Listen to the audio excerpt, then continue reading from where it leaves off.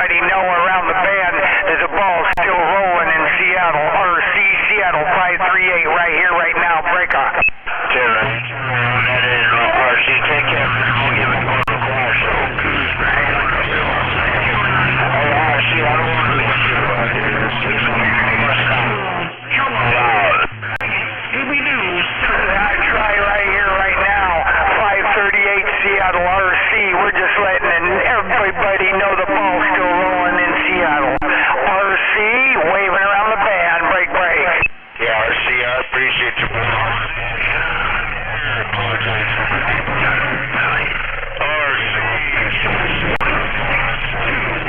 How about that Scooby-Doo? What? RC's in Seattle? Holy shit, I'm pointing south and I can hear him, but I'm not in Seattle. This is Red Beast and Rice. He's trying real hard. Yeah, 10 for their double M, still making a fine trip, even through the hash and trash. Double M, I hear you. 45 kilos is break. Clear Scooby-Doo. Hand it to you. Doing a real good job up here in the north corner.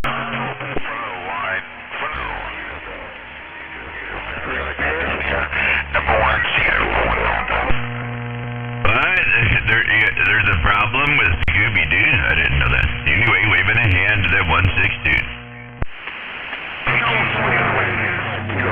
He's turn right here and one. Waving a hand to that 469. Unit 1, 6 and a quarter, right out. Go out there, happy Saturday there, Badger. Good to hear you out there inside all of the mess. Woo! Boy, it is a wreck out there. But I could hear you in there. I'm waving my hand. Happy Saturday, 45 kilos this side break. Break, break, break right here, right now. RC getting down. 538 RC Seattle getting down.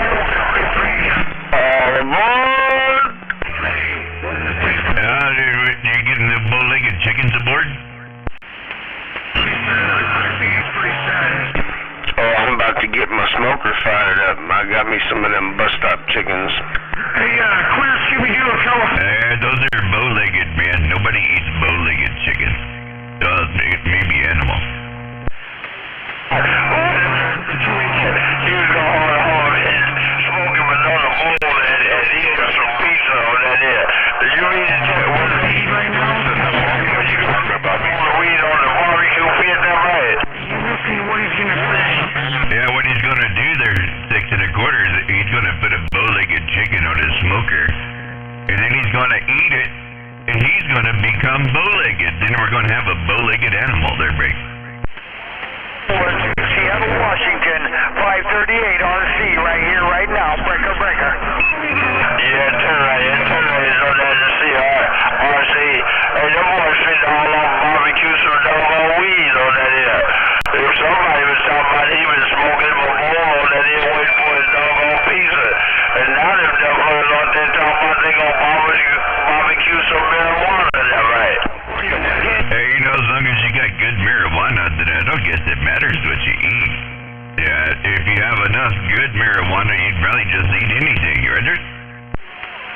Steve, you got me pinned my... No, I need good food when I smoke my good weed. Not just anything. Mail.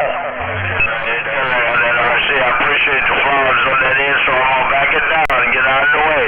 RC, 6 and a quarter, I'm back out. You just don't eat a bow-legged chicken and then become bow-legged, Roger. RC Seattle with the big hammer getting down. Boys and girls know why you don't let them know you're a transsexual. He's 40 years old. Stop now. Don't stop now, there, transsexual. Plead your case and you make everybody believe that you have not had a sex change and you haven't had a diggity. I guess somebody got under Skywalker's skin. Oh yeah, he's back. I think he's Scooby-Doo's biggest fan. Silverado, Unit 1, you on that end, and then A541, the kid down on that end, so I'm gonna speak up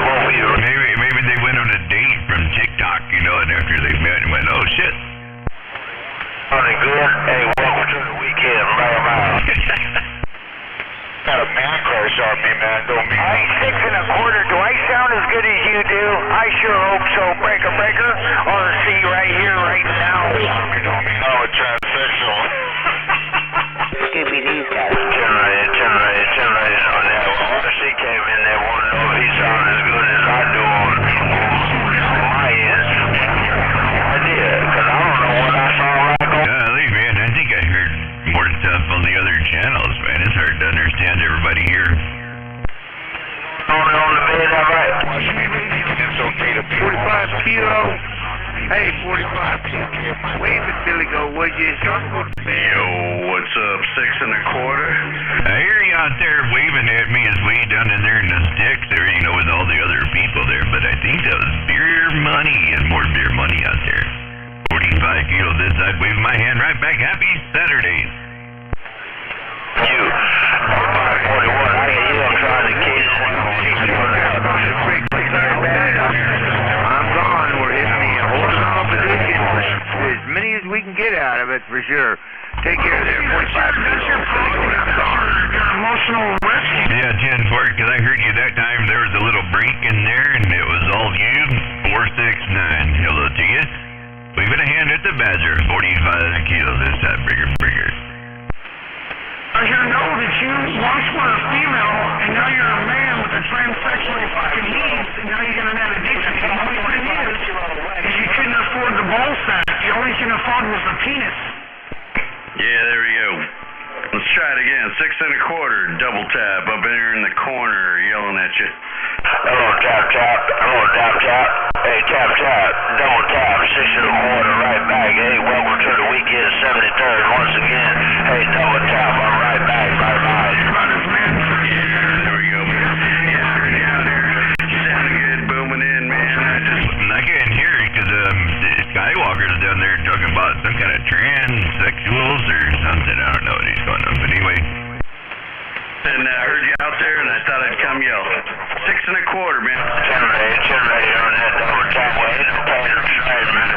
Hey, go great to start, man. It's always a pleasure on this doggone end. Hey, you going to do what you got to do on that end. And, hey, I hope you enjoy the rest of your weekend, man.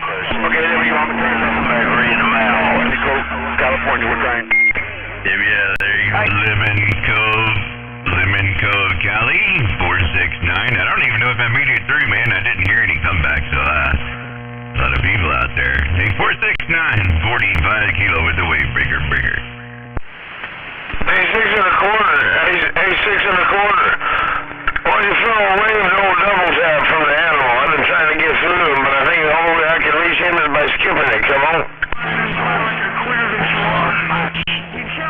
You believe that someday you're going to be with me. It's never going to happen. Oh, shit. One day you're going to get together? No, it's not going to happen. On weekends. Yeah, that's why it's Skywalker and Scooby-Doo going at it down there. That's some funny shit. Looks like it's wet and clear. It's almost all I hear. You know, every once in a while there's a little spot where you can hear people come through, but yeah, I guess we're listening to that show. Could be, because all you had was...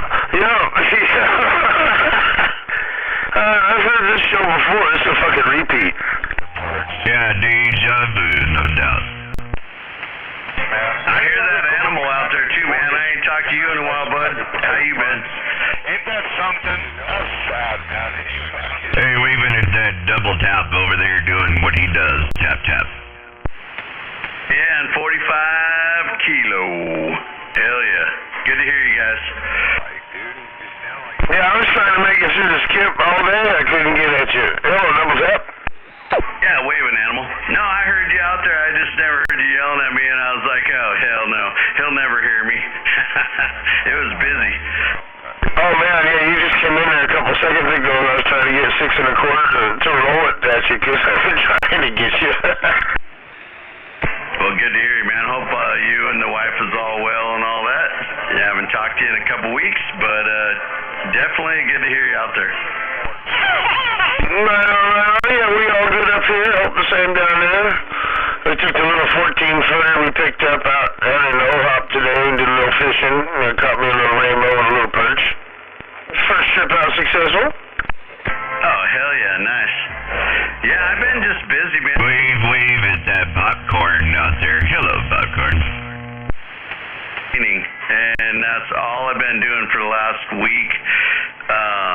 Holy crap. And I got to do the garage sale and the shed's coming next week, and I got to paint that too. So a couple more weeks, man, and then it's going to be chill time. Right on. Well, good hearing you in there. I was just about ready to shut this up much down. Glad I got to say, hey, we'll catch you when we catch you. Feeling really tough to give you up. Right on, animal. Good to hear you. It's 45, you too, and 6 1/4. It's just here yelling, man. All right, I'm out of here. I'm going to go get this thing finished up. I got another, not long. I think I can be done another 20 minutes, half hour maybe. Right on.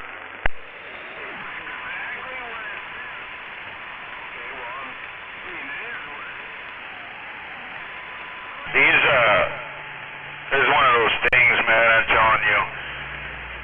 You start drinking too much. Just when you thought they ran out of steam, they grabbed second gear. And with the bark of the tires. I'll shut it down. Later, neighbor. Yeah, have a good night, animal. We'll catch you later. I hear your fantasies. That's stuff you should keep to yourself, man, or just slow down on the drinking part, you know? I guess it didn't work.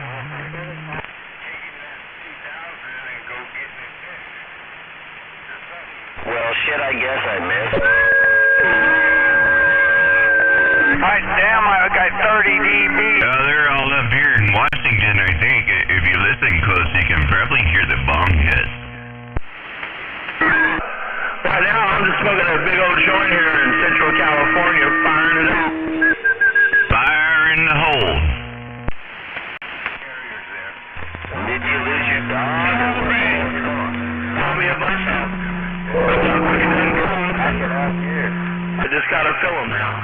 You gotta be now. Misleading these guys are transsexual 162.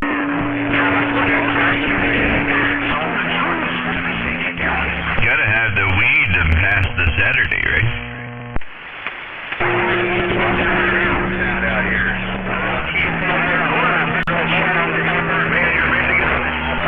Might probably sound kind of sexy to you on the radio. I might be sounding a little. I told you that a transsexual, he started talking about the man crush, but the Oh, Lord.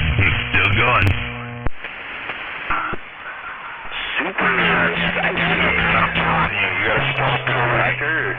Just because we're doing all right or what? really trying to fool me people out there. He's really trying to fool me people out there in Skip Land. I hope you guys ain't being fooled by that transsexual 160. I really hope you're not all being fooled. Transsexual.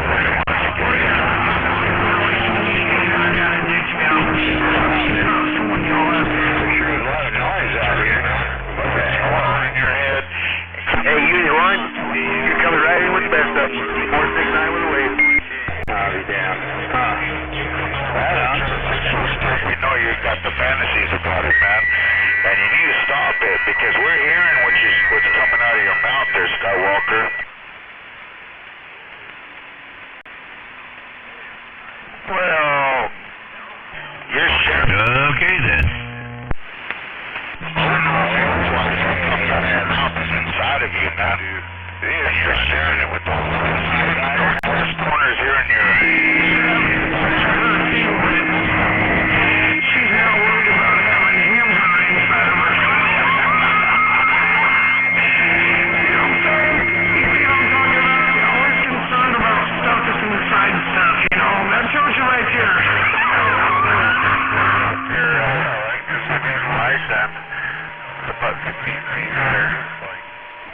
And we all hate it when we have fucking radio problems. What's a Stuff right here.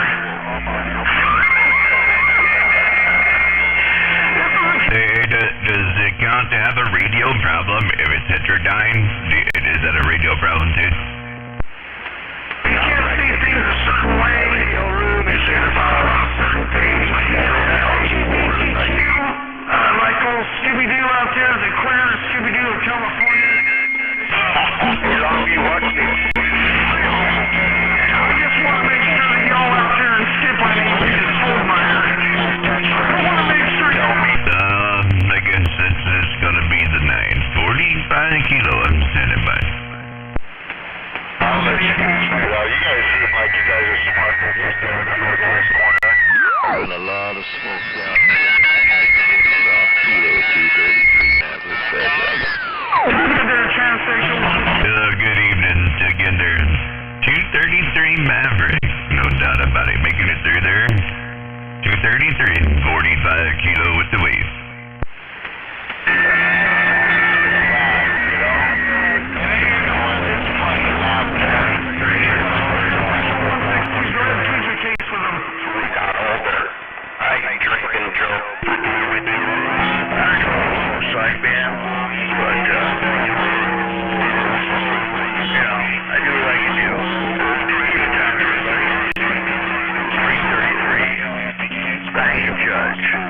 Northwest corner. Bring up. I've never had a grown man in a short and have a man in a short before. I think it's kind of fucking good. Oh, juice box. I didn't use squeeze the old. Hey, 976. Wasn't that the starting phone numbers of Easy E? Because I remember he said, hey, what's your number? He said 976. Like he told you, I'll wind it up a couple times. It'll last me for like 20, 22 minutes. No confirmation, no doubt. Judge, we getting up. Trashy talk. He's my neighbor. 45 kilo, man. You're still blowing some big old smoke rings down here. Yeah, I got this transsexual down here. I apologize. But anyways, 45 kilos, Skywalker. I'm going to take a wide to the side.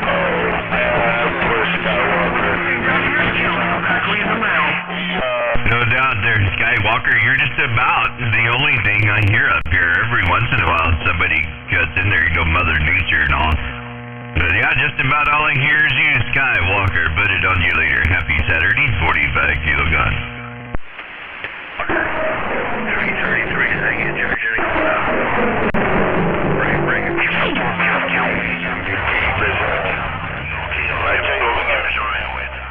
2022, 165 kilos. Pew, pew! Pew, pew, pew! Around there. Yeah, right on 6 1/4, man. I'm waving my hand back over there again. There's some chickens on the bus stop. And the animal's got his smoker going. 6 1/4, 45 kilo. This that breaker. I get some of the chicken smoker going on 45 kilos.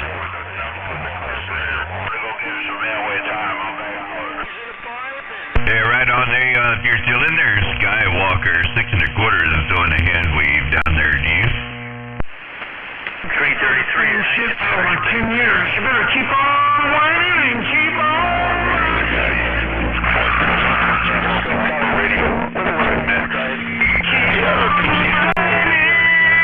Oh, he's still doing the 162 Skywalker thing there, Roger. 6 1/4?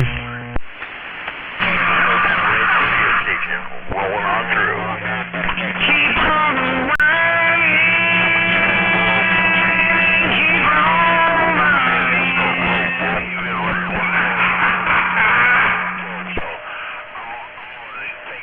Hey, Skywalker, you got a deer still. 6 1/4 is out there waving a hand your way, Roger. 6 1/4 always leaving a hand that way. 45 kilo. Appreciate the bug out. 6 1/4 is waving at Skywalker. That's some funny stuff right there.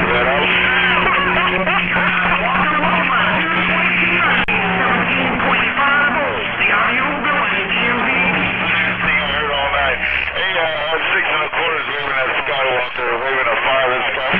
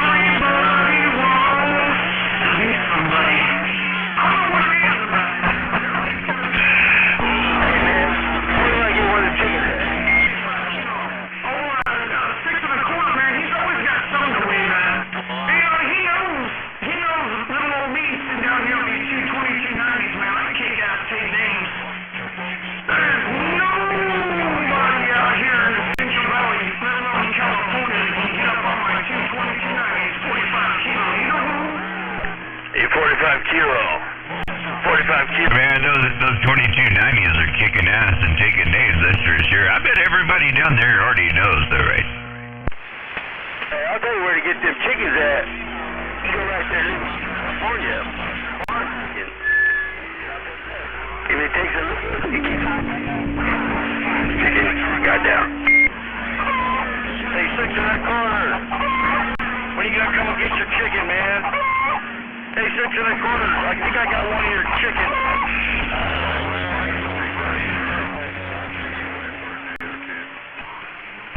I get some California stations ain't got no ears. California stations ain't got no ears. 333. How you judge? Northwest corner. Break out. Relay the wave back. Come on, that's a nice thing to do. I heard somebody saying something about waving back. I didn't hear the first wave, but I'm waving back to you.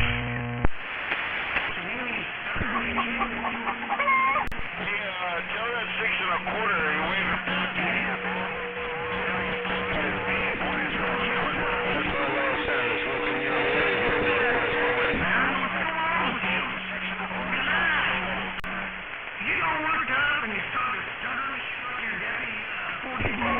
Somebody's having a fit. Man, I'm at 6 1/4. They all found out 6 1/4 on the airwaves.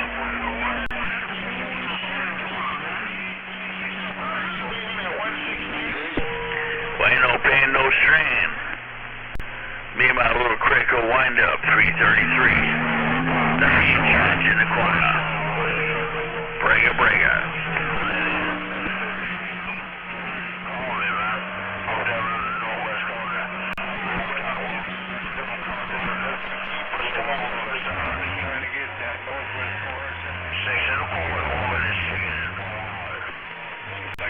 I don't know, man. He don't sound pissed off. He just sounds like he's having fun on his radio to me. I don't know.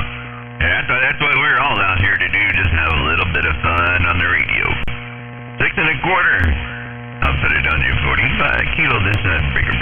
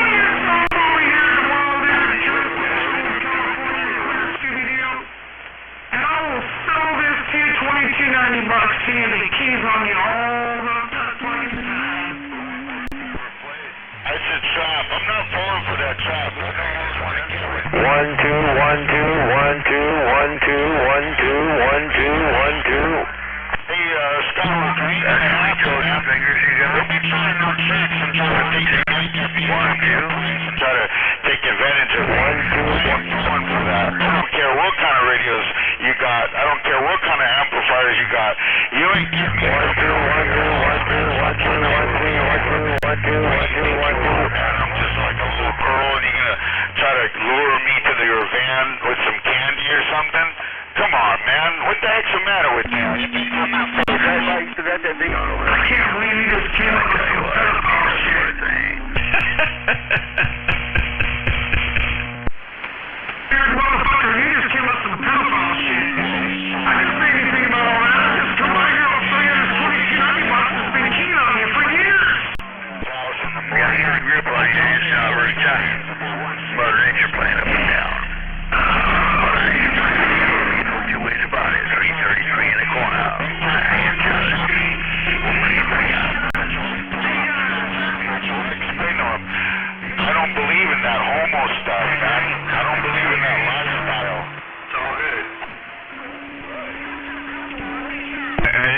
had a piece of candy for you or something there. Good, California. Bring it on. 469, the Badger. Wave at that How about the Badger? How about that Badger? 333 is on you, Judge, in the corner. Bring it on. Yep, I hear you up there at 333. Hey, clear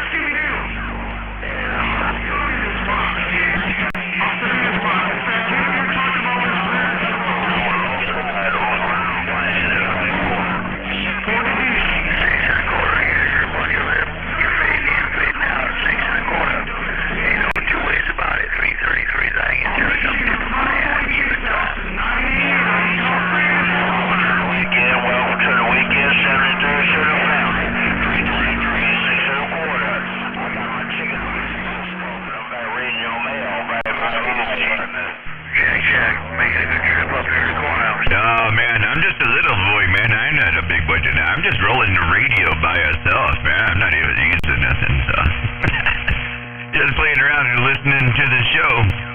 You know how that goes. 469, 45 kilo with the weed, break. Gotta get like you should be on the California stations are all up the coast. You know two ways about it. Tip of my hat all the way down. Yeah, 10-4 there, Badger. I'm just, I wouldn't call it barefoot. I mean, the radio has, fills in it, but it's just the radio and no kicker, nothing on tonight, so just kind of kicking back, relaxing. Copy that. I think I'm smoking a cigarette. I think I just, down on the Brokeback Mountain. 469. Right on 469, you have a good one. I just saw the wife just got home, so I'll be back in a minute. Go say hello to her, and then I'll be back after a few. 469, 45 kilos, this that bigger. A little bit more. 333. What's happening, Mr. Police Station? I am Judge 333 in the corner. Bring her. Well, damn it, I'll have to get you one and get it over there. I just finally hooked this stuff up after a couple of weeks of not talking, just seeing if it's working. Come on. Sounds real super sharp, man. I mean, crystal clear. Get together at 9 a.m. It's not going to match right where it needs to be. Super tight, real clear. Damn, boy. What's that over there? Oh, just been doing a little work today. Got a little job I got going on here in the shop. Figured trying to finish it up tomorrow, and hopefully everything goes good. Kind of had to do a little figuring out today. Get that part figured out and get that out of my hair this weekend, and I guess I'll go back to work. So just a 7-day work week for me this week. Audio, radio. 333 in the corner. Bring her. You can't come in from the south. I know that. I've been over in that road. North or what? Now they're all coming into Wood Lake. 196 off. Check. 6 1/4 one more time. 6 1/4 one more time. Wave my hat. Tip of my cap. 6 1/4. Even time. 333. Reading them out. 328 or 320 or something in there, but yeah, there's a couple ways to get there, but none of us did. Get back on the show now. 333. Around the northwest corner. Ticket in California. And the highest Sierras on my bus stop, and I'm back out. Check. 6 1/4, making a good trip up in the corner. Ain't no two ways about it. Hey, 6 1/4. Hey, 6 1/4, walking them chickens. Catfish, Seattle. 6 1/4, catfish, Seattle just got down. Rubber ducky, stuck on my fridge. 6 1/4, 333. Back quiet. Hello, DX Land. Hello, DX Land. This is A6.25, Catfish, Seattle. Don't tell him. You talking about hello DX Land? Hey, Unit 1, you yeah, he walked over to the doggone bill on that doggone end. Hey, Unit 1. I never hear 6.25, but I hear a lot of people talking to him. Hello, 6.25, 602 in Seattle. Hello, 6. Hey, tell them who you heard out there in DX Land. Catfish, Seattle. Just got down. I think you said it was 602 on that doggone end, but I did hear the doggone 2. That's what you wait. So Hello, 6.25. A6.25, Catfish, Seattle. Just got down. 602, Seattle, Washington. Hey, have you got still got a copy there on Unit 1? He's 6.25. Would you tell that Unit 1 that 45 kilo weaving a hand to him, Rick? Anyway. Hey, 602, I hear you over here in DX Land. Did 469 just wave to 469? We're on Kilo's backside. You flipped it on down to the other side. Alright, got down. I'm doing it good. Just got down. Oh, dear. That's funny, Badger, because I heard you waving at bad whiskey there, and I think you guys both got 469 numbers, you know, so that's kind of funny. He's walking his chicken. Yeah, Molalla, Oregon, I think, or some part of Oregon, and he's a 469. So I guess there's 3 of us. Right. He's a 469 in Oregon, and you're 469 in Cali, and I just heard you waving at bad whiskey, and I knew that you both had the same number, so I thought it was pretty cool, man. 469's waving to 469.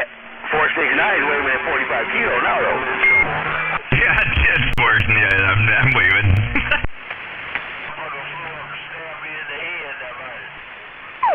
For Roger. I know all about it. I had him chasing me through the barnyard. Yeah, Rooster, just he want to kill you. Hey, Kilo, that hanging judge putting the hammer down on you. 6.25. Yeah. Who's putting the hammer down out there? Hanging judge putting the hammer down on you, Kilo. Oh, the hanging judge. He's out there. He's over here. He's not far from me, but I don't hear him here on the beam, though. Kilo's got his beam pointing the wrong way. He's probably got some polarity sideways, too. Here, let me switch it over here on this side. A 333. They said you were out here, so I'm waving my hand. 333, the hanging judge, 45 kilo break. Polarity, did you hear that? Yeah, he just went gay. He just went tall and gay.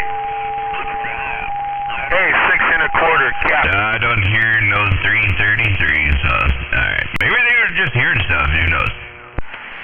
No, I'm out here, but maybe you can't hear me. Hey, 6.25. Yeah, I can hear you then, so, wave my hand to you there. 333. I'm done Kilo, but you might have to put a new set of headphones on there. A 2-foot rubber ducky stuck in my fridge. We're reading them out. Anyway, I'm back on the flat side over here this way. Now I'm 45 kilo, this that gun down. Sure, you got a grip on my lip. 602, 330. 333's back quiet. Roger that. 333. Where is that 6.25 at anyway? Maybe you would know. Hello. I done it. 6.25 Catfish, Seattle. Just got down. Just got down.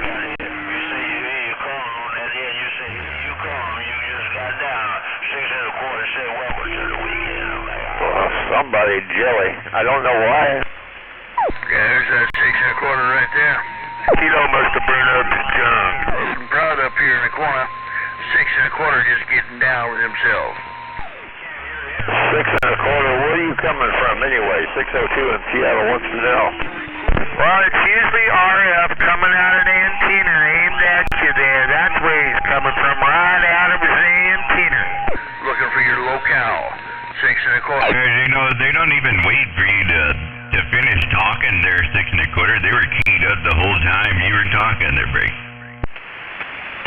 Who that kid up there, mate? The same guy that waved at you and you were answering him back, and then he keyed up the whole time you were answering him back there, break. Oh, good. Come in, come out. I guess my 2-watt mobile just got down. I'm tipping my hat up that way up towards Seattle.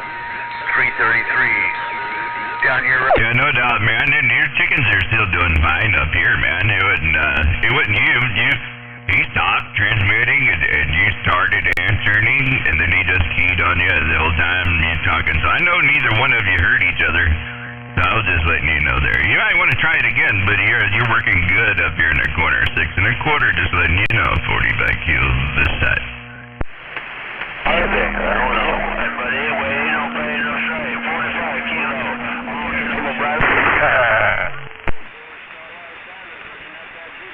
Yeah, GN4 on the top and not the pillow biter. Let's go, Kilo. Let's go, Kilo. I hear they had some sort of close encounter of the weird kind over in Lacey this afternoon. Don't know what that was. Yeah, you got special shoes on there now. I don't know if they're shiny patent leather shoes or maybe they're tap dancing shoes, and the chickens are tap dancing up here. But they sound good, man. 25 Kilo had a close encounter with a wiener of the third kind. Let's go, Kilo. Let's go, Kilo. Yeah, no doubt about it. You probably got a hill between you or something like that. You know how it is. Colored headphones on. Is he wearing those cat little, does it have cat ears on the top of the thing? You know what a cat is? Like a hen? maybe it's just selective hearing hill. Maybe they have a hill made of selective hearing. He only gets to talk to the people that has the video gates. That way he can be heard. Yeah, 10-4 on the dogs are barking. We'll check you later. 6 1/4, 45 Kilo gone.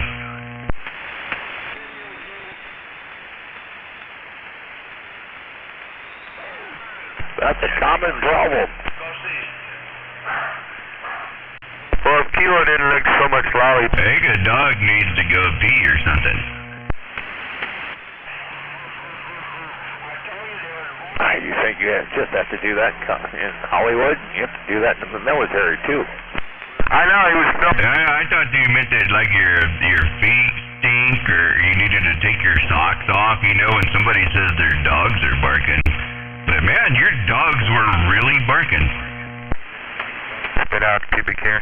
Hey, can we take one more take of that again? Then they gave him the white cowboy hat, and now he lives it forever. Let's go, Kilo. We're out in front up in the ice. You got a copy 162 trying down here on the valley floor. Just got down. You know, 6 1/4. Up in the high Sierras, you got a copy 162. Hey, 162's yelling. He went to go let the dogs out or something. They were barking there. 162, but I'm letting you know you're making it out there fine. yeah. 6 1/4 from out front, up in the high Sierras, you got a copy 162. 162, Scooby-Doo trying down here on the valley floor.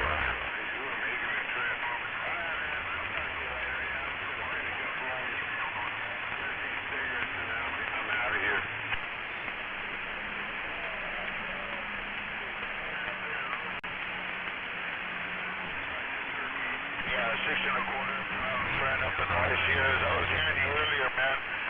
I heard you Hey, I hear you out there. I was just had the falling down and I came out. Heard you still on your feet. He's a nice guy. Waving right back at you. Guy Walker 472 of this. Back at you.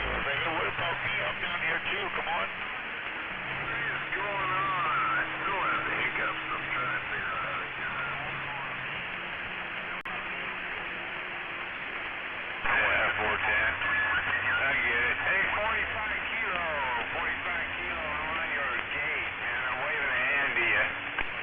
Oh yeah, I'm waving back. I don't need a gate to hear you. I can hear you on the radio just fine. Yeah, I appreciate that, man. I appreciate the holler back. I hope you're doing good. Yeah, I'm having a hard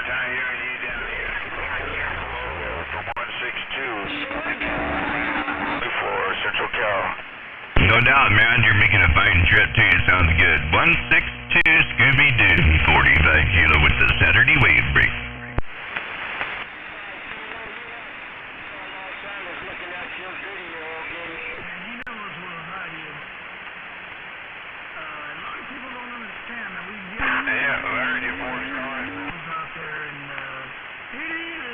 Hey, it's all good, you know, whatever he says. I wave to everybody anyway, so I don't care.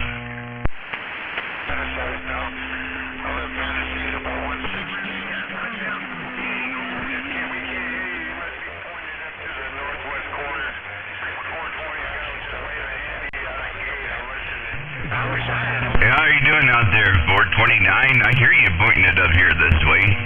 Hey, 429. 45 kilos this side.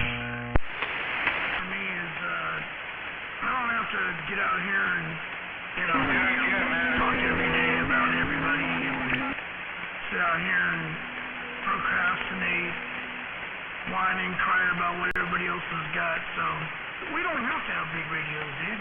We really don't. I mean, it's the truth. What do we need a big old radio for? You know? We have a good time with our radios, and that's all that matters. I don't have a big radio.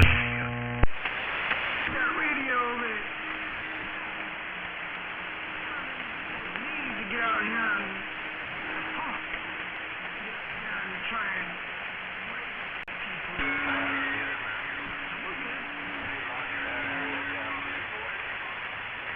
Three things going. The radio, 45 kilo.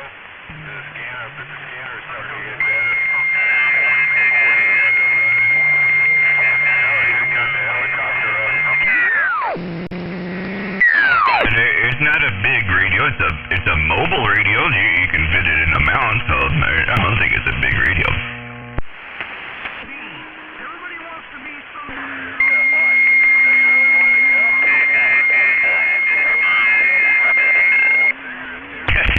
233. You know what I'm talking about, man? This is a 2970 mobile radio. It's not a big radio.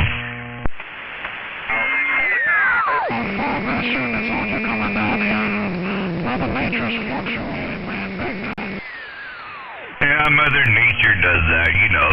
She lets us come in and then she kicks us out. Right on the street sometimes, you know. It's, you just take advantage of the time that you got. And, use what you got. And right now, I'm just using this little mobile radio, so that's why I said, I don't have no big radio, it's a little radio.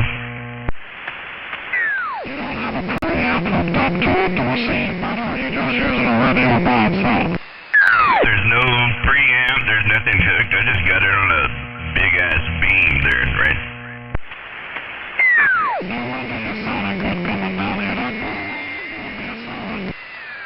Hey, no, man, well, you sound good up here as always. You always sound good, so, leave it a hand. Happy Saturday, 233, 45 kilo this side break.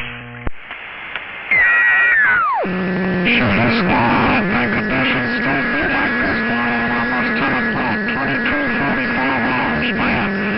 The conditions is great, I love it. Yeah, it's been going all day, and I was over on the old radio login and listening to those guys, and most of those are 4-watt radios, you know, down in Cali, and I could hear all those guys. So, yeah, just good conditions tonight for sure.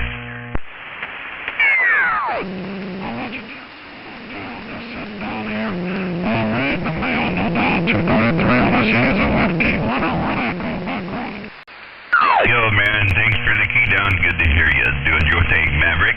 45 kilos this side, bigger.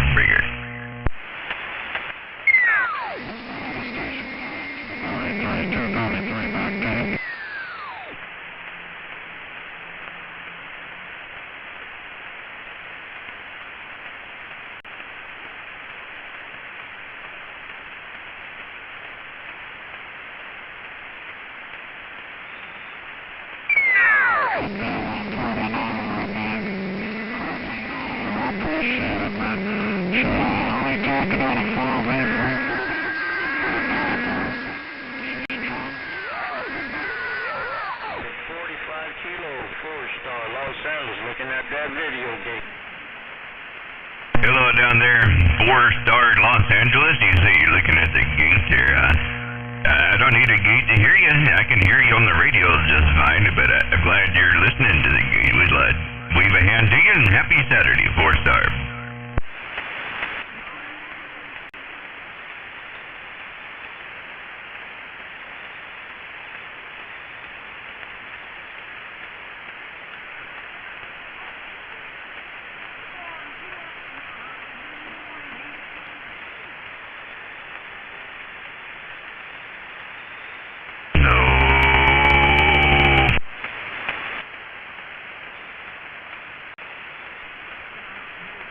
Getting on down, you know, just getting on down.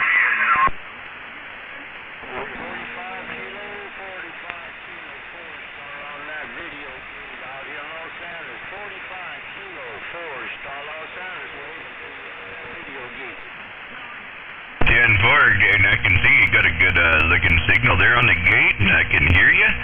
And I'm listening to the radio, so I'm not listening to the gate. The gate's just rolling, but I'm good there, 4-star, 45 kilo wave. Roger, just working on it. Out here in Los Angeles, 45 kilo, it's getting rough. 4-star going back. 10-4, you're using the 142 down there in LA, no doubt about it. It's working for you. Good job, man, and sounded good. 45 kilo with the wave back.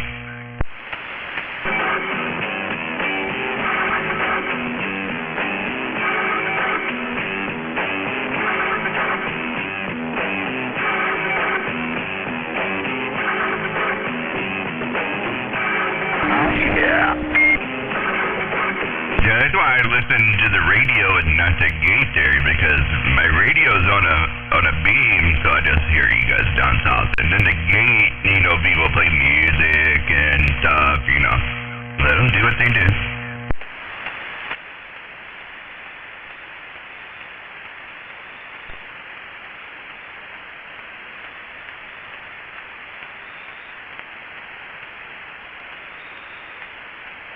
¿Qué caray?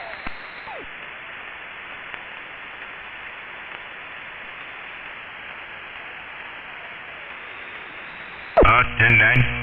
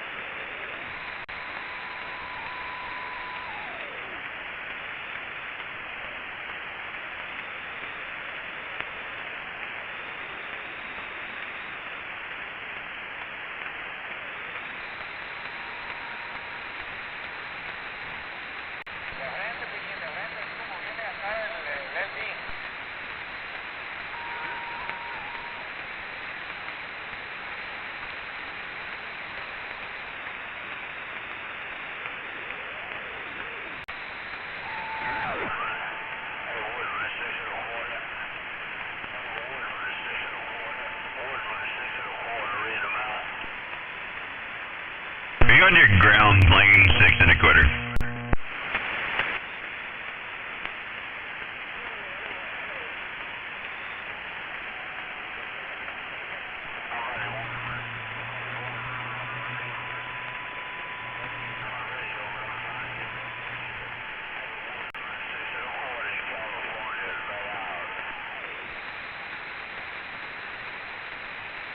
Now I know you pointed the other way. You're trying to get the woodsman in there. I got it.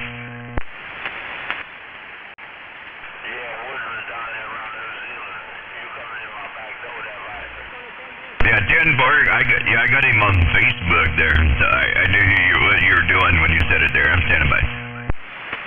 Yeah, 410. Hey, Woodman, 6 1/4. Hey, you and Hippo, man, y'all keep the radios down out there around New Zealand and Guam. Woodman, 6 1/4.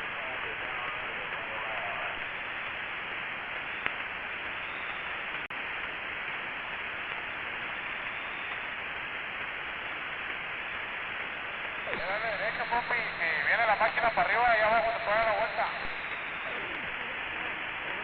Well, Yeah,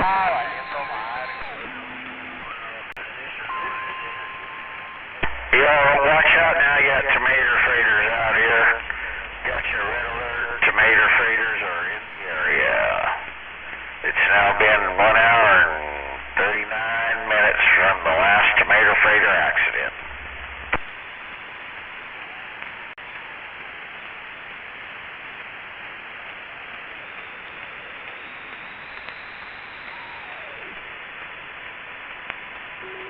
Yeah, I might have to Google that.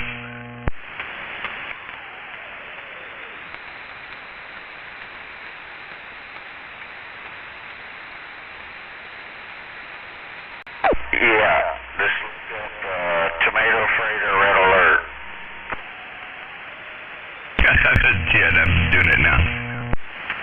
Tomato freighter red alert. Never heard of it. Don't waste your time just fucking around. Yeah, you don't want to know what it came up with. Oh, God.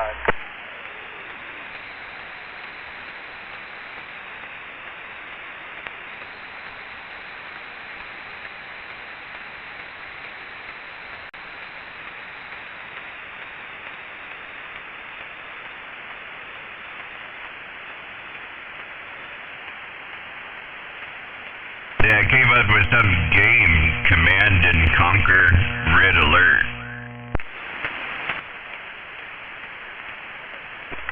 You're kidding. Oh, man.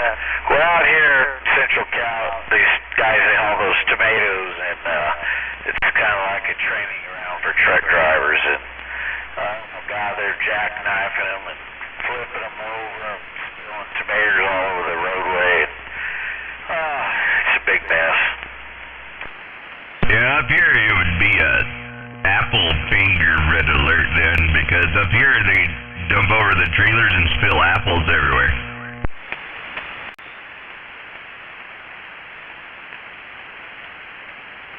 Oh, shit, so you got the same thing. I would say little apples, gotta have a little bit higher quality driver. That might be worth more money, a load of apples than these little tomatoes.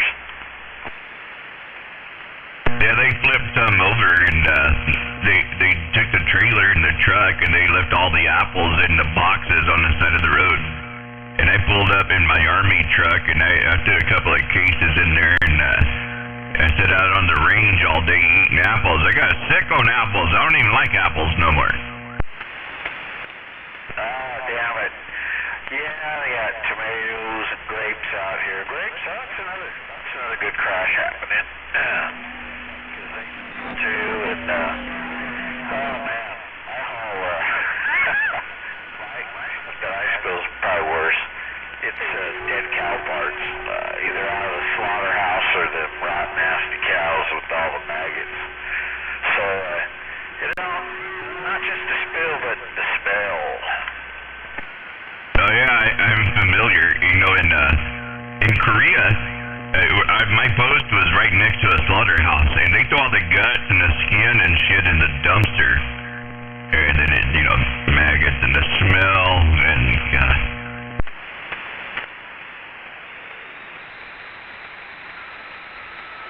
Hey, if you ever drive down Highway 99, when you go through Atwater, you'll smell ragu. And I was raised in Atwater. It's a base there, Castle Air Force Base. But if you ever to Atwater, California, you'll smell the tomatoes and the ragu. Guaranteed.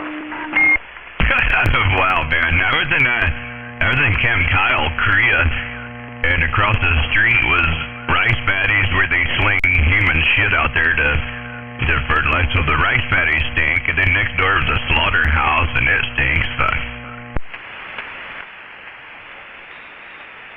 Yeah. Work for a reindeering outfit. But that's Korea. They find them a nice soft dead cow and kind of sit up on it, have lunch sometimes. Quite the sight. Don't sit on the big bloated fat one though. If you sit on them, they might lose their air.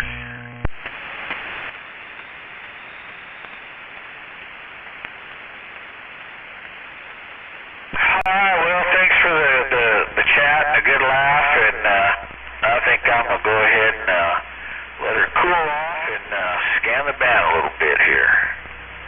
730s, good talk to you. 775 right out of Central Cal.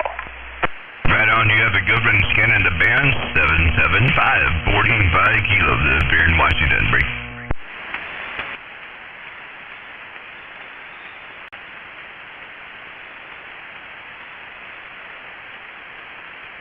Kakalaki, do you check into the old tube radio net there on the internet?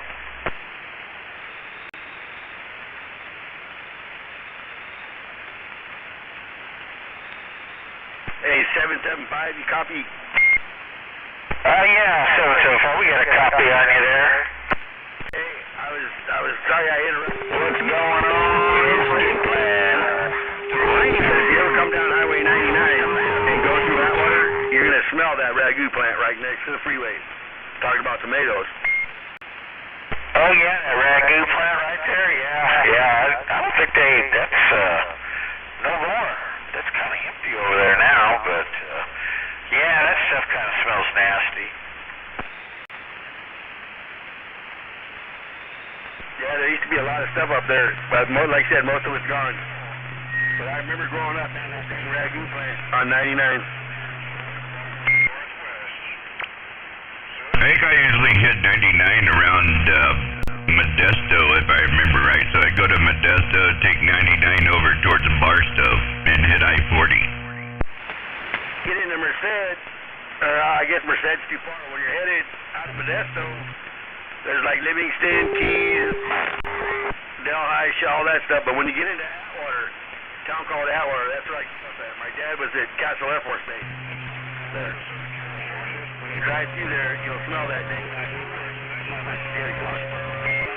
Yeah, I have to crack my window next time and see if I smell it.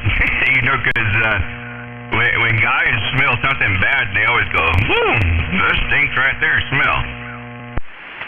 Pick up them, all that hog leftover guts there from Jim's Meat there in Atwater.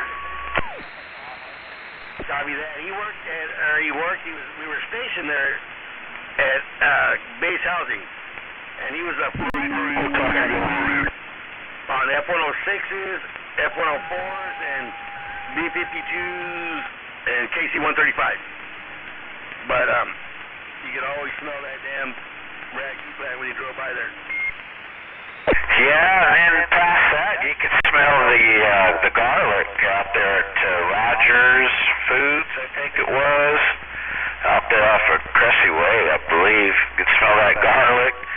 Hell, smell like the Italian house there with the tomato paste and the garlic. The one I remember is, oh man, they own everything. And I went to school with this girl named Amy Kamikowski. And her mom married, I'm trying to think of the name, but they own, like everything up there. All that big silo and all that grain stuff, they own a lot. I can't remember his last name though. Wood. Yeah, Wood was what it was. I can't remember his first name. Chi-Chi was her name, I don't know, but anyways, I remember they owned a lot of stuff, that Wood family. Oh, yeah, that Woods, that was right off the freeway, too. I'll be damned. Where are you at? Are you in a mobile or a base? I'm in Lemon Cove, in a mobile. I got a little box hooked up to it, one of those hopper built 1x4s. Oh, damn it, Lemon Cove. Okay. Well, I know I run a sideband net on 36 lower Friday night, and I know Orange Cove checks in, and Visalia, and Sanger, Reedley, who else over there? I don't know, up the hill a ways too. Copy that. No, I just hooked up a little TRC 453 realistic sideband last night, matter of fact. Don't even have a box on it yet, but 767 over there. I talked to him a lot. Used to when I had the Galaxy radio and stuff. This Connex doesn't have sideband, so I put that other one up on a Stardust or anything. 767 at the pad out of Orange Cove.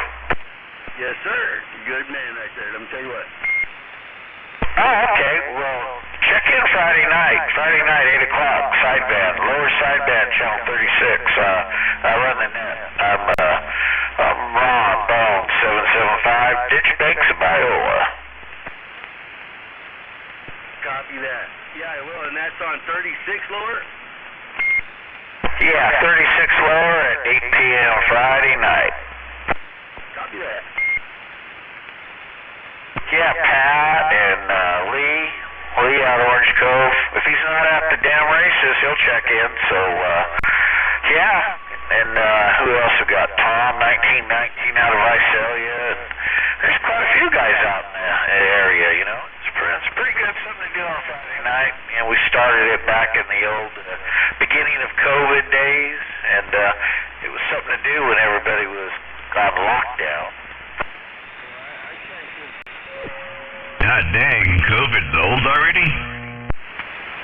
And I used to talk to Patrick over there on 38 lower. I don't know much about this net kind of thing or whatever you're talking about there, but yeah, I'll check it out on Fridays at 8 o'clock, I believe, and I'm barefoot though, way out here in Linden Cove, so you guys, I may not hear you very good, but we'll see what happens.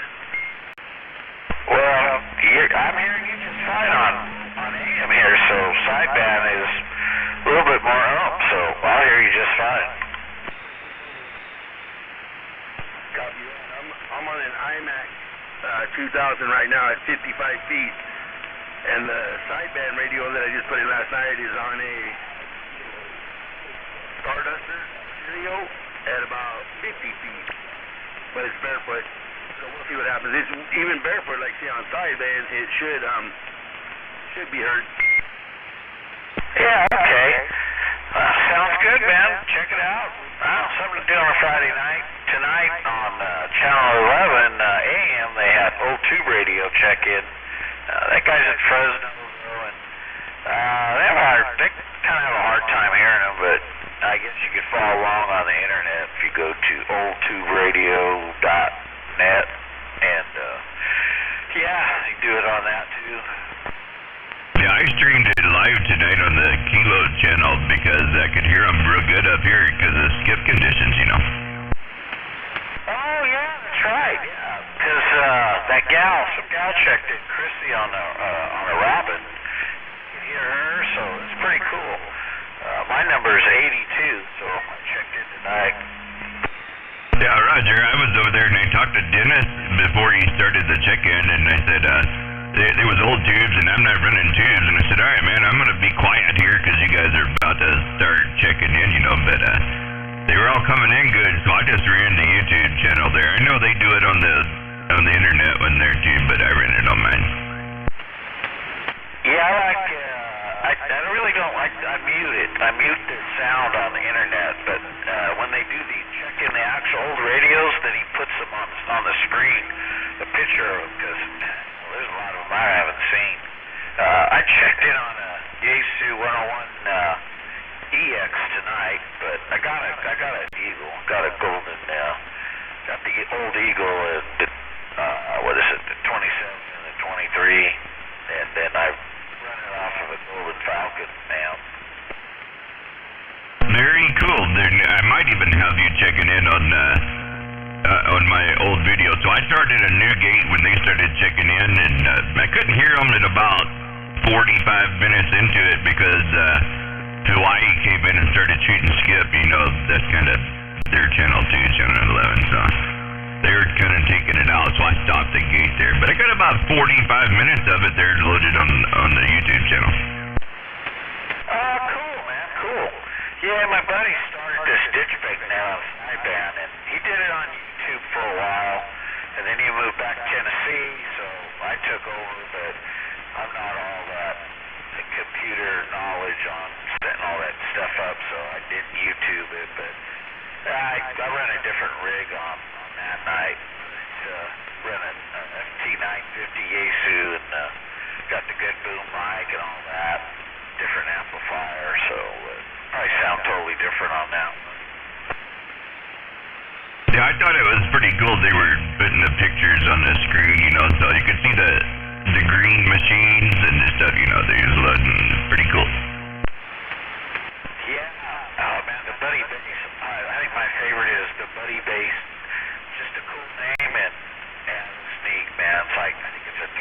unit, man. It looks neat.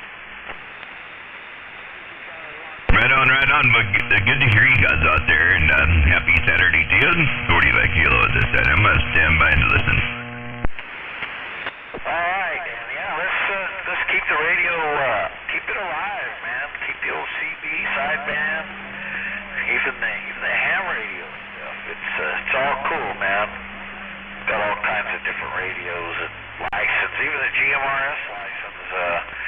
Even them guys are linking them repeaters together and knocking all over the United States. So, yeah, just a radio nut, something to do, something to kind of keep me out of trouble. So, hey, take care, and Live and Co. I'm sorry I stepped away and got tangled up with the conversation, but good hearing you out there, man.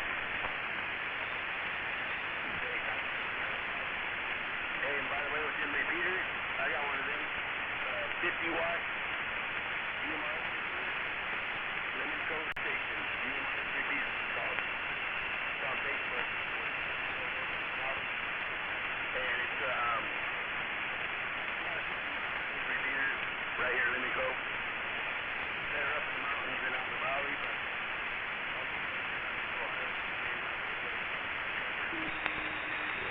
Okay, because I go into Hanford and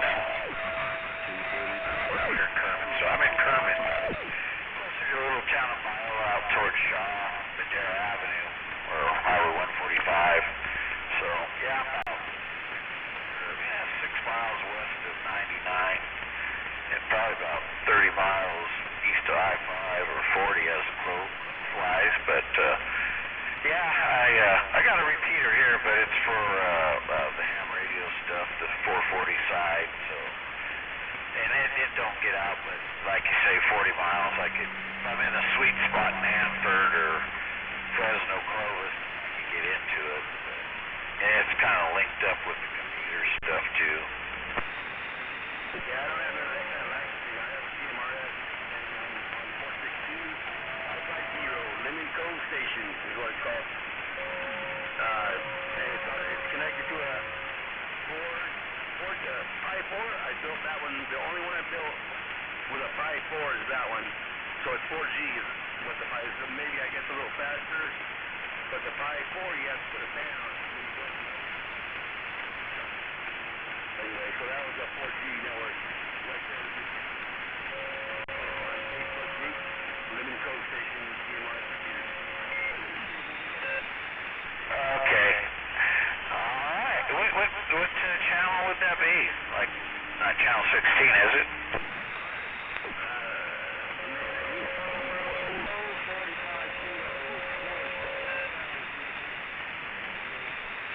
All right, hold on. Let me turn mine on. Yeah, you can also go to My GMRS, and you can find it there, too.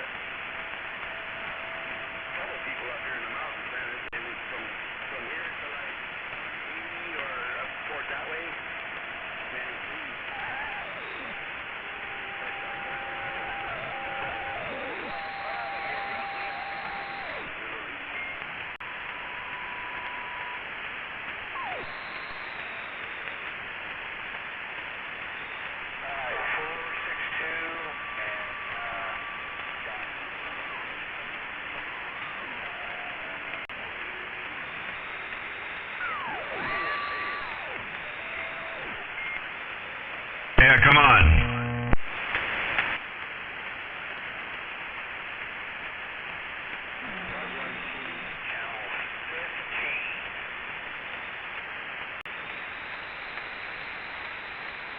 I was just sending you a message because I can hardly hear you anymore.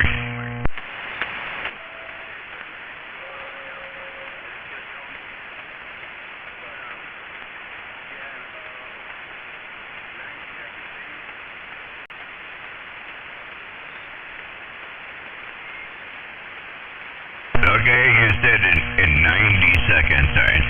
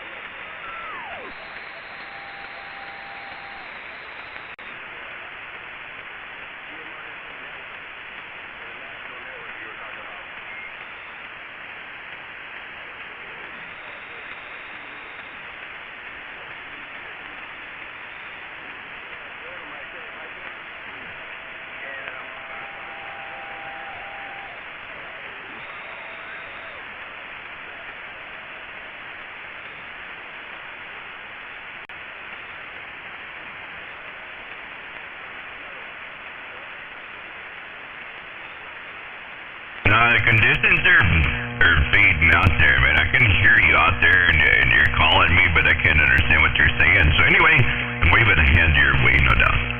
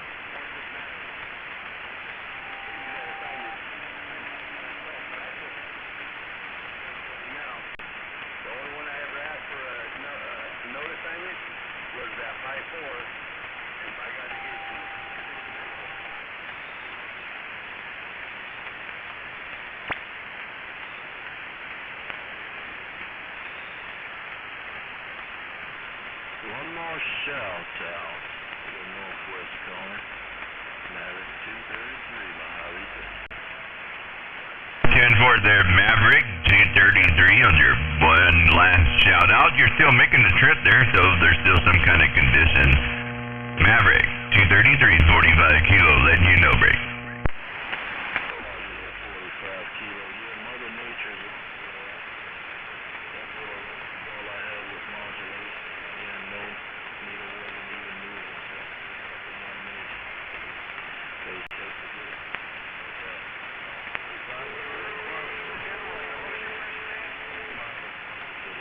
Have a good one up the Great Northwest.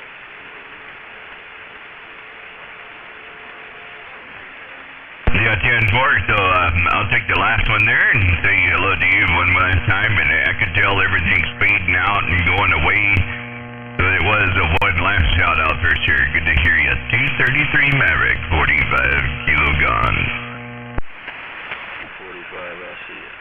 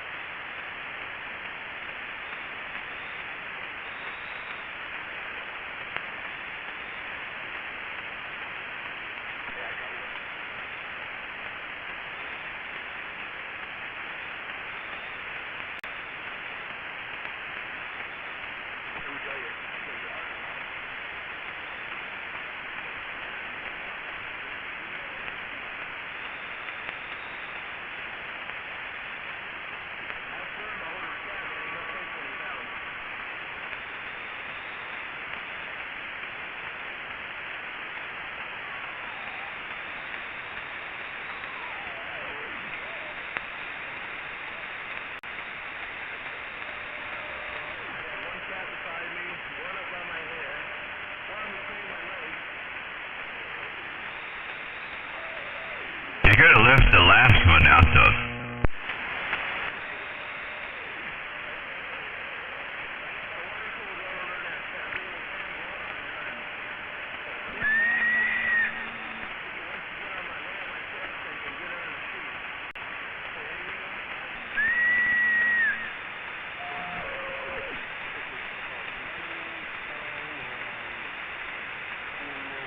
I hear the meeting call.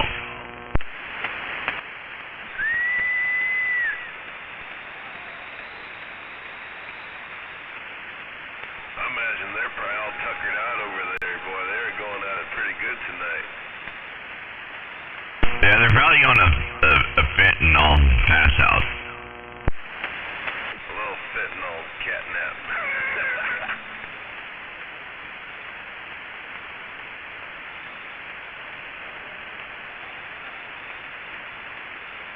Copy that.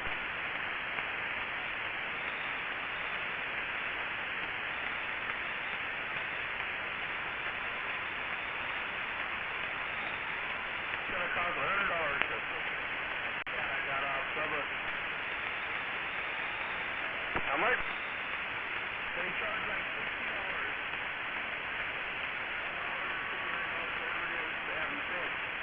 But they said under California law, they have to give them the shot, which is another $25 or $30 or whatever. Yeah, well, all we're just gonna do it. They're inside. They're not gonna accept no damn rabies. And the other shots, I can buy them myself over at City Hospitals and put them in the cats myself. I've done it for dogs before. Antibiotic ointment.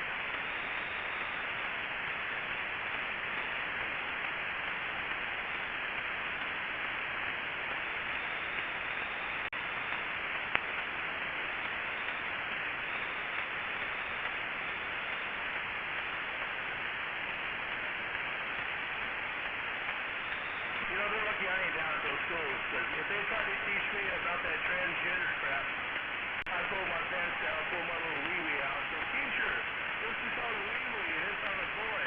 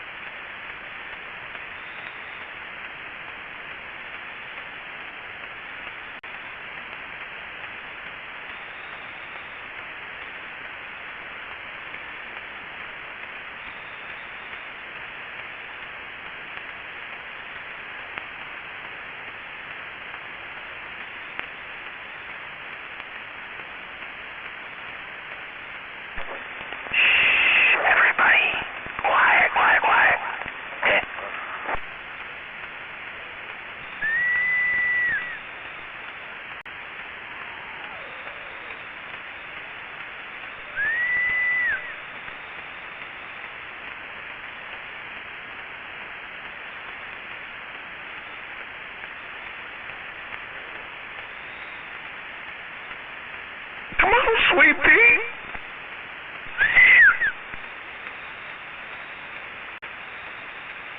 Yeah, I'm thinking old Sweet Pea probably still at the casino.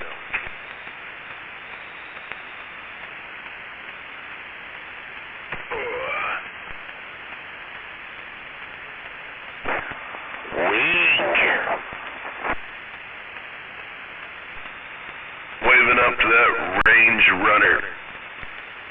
What's up, Lost Cause? I can hear you tonight. Right back at you, man. Always good to hear you. How's it going down there in the dirty South? The dirtiest, dirty South of the Puget Sound, where kids can go to the beach and play at the park and pick up fentanyl. And possibly a dirty needle or two.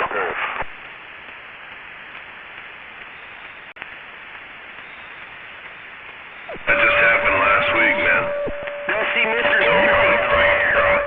Ingested some, not methamphetamine, but amphetamine. Yeah, had to go to Mary Bridge. Isn't that nice? It's free over there, right? There's so much dope around here, it's just fucking laying in the grass and on the beaches and shit, in the parks, so don't let your kids fucking out of your sight. Thank God I'm a granddad, so I won't let my grandkids out of my sight. 10-4, I'm being old. Yep, old farts club over here.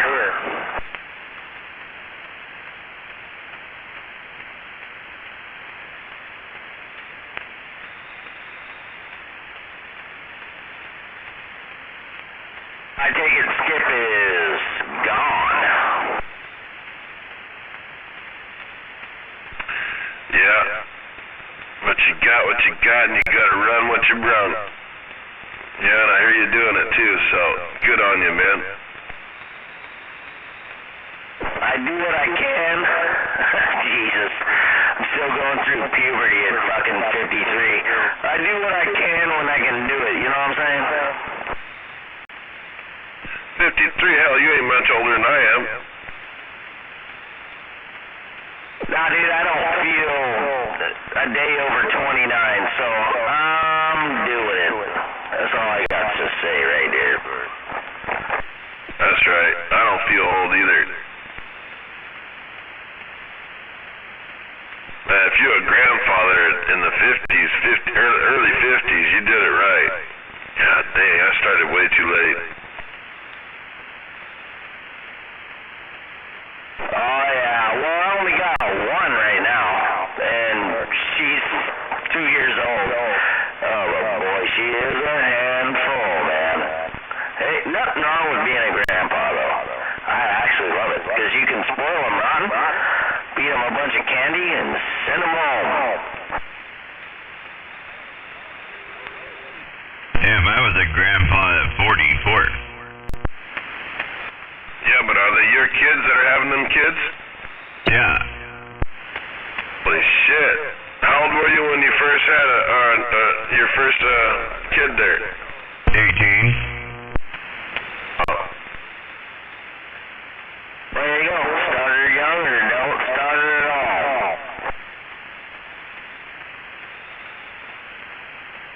Waving 45 kilo. Yeah, waving their range runner.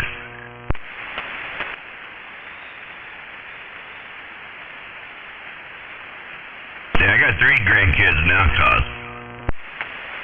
God damn. I'm not 50 yet.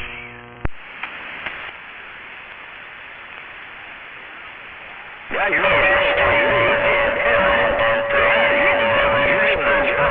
Take care of myself, let alone somebody else, you know, so it's a fucking miracle I was able to hold on to my old lady that long. Yeah, no, I had to grow them fast, so now that they're all grown and gone, I party now.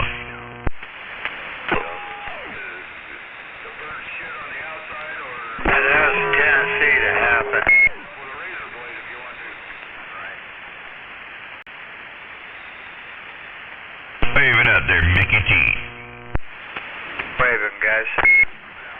Yeah, waving, Mick. Mickey T joining the party. Where's Mickey T? Arrow, Red Rudder, lost cause.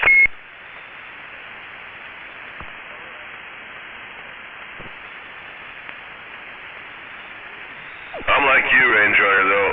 I'm still in my 20s mentally. I try to stay that way, man. It makes life a lot easier. But, you know, we've learned a lot. We're old, but we're young at soul, but we know a lot.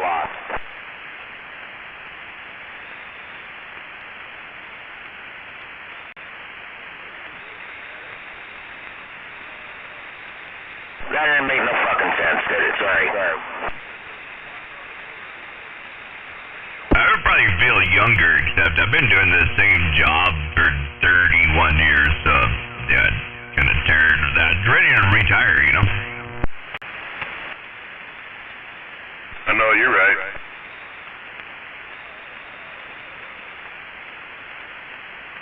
Yeah, 35 years at this job. Not in the same company, but doing the same shit for 35 years. Plus, when I was growing up.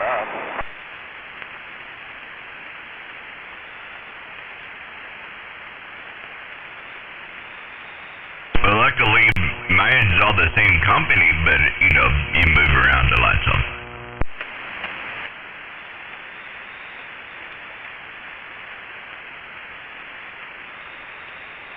Oh, yeah. Getting around. Well, that's good, though, man. Moving around's cool. Getting stuck in one spot your whole life would suck.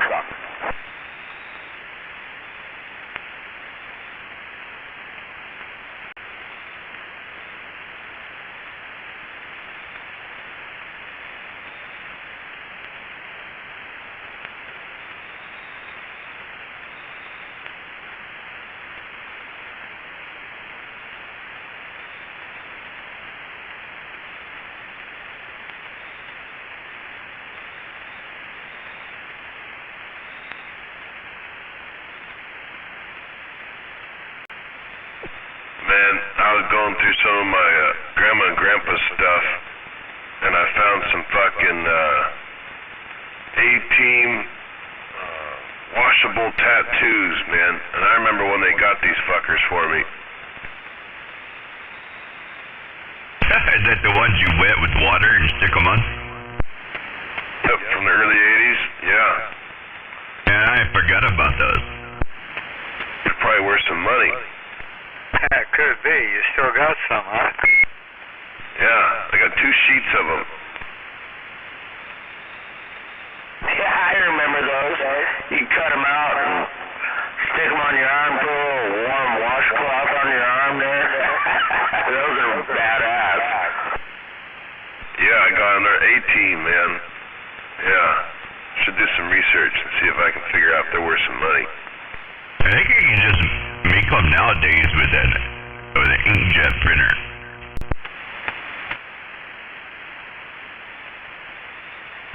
You could probably counterfeit them pretty easy. Hey, you get some photo paper and print it on the inkjet printer and stick it on there and heat it up, yeah.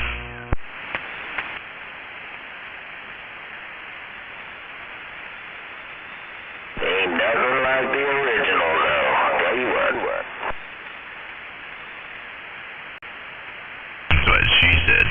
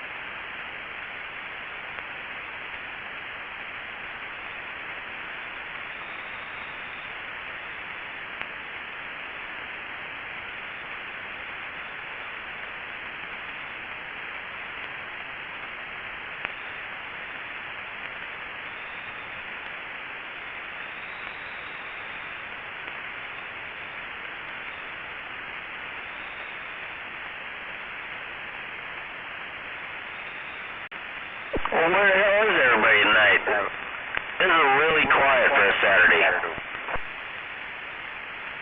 They went to the casino.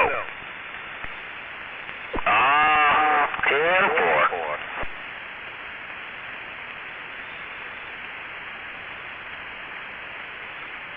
Be back about, what, 3 o'clock or so? Yeah, I bet. Broke as a motherfucker and drunk as hell. Nah, they'll run out of money before then.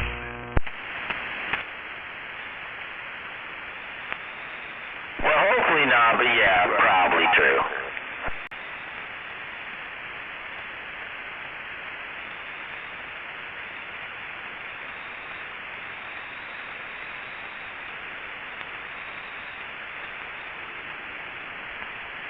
I never understood that. You go to work and you work your ass off for your money, and then you go, my God, I don't like this money, man. I'm gonna go to the casino and throw it away.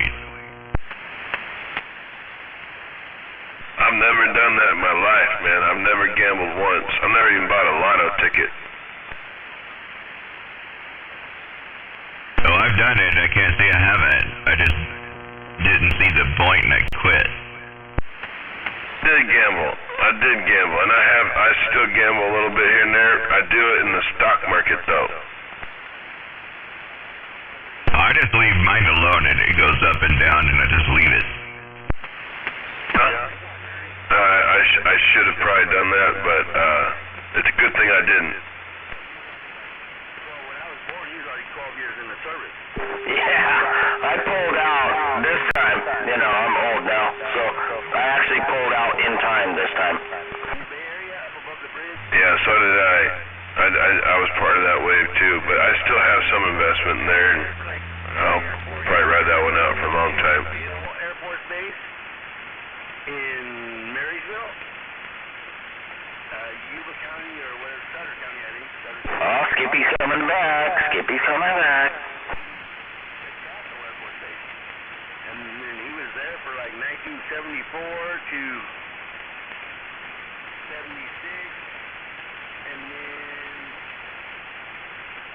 man, I don't remember, but anyways, we were there for like, I think that's pretty cool that Badger knows his dad's history like that. I don't know my dad's history that detailed.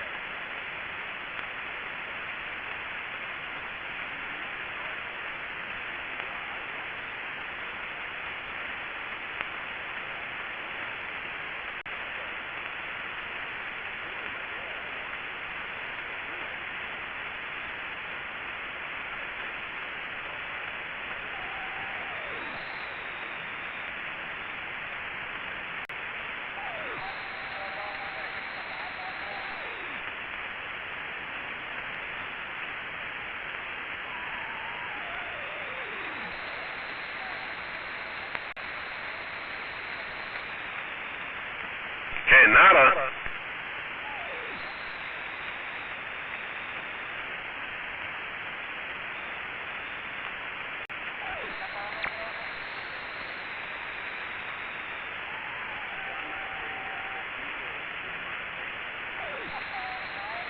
You might have missed it earlier, Cause. I don't know if you were out there, but the woodsman was out there from New Zealand. Yeah, I guess I missed it. That's pretty Pretty cool. Were you guys able to make contact? Yeah, it was probably 2 hours ago, but yeah. Yeah, that's fun. Was it real wavy in and out, or is he in there pretty solid? No, it was really down low and it was waving, but he was in there. I just thought it was weird because of the time. You know, usually you hear those guys at like 2 in the morning. Yeah,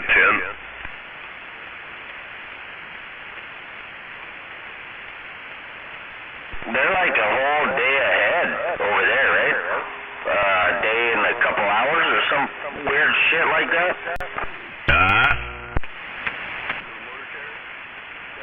Isn't it, it's against the law to have a CB radio going over there, isn't it? Well, they can have a CB radio. I think it's against a lot of, you know, the Title 95 says you're not supposed to talk to other countries, but, you know, whatever. Nobody listens to any other rules. Yeah, 10. Yeah, I met Bulldozer, and we talked to Bulldozer a couple times, but he was over there at Anthony's place there. A couple times we went there, he flew in. Yeah, he was telling us that a lot of guys will go out, they'll have these offshore setups where they modulate from. So they're like in international waters or something? I don't know if they have to go that far, but yeah, just off the land. Well, you don't have to go far, because here you can take one of those fishing trips out of Westport, and they get in international waters pretty quick. I don't remember what it was, like 20 miles. Shit, wow, I didn't know that. Yeah, it's 35 miles, I think, but yeah, I mean, still, shit. It don't take long to get 50 miles out.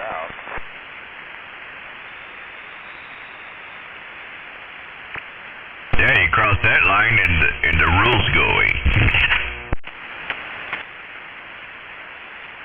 Yeah, there's probably no FCC guys out there either.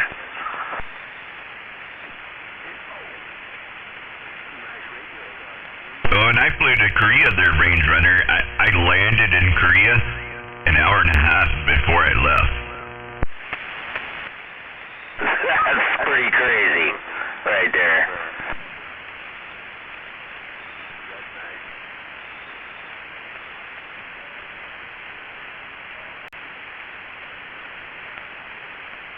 And that was in the 90s, so if you leave LAX, it only took like 10 minutes. I mean, we just barely got to like 30,000 feet. And they said, okay, we're in international airspace now, so there's no rules. So the last 6 rows of the plane is smoking. Oh, shit. I stayed at the back of the plane the whole trip. Yeah, smoked like a pack and a half of cigarettes up.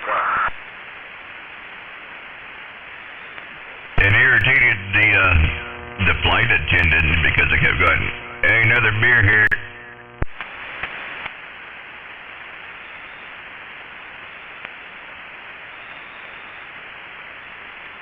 You drink beer?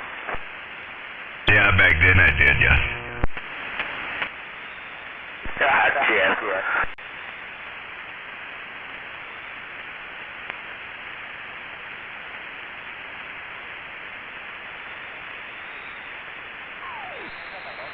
I got one here in the fridge that somebody left here. You know, they came over and visited, and they left a beer here, and I put it in the fridge. And I figured, you know, they'll be back, you know, one day. And I go, hey, here's your beer, you know, you left. But they haven't been back yet. Is that my beer in your fridge there? No, it's Skydivers. Okay. I thought I might have left the beer there, but yeah, it's pretty unlikely. No, you left one of those, what's that thing called? The barefoot drink. That cinnamon schnapps thing.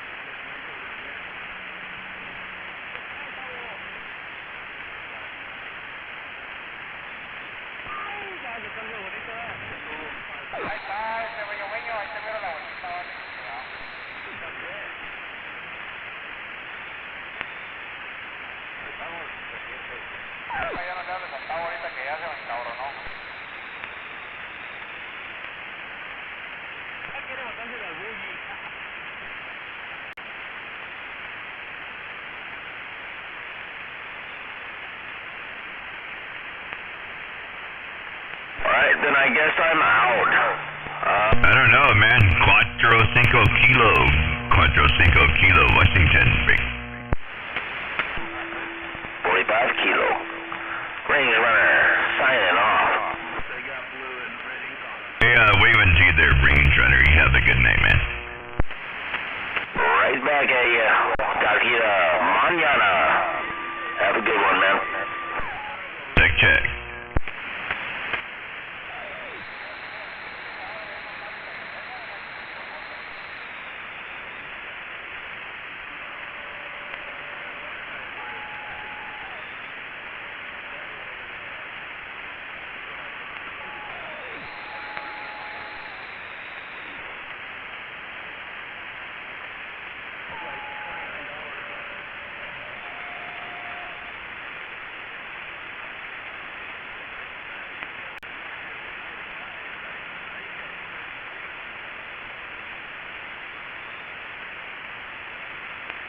You're good if you got a 45, though.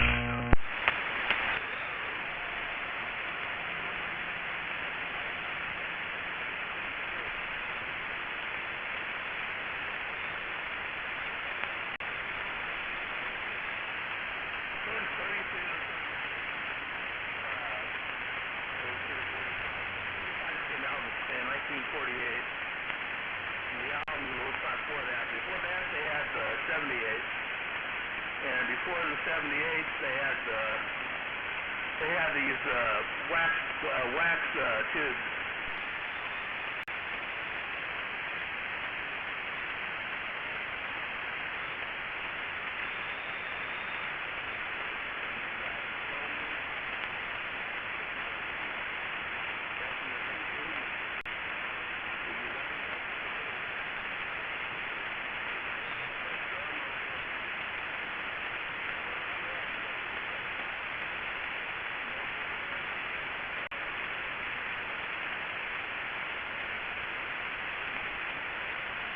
Yeah, Edison is one who invented it.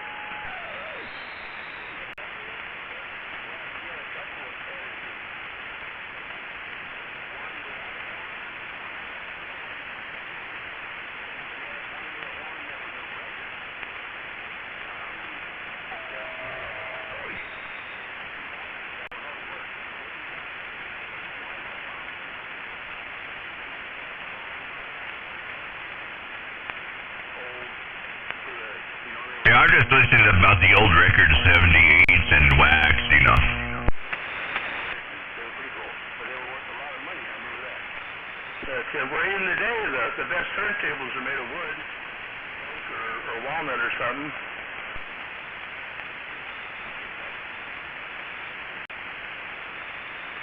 But today, the best turntables are made in Germany.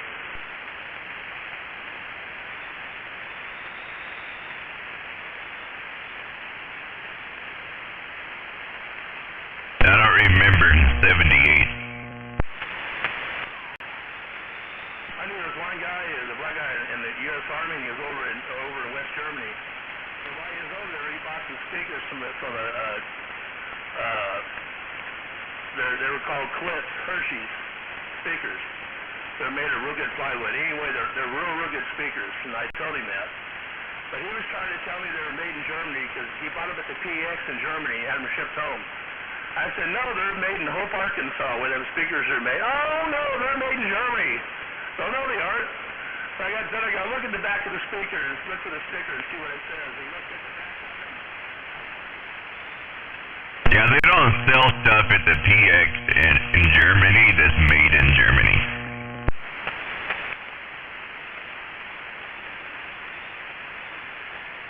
Not they weren't great speakers, though. They're real good.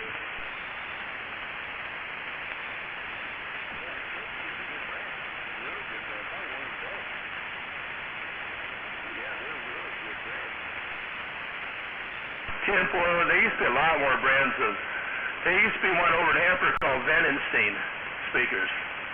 You know, they used to make them over there, but I don't think they exist anymore.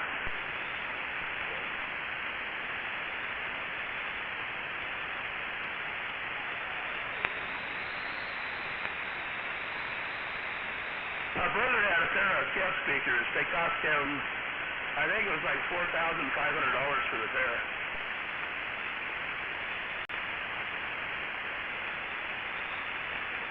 Ones I got are Alltech Lansing. They retail for $1,200 a pair. And that was back in 1990.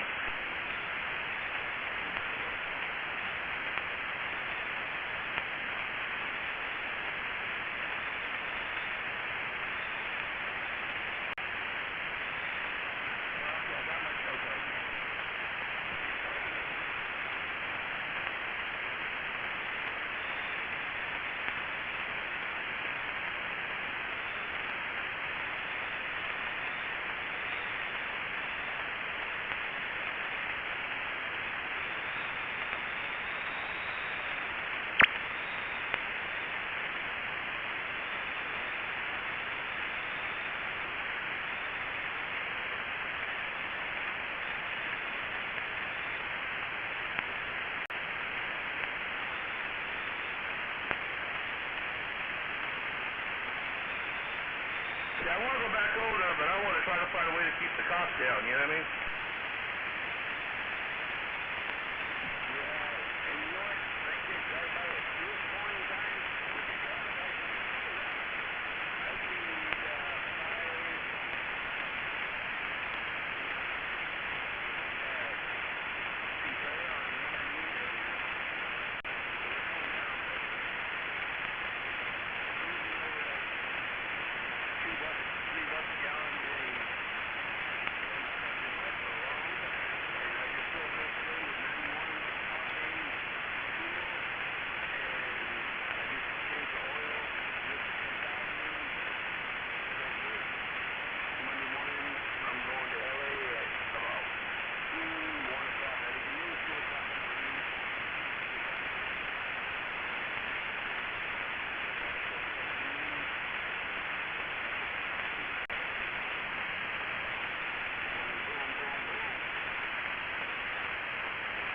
Not 10 more.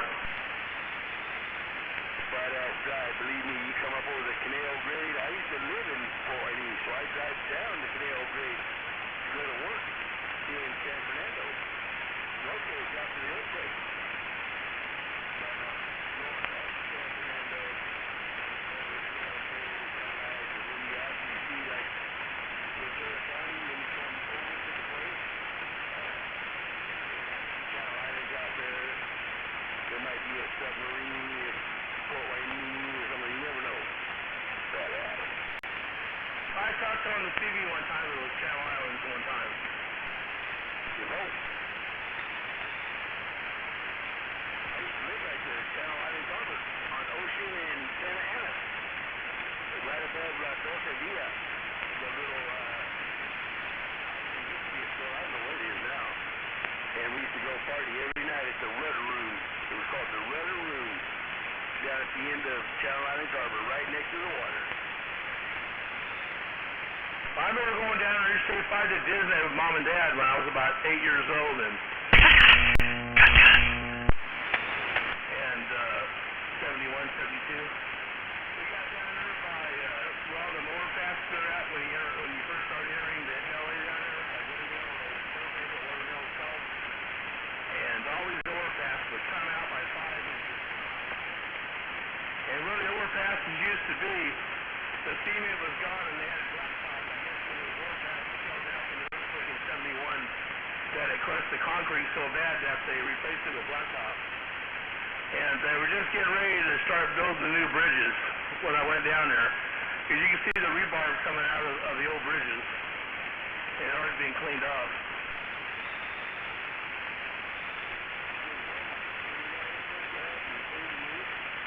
It was playing live and what do you call it? Channel 6 if I knew right, it was obviously the Giants, and I think it might have been the Dodgers. I don't know. Anyways, now they made those things down there by the 118 or 114. They made all those things down there. Those things just take a little bit and slip right over.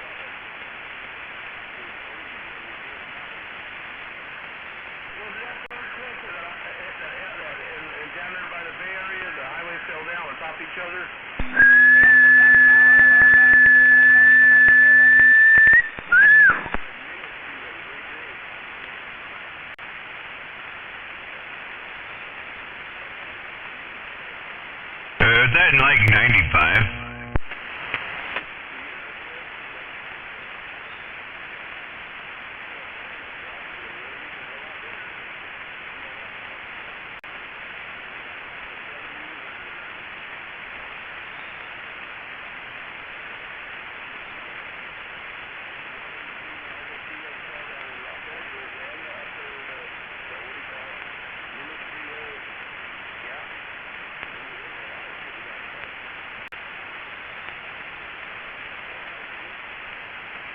That one, what I'm talking about, is like 71. Anyway, all the overpasses made in the 50s and 60s, almost all of them fell down. But the overpasses made back in the 40s and 30s and 20s, they didn't fall down. Most of those were arch bridges, so they're a lot shorter.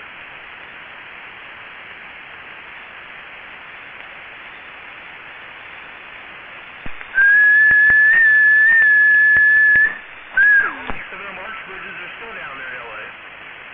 They've been there since the 20s, because the way they're designed, their arch is so firm.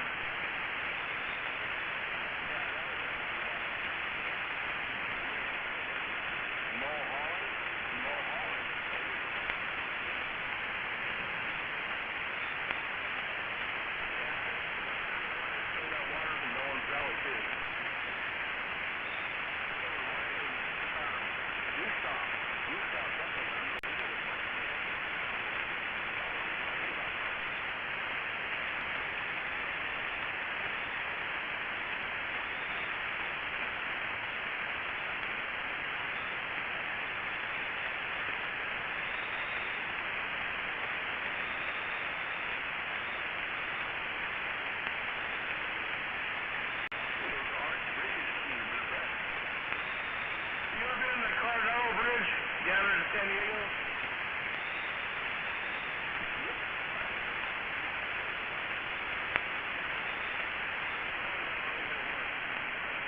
That was back in the 80s.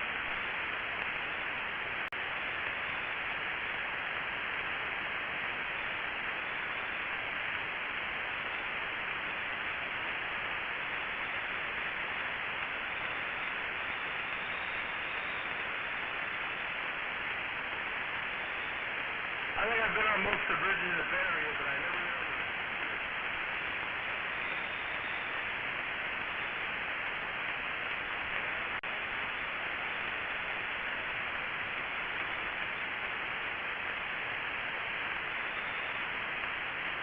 I walked from the north side up about the middle and came back.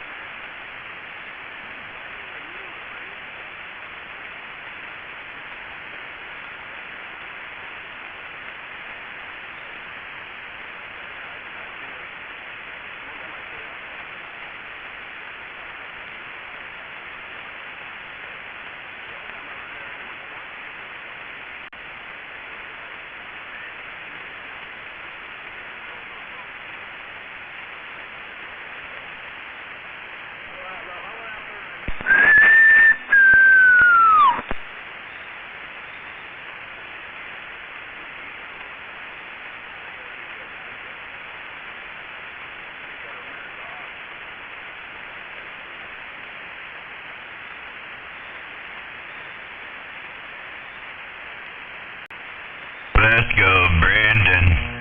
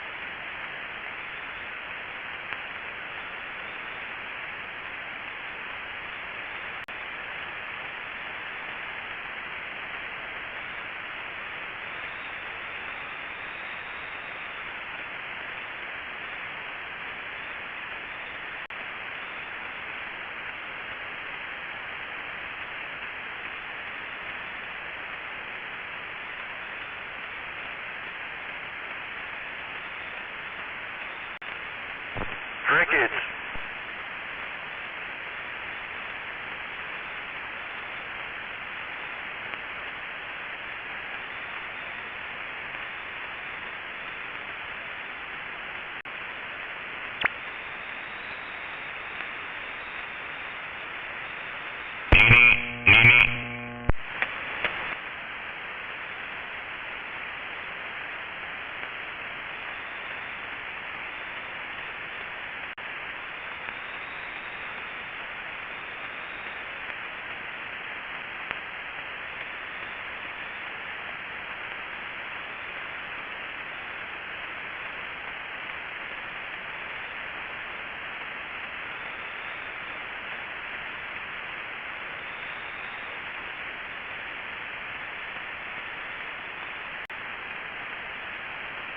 You lightweights.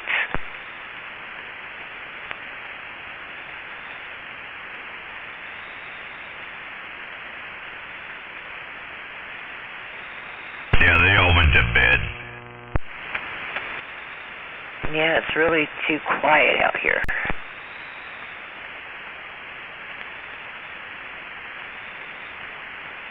Well, I was just on the beam listening to Badger down there talking about old 78 radios and wax records and shit. I don't know what those are, but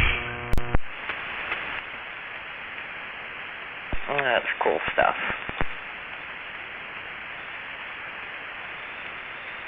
I'm looking at some 8-track tapes right now. there you go. That's my language of 45 records and 33s. I know those. And 8-tracks. They're talking about 78s and some kind of wax record. I don't know.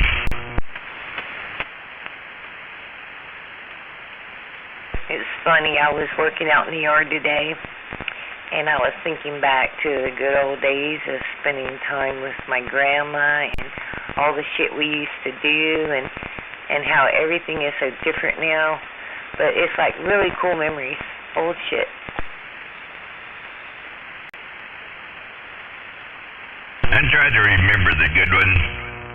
mostly I just remember Grandma whipping my ass off. My grandma just had to look at me, and I remember one time when I was raising hell, like about 12 years old, she was washing dishes, and she just turned around with a cold glass of water and got me in the face and shut me right the hell up.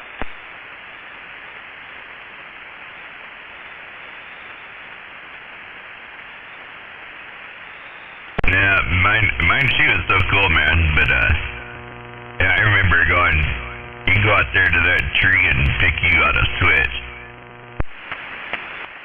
Yep.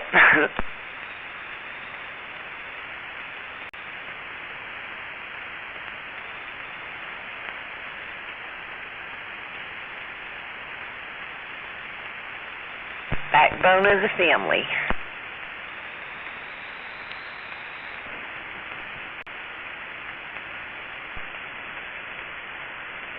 Switch wasn't big enough. So you must be off tomorrow.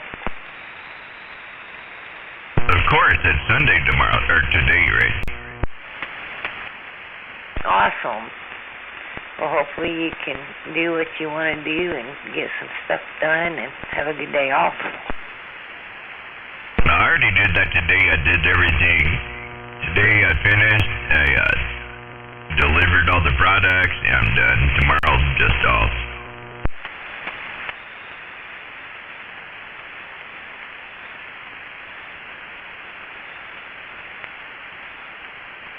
I like those days when you really don't have anything you have to do.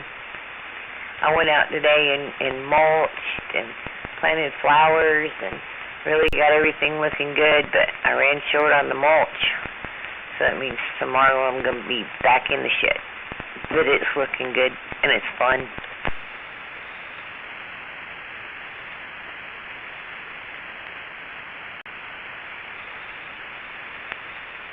Yeah, I just took two computer towers, and one was broke and needed a piece, so I started with the two towers and I took the pieces off and made the tower work, and I started from there. Put a motherboard in, a new video card, a hard drive, and loaded everything up, loaded Windows, got the drivers working, and went and delivered a new computer to my brother.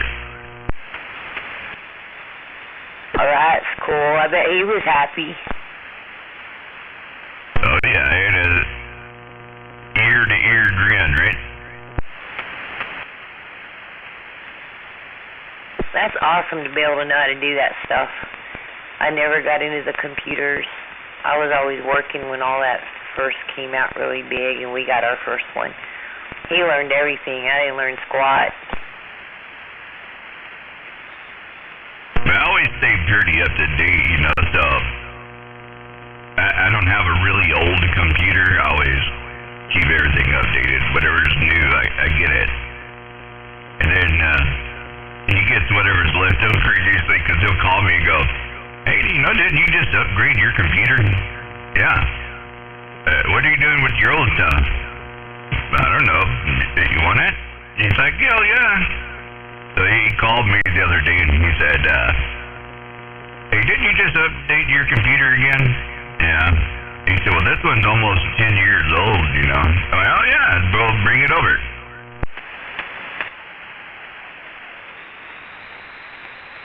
Yeah, that's awesome. See, he must live pretty close to you. Yeah, he lives by Elk Plain, so he's about 8 miles from me. That's cool. I got one brother in Hawaii and the other one in South Carolina, so we're spread out, and that kind of sucks. So he's my army brother, right? We chewed the same dirt and did the same shit for about 25 years, so he's not my blood brother, he's just my brother. Sometimes you're closer to those, right? Way closer.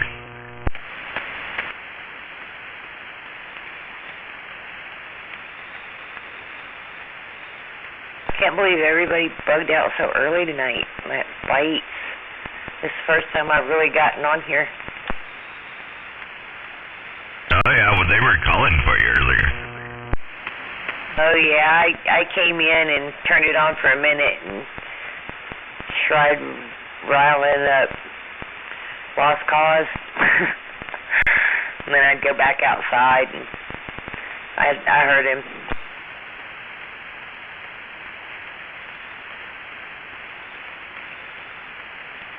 Says somebody's on 18 bleeding.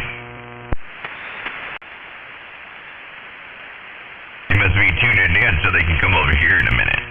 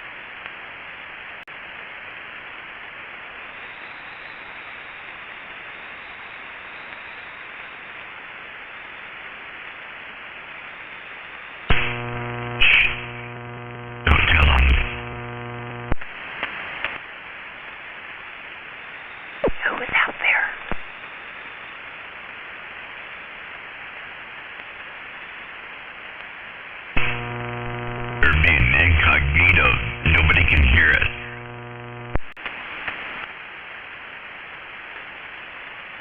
Well, it's working because I can't hear him.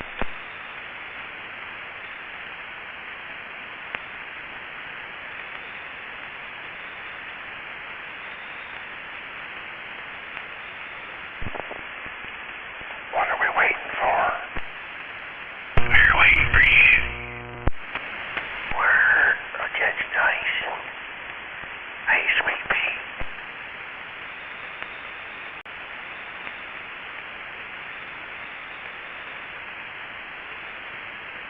Damn, Sweet Pea got a breaker. I can't hear him. No routes, no contact on the worldwide Sweet Pea. Hello to you, Catbox. Hey. Mr. 45 Kilo. Good evening to you. Good evening, right back. I'm waving. You're waving. Oh, good.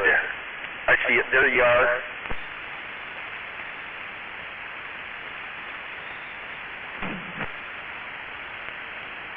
See, I told you somebody was coming over. Who is that? I can barely hear him. As Catbox over, he's barely sitting on the hill up topside of Squim. Oh, well, no wonder. He's a long ways away. Well, if you can hear me, I'm waving at you, Catbox. Catbox was a... Oh, yeah, I hear you. I'm waving right back there. Sweet Pea! I'm surprised you can't hear me. Shame on this mess. I'm hearing him now. It's like he's coming in and out. Well, you're not doing that here. Hey, Catbox. You're the first person I talked to when I first see that hooked up here. Oh, I'm sorry. There was somebody, my gain was turned down, their way down, so I could smooth out Kilo. Was that the mechanic? One more time. I'm sorry, I didn't catch your handle there, sir. Back then it was 222. Myself, let's see, stainless steel whip, throw my coax through the window. 222, steel whip and a coax through the window. 10-4, well, good evening to you, sir. You don't remember, never mind. So who are you now, if you were 222? Yeah, it's just an old number I had. Ford Bouquet. I've got to beat that. Turn that off. I got you cut the bottom out receiver tonight there. I've just kind of got you with the baseline there, unfortunately. It sounds like he's talking on the back side of his microphone instead of the front. Oh, it's dying. Now you did it. Oh, shit. Now that turned into a big noisy mess there.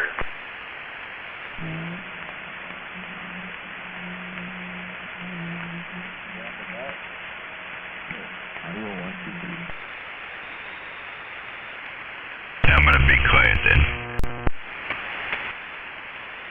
Yeah. We get a receiver monitor on that sucker there.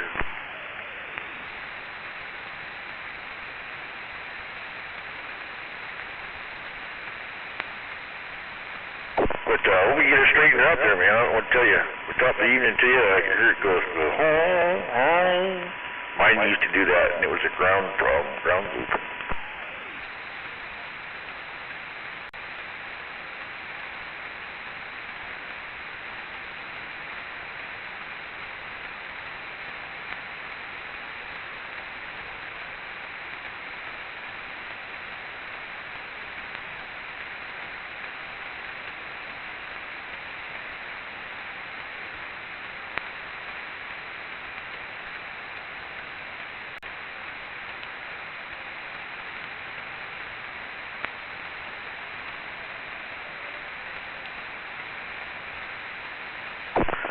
Are we putting a typical signal in on you there, 45? No, I was just being quiet because whoever he is, TTT or whatever he wants to go by was talking, but I know that you have 2 volume settings, right? Yeah.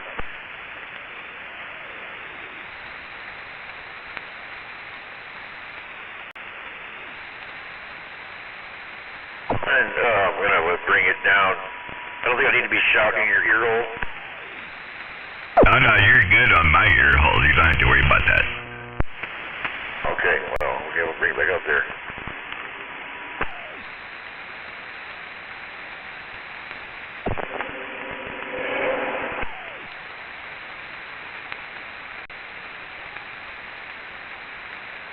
Man, we created a monster. Non-motor mouth mall got down.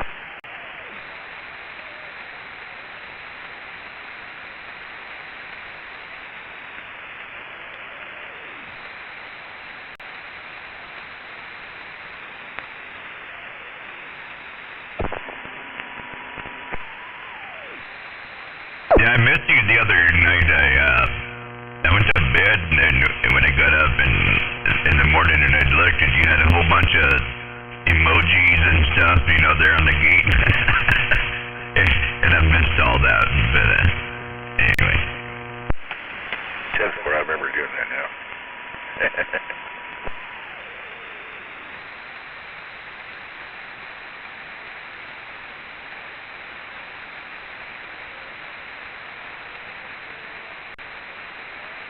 Yeah, well, it's getting pretty dead out there, man. I'm surprised you're still up. It's your Saturday night, though. Well, I just got up late, so I came in here about 8:45 and or so, and went, holy crap, there's a bunch of skip. I guess we'll get on the radio. Get out there holding the talk show down. I couldn't get my name called for nothing until it was all dead, all done and said and over with pretty much. 2020 threw me a bone there on 6. That's funny.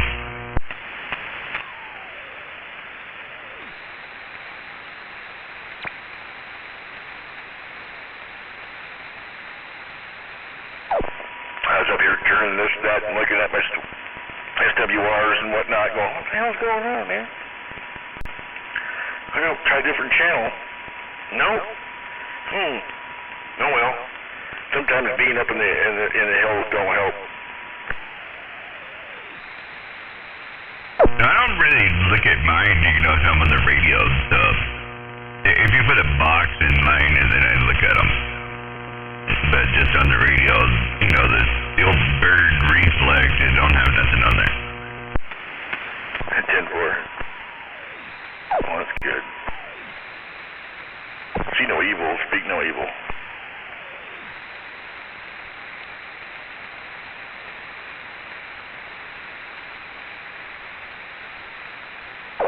at the base station, all I got running right now is a crusty-looking 142 base station that's pretty much stock yet, and well, it is, except for it's turned down, and then a Afterburner Plus,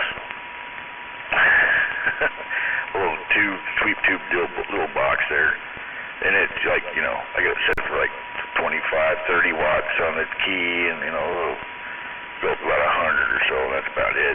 That's all it's good for, but it works on the sideband. I got the other one I was running from the base station was a JB200, but I think there's a problem with the minus side there. The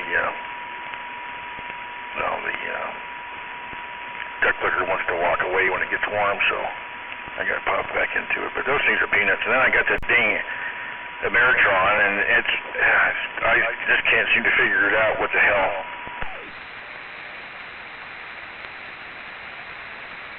Yeah, I had a Dominator 3000. It's Dominator build, 16 build. I had that in here last weekend, but I'm gonna sell it. So I cleaned it up, took some pictures and everything, and pulled it out line. So I didn't have anything in line here tonight, and you know, after the last 2 days are pretty dead. I didn't figure there'd be any skip. So I just came in here at like 8:45, and Skip was rolling, and I went, oh shit. Well, let me get on there real quick, and I just talked all night on the radio with no box. Right on. Why do you want to sell it? I'm getting another one, so I figured I'd sell a couple of these and help cover the cost of the new one. 10-4. Might be interested if it's still for sale. Right on. So I made an eBay post already on the Dominator. I hadn't released it yet, but that's what I was doing with it. 10-4, you gonna auction it? Yeah. You got a buy now price? I did not put one on there, but I don't know if you're interested. Interested. Right on, it's old school. It's Dominator, so I don't know if you know what those are, but that was the information I got, because they have the purple and the blue wires in there, so it was the Dominator dude that was building with Prime back in the day, and it's 16 builds of original Toshibas in it, and it works good. Oh, roger.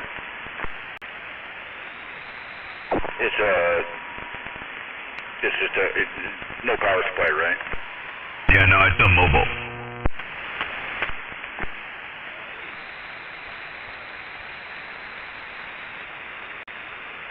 I was running it here with my air gunner power supply, you know.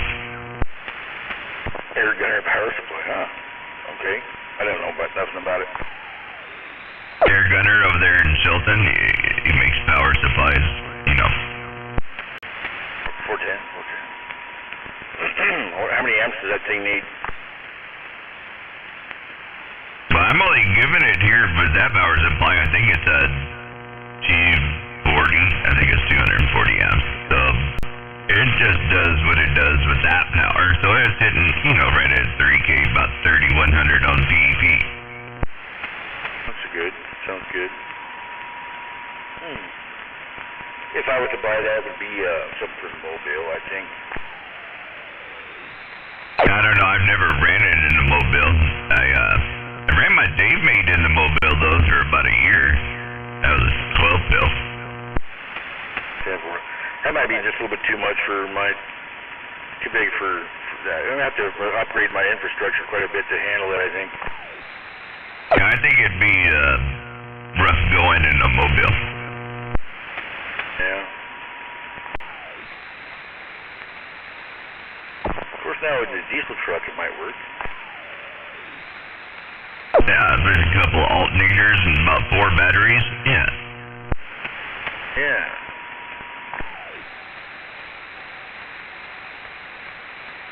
Got room for that alternator in there for sure.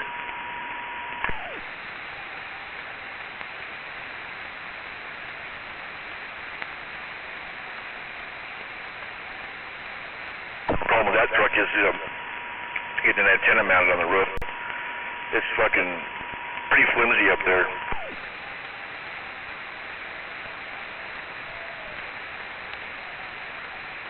Have you ever ran that stuff, not this year's break, but last year's break? Have you ever ran that stuff you got there?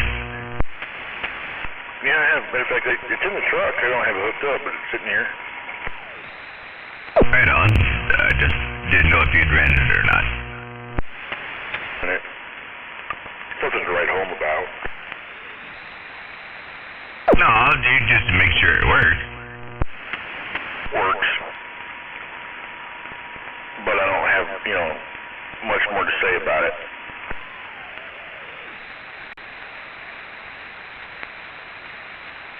Hope you didn't buy too many of those tickets.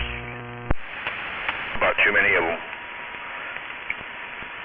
And then right before the drawing was made, I hear BBI Group,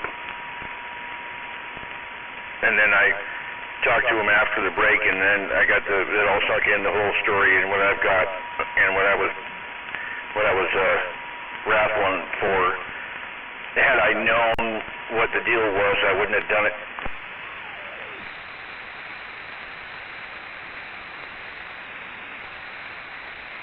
Yeah, I don't remember what I spent. I think I spent like $40 on tickets. I don't remember, but it wasn't much, and I didn't get nothing. And then I don't remember her handle that chick that got all the other stuff, that you didn't get. It seems like she got everything else. No, this year I put a bunch of money in there. I don't know why. I was an idiot. Like I said, I figured out what was going on at the last minute. Pissed me off. I'm pissed off. I'm not happy with him. I believe I was deceived. I was deceived a couple of times, and never again, of course.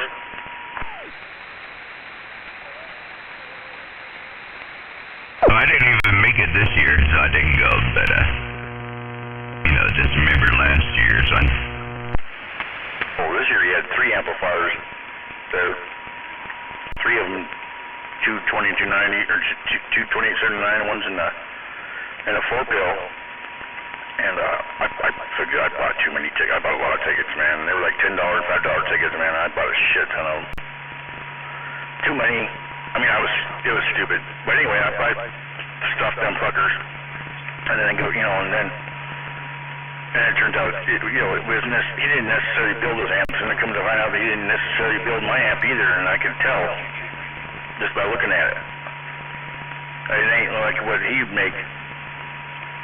And he got all pissed off at me, and he's like, oh yeah, I warranty those things, Carl rest my bench, and blah, blah, blah. And I'm like, I've seen these videos of these amplifiers, and I've seen those amplifiers in my hand firsthand. I've been right there looking at them. And what I got ain't that. And what he was raffling this year off, he didn't mention, that, he threw out their BBI Group amplifier. That's what he says, and it's like, oh, okay, so he had whoever was building them over there, and then he, put this fucking sticker on it. That really pissed me off. Yeah, so I'm going to assume that yours did not have his sticker on it. It does. It has a sticker on it. Damn. Claiming it was his, I keep, putting off that he built it. And then, I finally opened this thing up. I'm looking around there. I'm like, this just ain't right. It ain't built right. It's very, oh man, there's several things that were fucky with it. Like that I did not expect to see. Too small of transformers, little tiny wire, stuff you don't do. It's like the board, the way the board's supported inside, and it's flopping, or you can shake it. You can hear the cooling fins bang off the inside of the case because it's floating in there. It's held on the back by the solder joints, and the board has a bend in it as it goes towards the pills. And then like I say, it rattles around in there, and then the dial-a-watt deal, the resistor is what's holding that corner of the board up, and it was damn near touching the potentiometer, and then the input wires coming in there running parallel with no shielding on them, a whole bunch of wire hanging out. You know, there's shielding on the wire it's soldered down on the board, but then there's a big lead going up and a big lead coming down, and the input transformer is crooked and off-centered, and the screws that hold the pills down were too big, and you can see like on the side of the pills where they ran the screws down, and it drug on the side of the pill top on its way down. You can see the lines on each side there from that shit. And let's see here. Oh, the input tune sucks.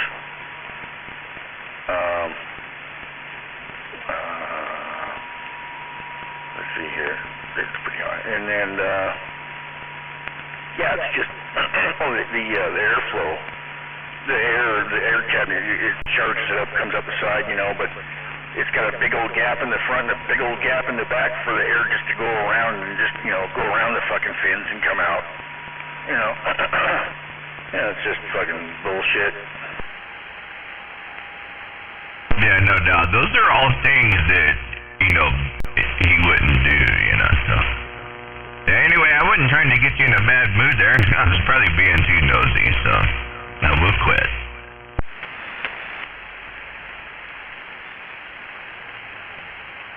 10-4, well, I'll just tell you how it is, man.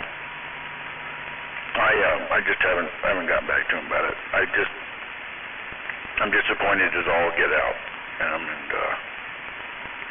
anyway, we don't see it that way. I don't think so. It is what it is. I just don't buy it now. Unless you're buying something big that you can watch your man build, you probably ain't gonna be the one building it.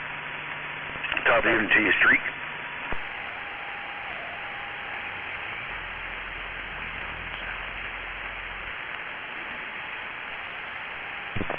You sound good today.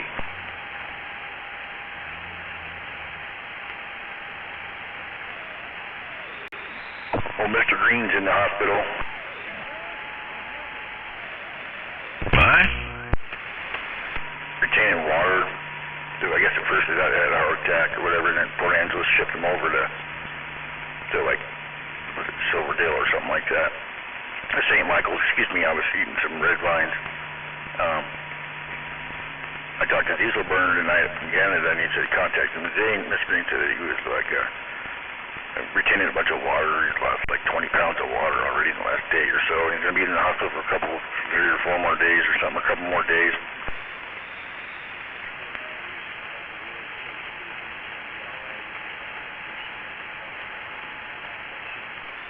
I guess so.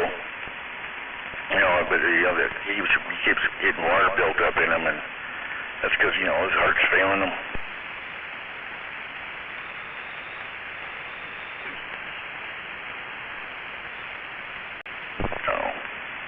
He's been not feeling all that great for the last week or so, or the last few days.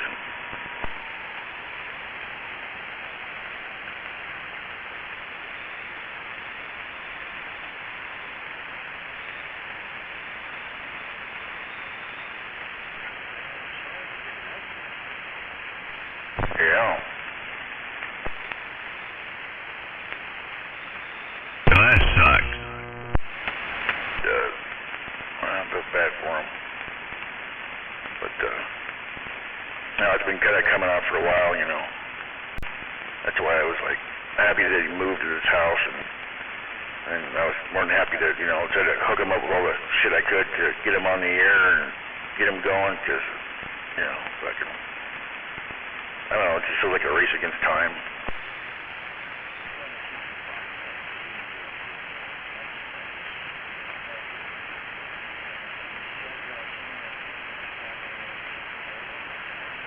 No. There's people at home. I mean, there's his girlfriend and my ex-girlfriend. You know, she has to be cared for. And, Yeah, I mean, I guess so. I mean, the guy, you know, he's at the point where I don't think he's going to be doing a whole lot more working, but he needs to, you know, he's got to be able to keep the finances rolling. That's why, you know, they're still plugging along like he has, of course. He's got to make the house payment, right?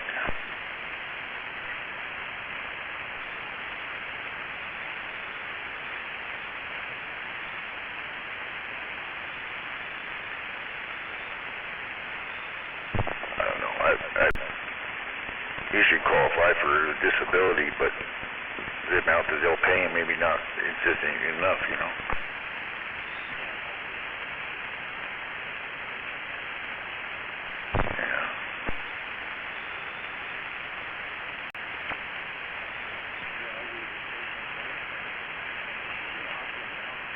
Yes.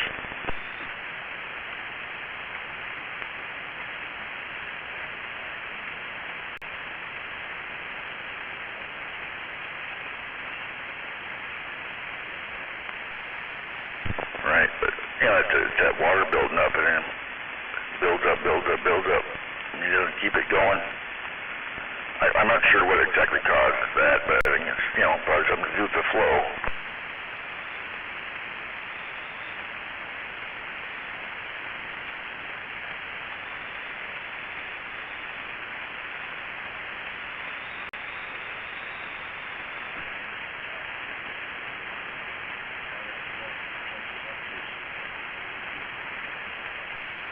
Yeah. He's burned a candle on both ends there. One of them, you know.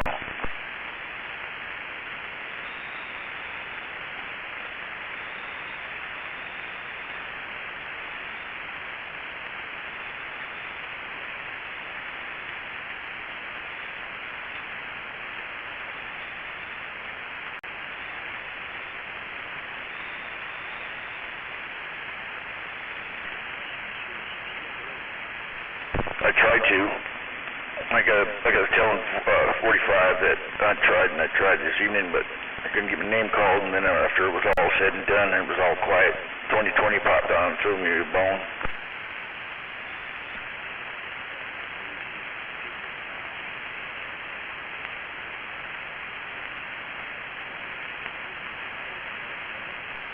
I was beginning to wonder that myself. I was like, well, okay, to be honest, okay, I'm going over my shit. Like, well, I was blaming on the elevation.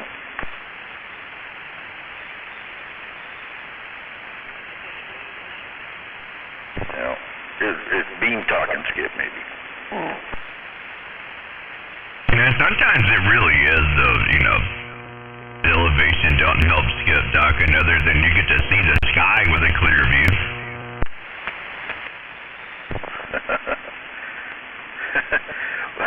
You guys kind of doubled there. I got it where you said streak, but 45. I got was something about the sky being clear. Sorry, I can't hear the other guy you're talking to, so I was just standing by. So I will continue to do that. You got to tell me what you said though. Now that was Silver Streak. Oh, right on, Silver Streak's out there. Yeah, no, I was just thinking that, you know, Skip, you bounce off the sky. Elevation doesn't help Skip, other than it might give you a clear shot at the sky, whereas if you were down low, you might have shit in the way, you know. That's very true, very true. I've been up here and been able to talk Skip to where the guys in the valley didn't hear it, but then I've had it where the guys in the valley were talking Skip and I couldn't hear it, so that kind of weird shit happens too. Yeah, it's all about that angle of deflection, that's what I was saying. There you go.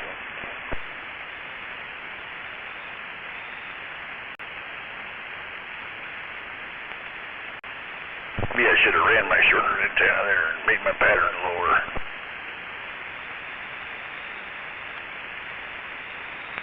Anyways, he was saying about the elevation of the Skip and the angle there, Silver Streak.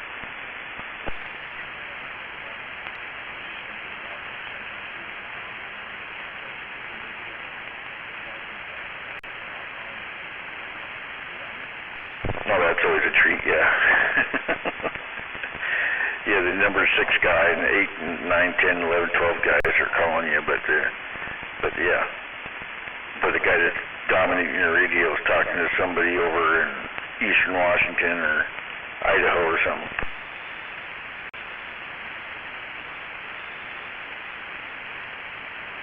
Or 45 Kilo or Silver Street. I know, I barely talk skip those, just sometimes.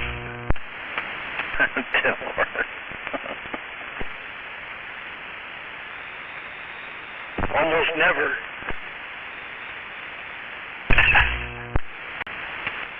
My sister used to always say, she would say almost always, and my dad would always try to correct her, but it never worked.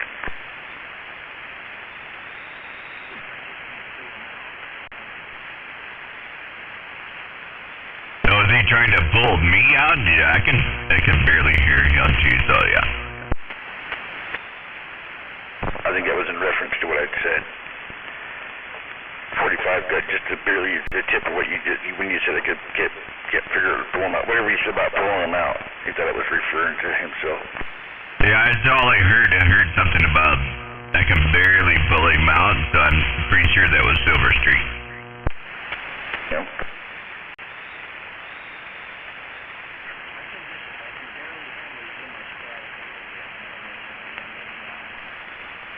Hey, Roger.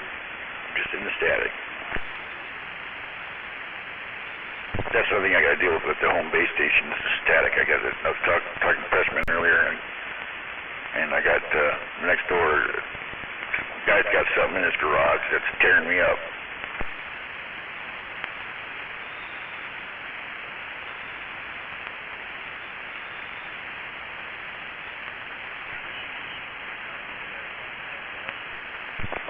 Yeah, I'll be sitting there like that below 1 pound, and it'll come on, and it's like it'll jump up to like 3, 4 pounds, and then it'll jump higher than that. It'll go.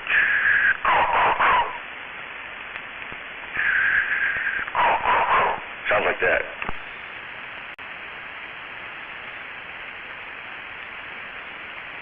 There was a guy that lived up there. Can't remember his handle now, but he said he was literally like 2 houses down or something from Pressman. I bought a tin fill from him back, I don't know, like 2 years ago or something.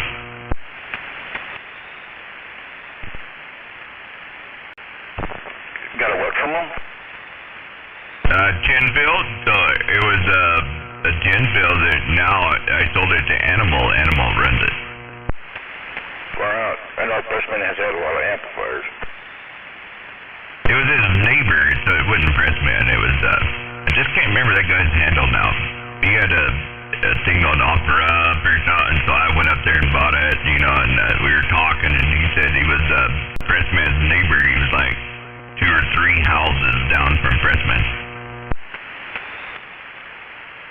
Brutal.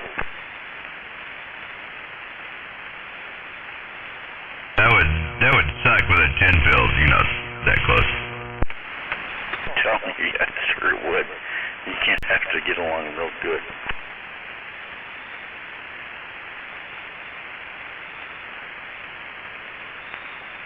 I brought it here. I'd never used it. It stood here for like a year and a half or something, and then Animal was looking for one, so I sold it to Animal. That's nice of you. I think I better just stick with keeping my ears out for an 8-pill.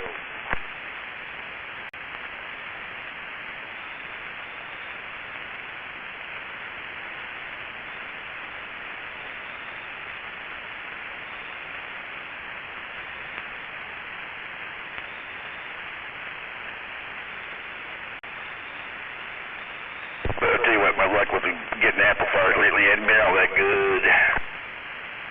It has been a mixed bag. I shouldn't say it's been bad, but they've all had their issues lately.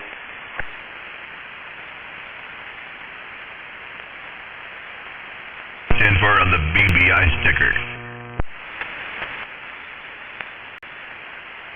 Yeah, disappointment.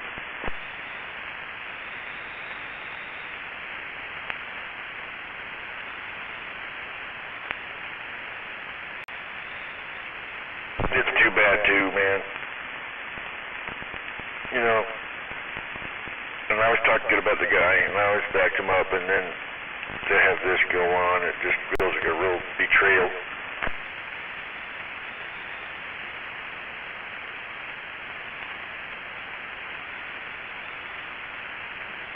You know, they say it's a dog-eat-dog world out there.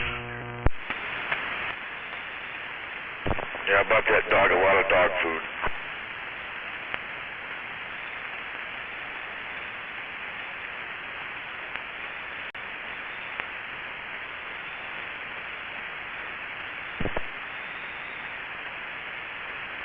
I don't know. What did you think of the cuisine this year, Streak? The cuisine at the break, what'd you think?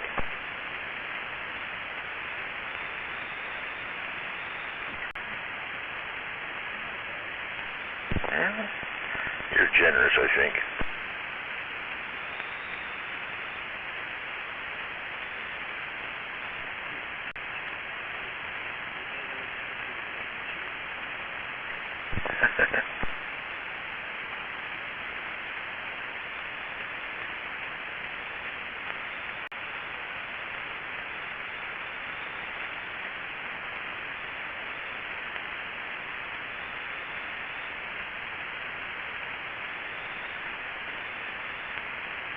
I don't know. Don't get me started. Oh, too late.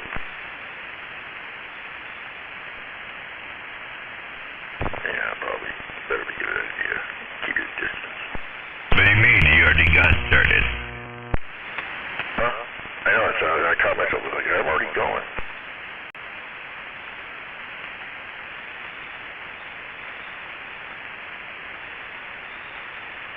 But on a lighter note, I got my 750 running today, and got it washed up, and attempting to put the rear saddlebags and the trunk and stuff back on it. Not that I want to, but I got a girlfriend now, and I gotta accommodate her and make her comfortable, I suppose. So, put that shit back on the bike. Yeah, cozy and safe there. The backrest pad and all that. Surrounded in just.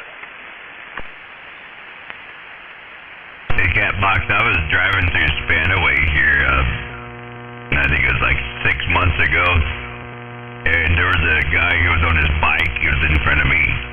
In the back of his t-shirt said, "If you can read this, the bitch fell off." That's a good old one there.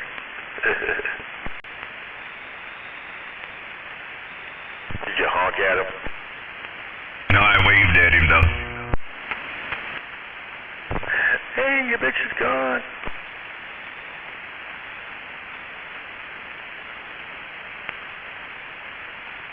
Yeah, well, she had to fall off sideways to marine a loser here on this one, but yeah. I'd ridden this thing around on the street for a while. Ever since they made mandatory insurance, I just kind of quit riding it. My other bikes, and I'm like, no, fuck this. I tracked down insurance, and it was cheap. Shit, man. Okay, so I bought a year's worth of insurance and made it so I could have it on any bike I ride, and which is what I need. So now I'm back to tooling around in my Honda Trail 90 across town to, do my errands, and yeah, looking forward to it. No, mine wouldn't do that. It's the same company, so they gave me a little discount for being already a customer with them, but no, it's a separate card. Separate policy.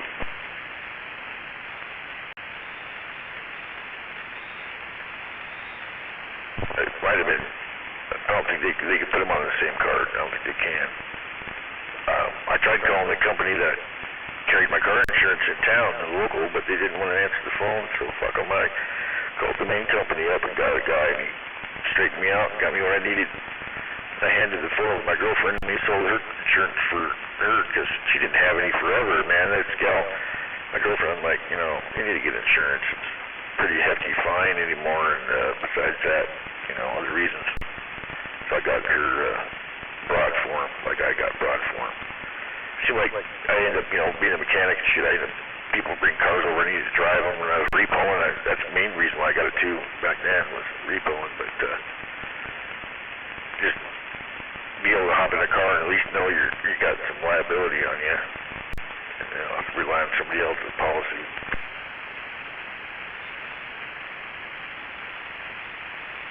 I got too many damn cars.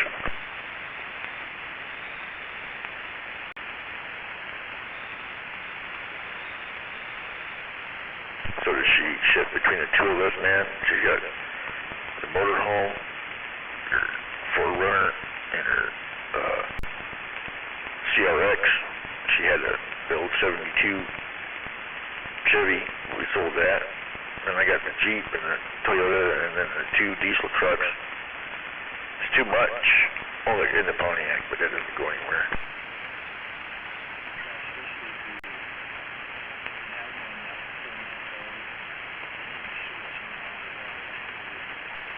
It's hard to maintain a fleet, man.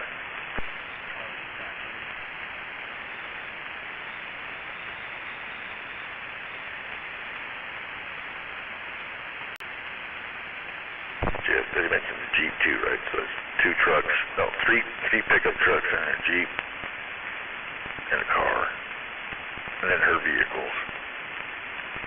But my mother has a Miata and a Dodge van.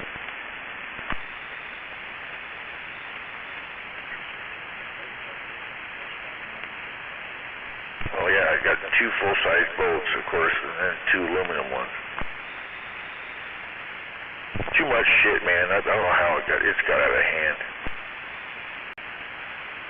Sounds like you got a parking lot over there.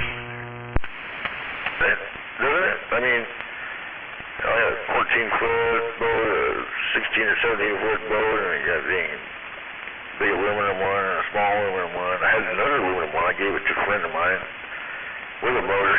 Holy shit, they make it go, you know. I just had all these fucking extras, dude.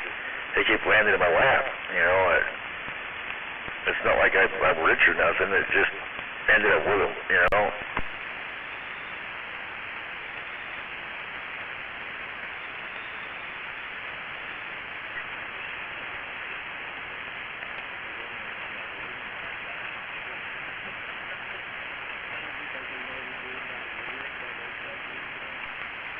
That was my problem, man, loading in and out of the rig.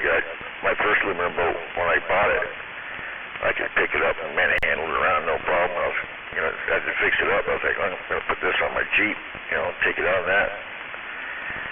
And then I got pneumonia and shit, and then I had my appendix. And anyway, after that, I wasn't as strong anymore. I could barely pick that fucking boat up. You barely get it up on the Jeep, and barely get it off. So that's out of the question anymore.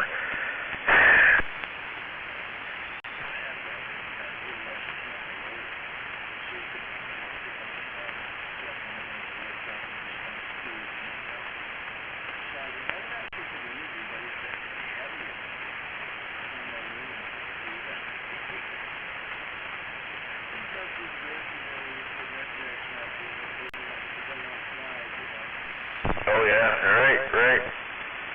I was really wanting to get a little tiny Livingston, but I missed my opportunity, I guess. Was down the road, but I've been keeping my eyes open for the little baby Livingstons, man. That's what I'd like to get my hands on. Mr. Green's got a little boat. He loaned it to me once. Oh fuck. It's got such a low bow on it that it'll take a wave over the bow if you're not careful.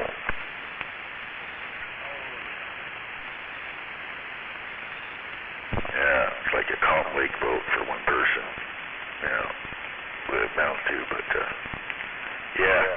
Of course, the last aluminum boat I had, that's running around to 18 horsepower on it. It was rated for 7.5, and it was already wore out when I got it, right? But when I gave it away, it was very wore out.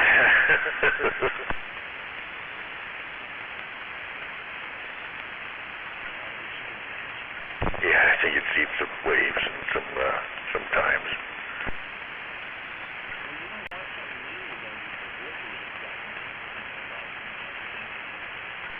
Yeah, you watch the ripples in the bottom of the boat as you're hauling ass along with too big a motor on the back.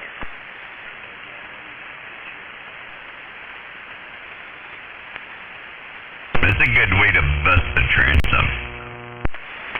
You do that. You ease into it.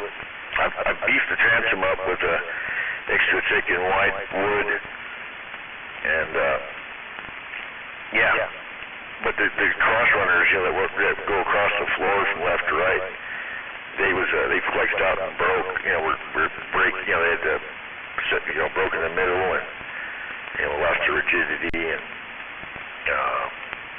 But man, the boat, you never want to run it full throttle unless it was just glass out.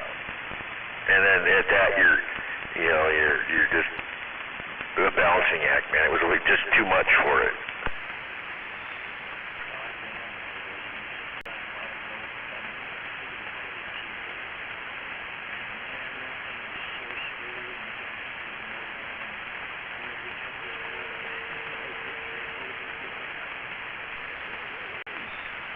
Yep, that's what my cousin of mine and I were riding it, and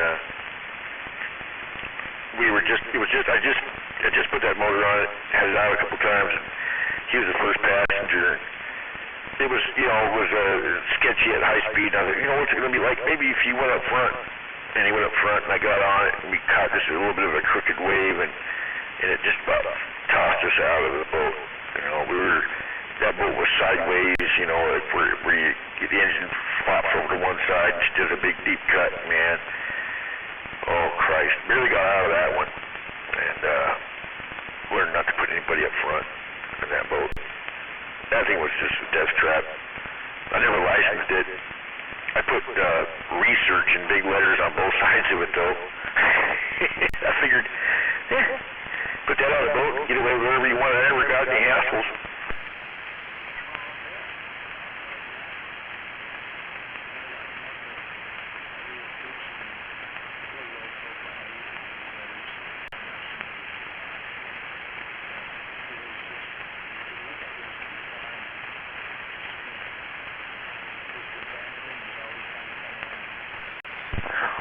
Yeah, flat bottom. They'll do that. This is just your typical aluminum boat, this was. The whole old sucker. And, but now I got the motor on a bigger boat, and I used it last year. I didn't license it either, and I made it all the way to the second to last day of crabbing season, and I got told by the game warden that if I was out there again, they might give me a ticket if I don't get a license.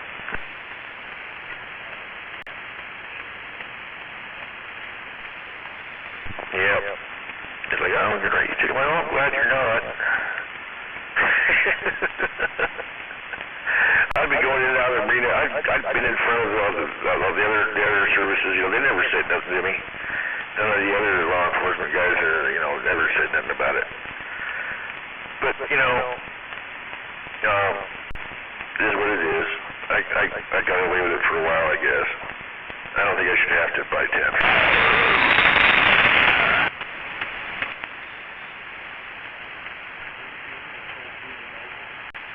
It's anything with a motor now, apparently. Yeah, that's something. It used to be under a certain size, under a certain horsepower, but that only works now in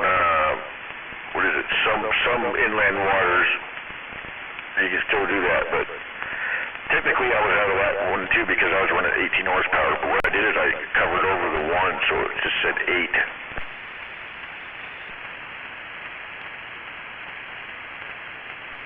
You can probably put a sign on there like they do trucks.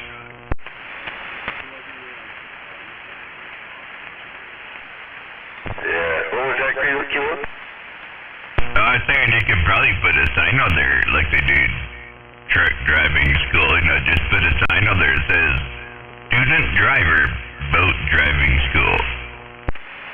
They wouldn't get me out of the license. That's why I put research on the side. I just didn't do it to my last boat. See, that was my mistake.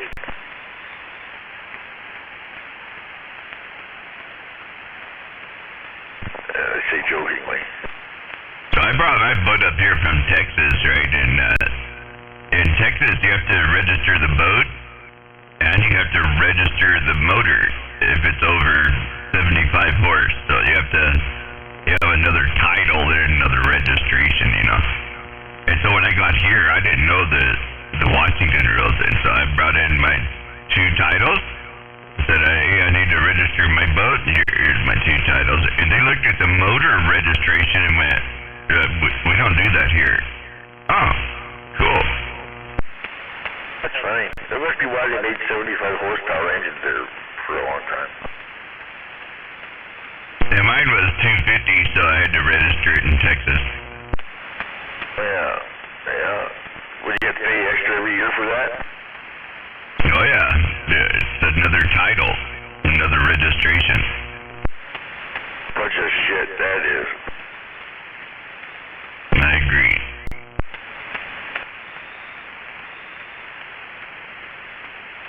That's a big motor. I've never had anything that big myself. Biggest motor I ever had that I got right now is 80. Well, it sucks, I guess. It's cool for some stuff, but mine had a V6 in there and had a 2-barrel carburetor on each 2 cylinders, so there's 3 2-barrels on it. Every single cylinder had a barrel direct injected to it, so for, you know, back in the day, it's like $75 to fill the tank up, and I could burn that tank up in about 6 hours. Oh, heck, that's a lot of hours. A typical boat-sized tank? Yeah, but now it'd be like $200 to fill it up, and you'd burn it up in 6 hours. Yeah, tell me about it. Up here, I'm burning gas. It's ridiculous. I didn't do bad. I took my Mosquito out. I got the 14-foot Mosquito. That's got 80 horsepower in the back, which is plenty for that 14 feet, I'll tell you. And I did pretty good on gas, man. I got quite a distance on it. Because there's an efficient way to go, I guess, you know, there's a certain speed range and RPM range that's going to be the best. Try to figure that out and all that. But, yeah, I can imagine feeding a great big boat. I mean, my other boat's got a 75 horsepower engine on it.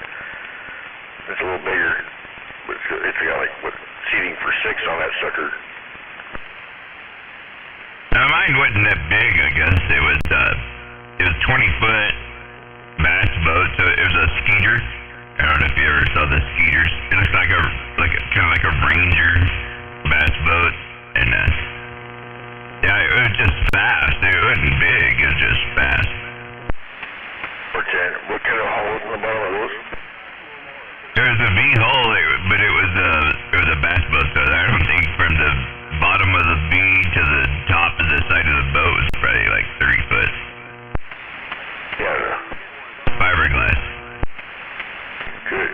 All right. Well, that's, you know, I found out here, like on the straits and all that, man, the more comfortable boats are the V-hole fiberglass ones, the nice heavy ones that can dash in them waves, man. I went up there in an aluminum boat, and it was just fucking torture.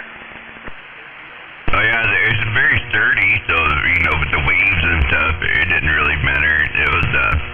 It's always flat and sturdy, but I was just looking at the gas price. And I can go on JBLM, man, and rent a boat with an 80 hertz Mercury on there for like $35 for the day, you know, so I was like, man, why am I spending $200 for my boat when I could just go rent one? Fantastic. I didn't know they did that. Oh yeah, they have a adventure center here on bus. You can rent campers and boats and, you know, and other stuff, so yeah, it's cheap. Guys typically take them, or is there a typical place they take them? Most guys, I think, take them out in the Sound. So they go over to, you know, like Dash Point or somewhere, or Silicon. They're right there at the ramp. They put them in there in the Sound. But some people just rent them and just take them to like American Lake or something, which is, you know, whatever. I thought maybe they would take them to that one by Seattle there, that lake. Lake Washington?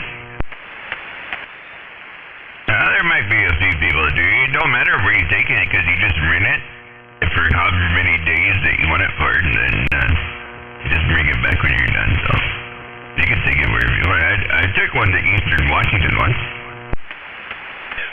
Coeur d'Alene? Yeah, I went over to the potholes. I've never been there. You're on the water. I was just trying to catch those carp.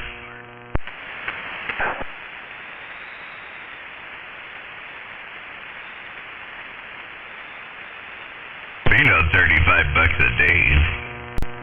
What's the loss? Yeah, no, that's a lot cheaper than owning a boat. That's why I sold my boat.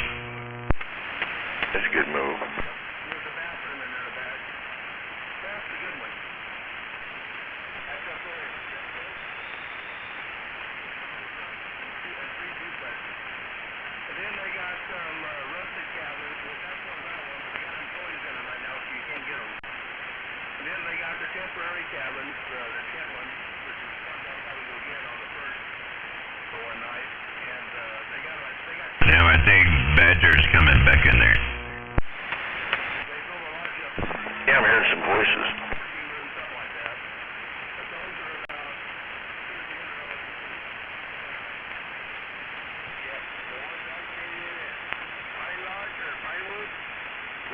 Now he's coming strong.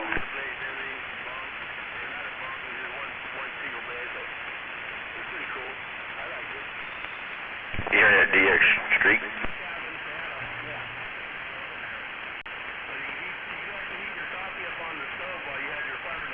Yeah, sounds familiar. It's funny, man. I'm surprised you guys are still out there anyway. 45 kilowatt handbrake. Double.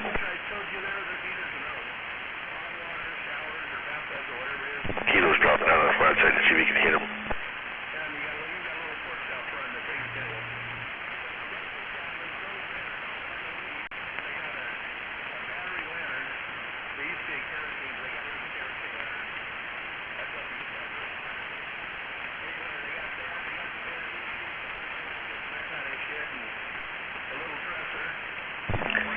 Yeah, you got an FM radio in your house down there straight that has an external antenna or anything like that? Hey, Badger, you still got a copy?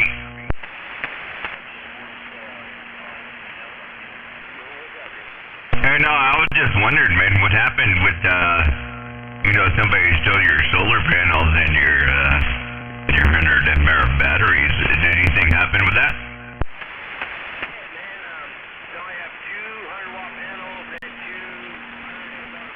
Okay. The reason why I brought it up because someday I'd like to try to bring my homemade FM system up here, FM radio up here, and see if I can reach out to somebody down there, you know.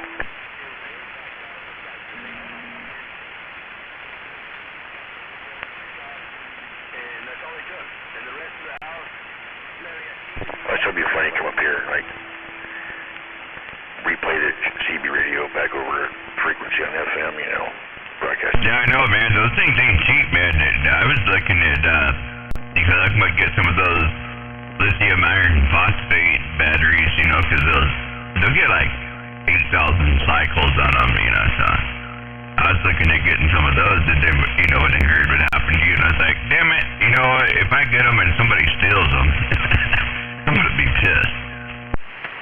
A combination FM transmitter that has the cigarette, like, letter jack in the back of it, so you just plug it in and put your phone in it, plug it in, and there you go, right? And I put an external antenna lead on it, and then I run that into a two-piece amplifier. Oh, yeah, I got it. So I was just curious, man, just wondering if there was any outcome there. Thank you for the update.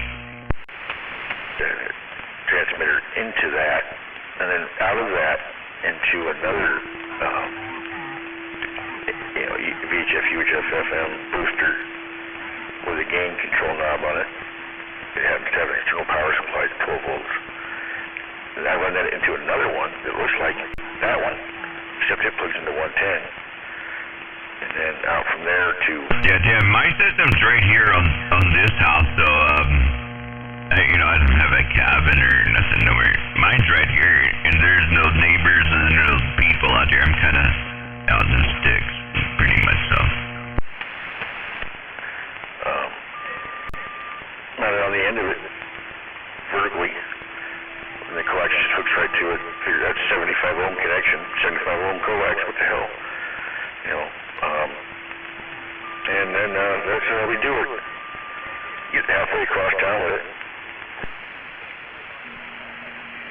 Yeah, Jim, for you guys, it's a fading out here too, so I just heard you there for a minute, so wanted to ask the question. Anyway, have a good one. Badger 469, 45 kilo, back quiet. I had this one inline booster I'd modified. It worked really good until I forgot, and I hooked it all up, and I was running it without being hooked to an antenna, and actually cooked it. I miss it. It was a good go. It was a good final amplifier, and I just play with it from time to time to see how far I can get with that junk. Change this, change that, just to see how far we can, where range can get. We just dial it down to like the 87.9, 87.7. Below the bottom channel there. Where most people that I found that if you drive around and have your radio tuned like 87.9, you'll have run across people from time to time that are using FM transmitters that have found that frequency, because frankly the transmitters that don't go out of band, they're hard to use. They get interference from time to time on them, whereas you drop down there you don't get it so much, except for when you're driving down the road and somebody else had the same idea. That's kind of funny.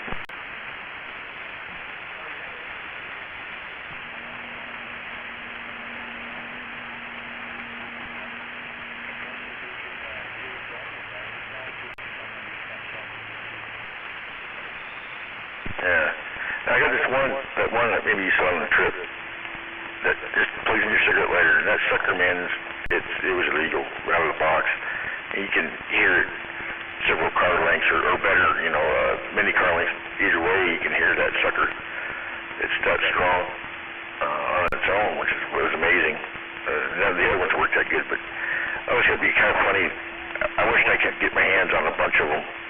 I'd like to get my hands on several or better of those FM transmitters. That way I could set them up. If I had them, I'd set them up in my car, and I'd have each one of those tuned to the main FM radio stations that are on the dial, right? And just be broadcasting on all of them at the same time with a noisy chicken or something as I'm driving around. That'd be fun.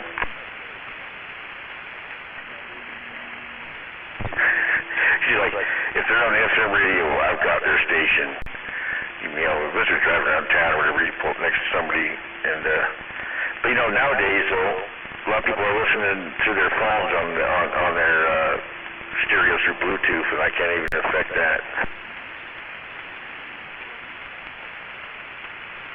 Which leads me to the next thing I want to do. I want to make a Bluetooth, like a promiscuous Bluetooth device that will, will tune into other Bluetooth devices without having to be paired to them.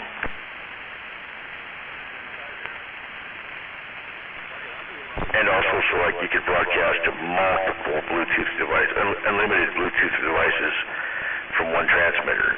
Now you can get like 2 or 3, I think, at the most, but I'd be able to just, bootleg it so you can just broadcast to all wherever's in the range.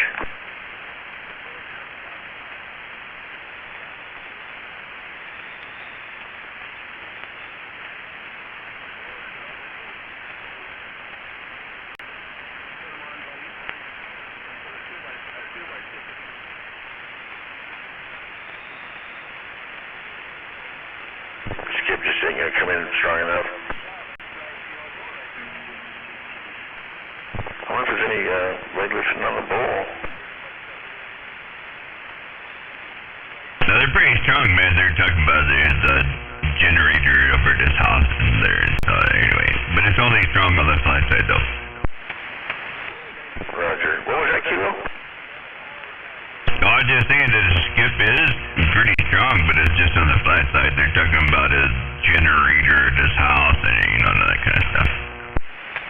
Yeah, I can hear them. Oh, we were interfering with you. We were on the flat side. We were not an issue, right? No.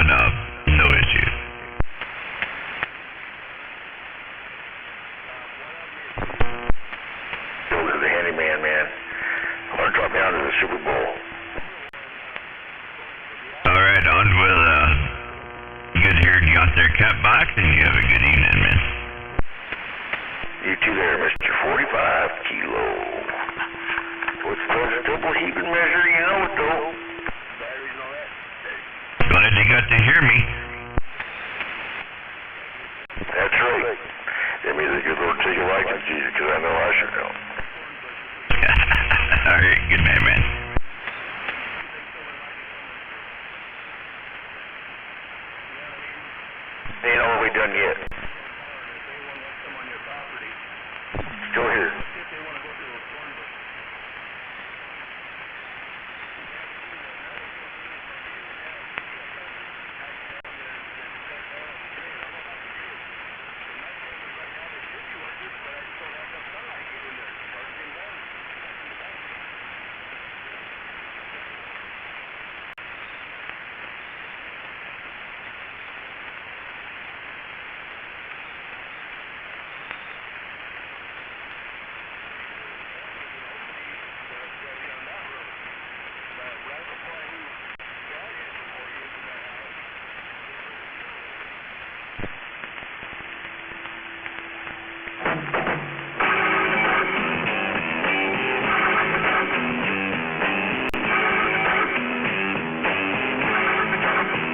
Hey, I'm gonna send you another message there, Badger.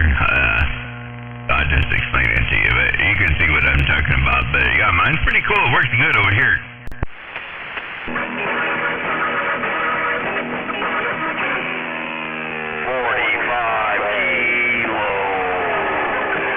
Evergreen, I'll see ya.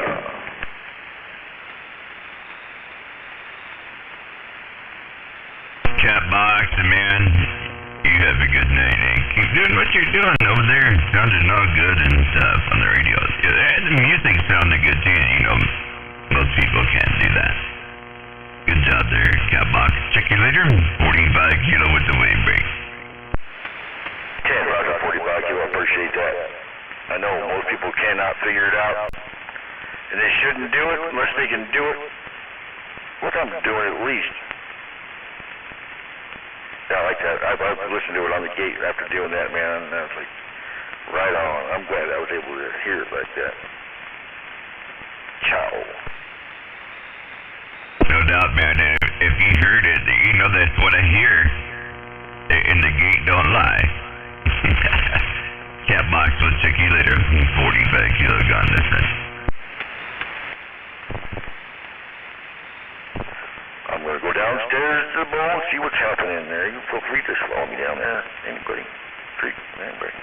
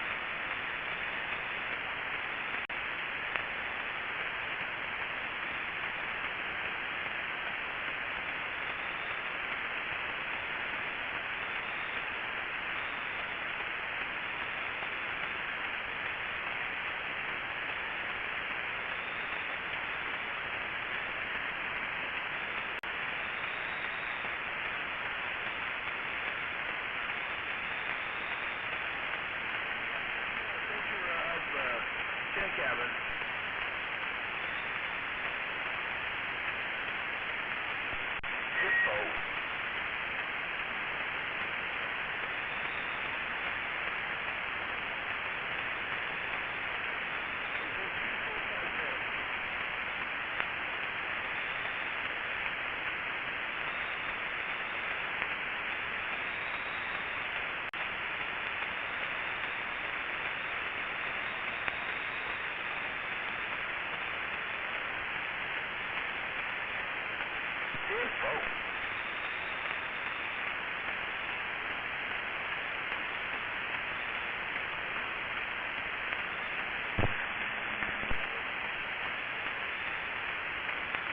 Man, I tell you what, I can hear nobody down there.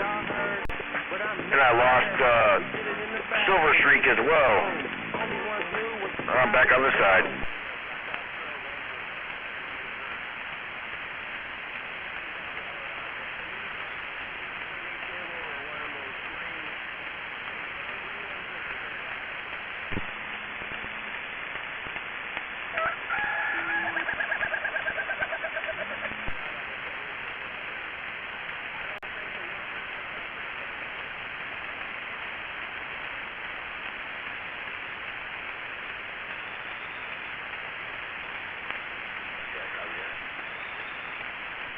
Is that the right thing, man? I was just wondering. You talk about the not the wide area network IP address, the LAN, or the other one?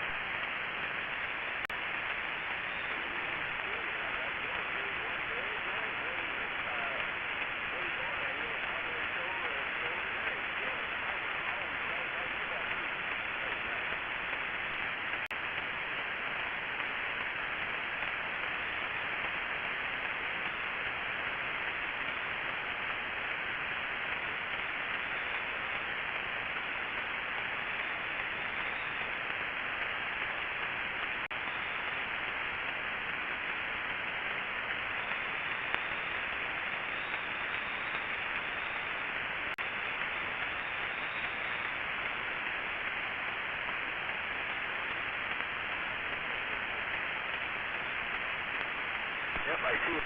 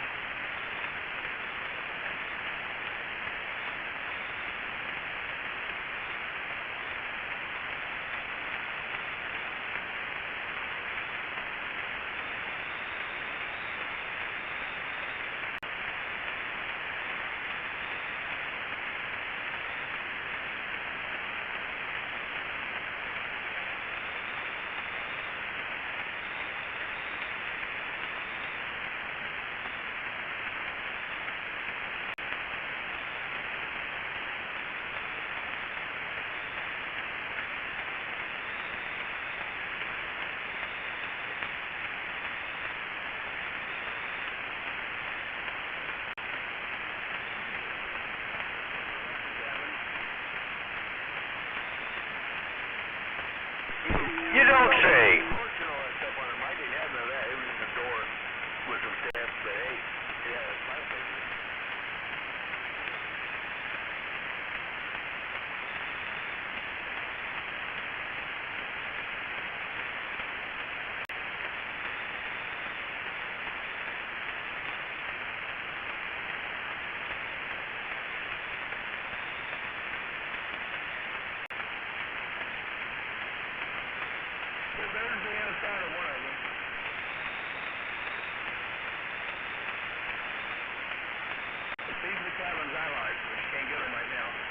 One of them is an oversized cabin. It has 3 full-size beds. And left. Do the same thing again. You'll get it. Take your time. Front side front. Right. One.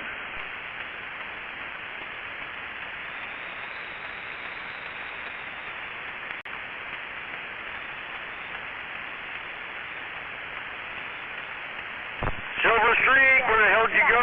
That cabin looked nice. That light shining in there.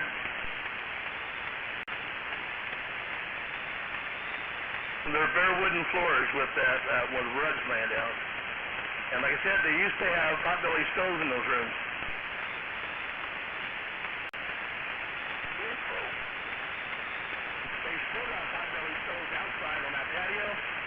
most of them got a potbelly stove out there. You can actually cook on it if you want to.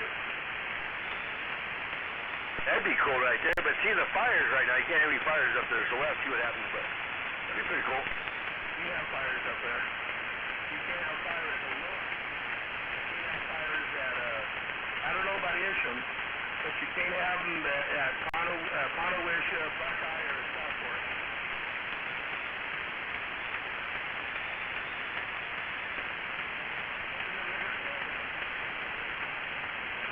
Grand Grove, like Sunset, Azalea, and Crystal Springs. And over the other one in the park over there, Las Close. And Doris is closed.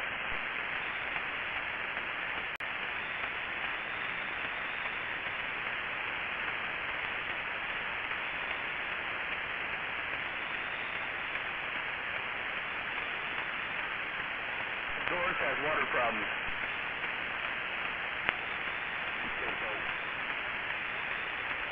They said it was because of the trees, but before they were closing it because they said the spring didn't have enough water.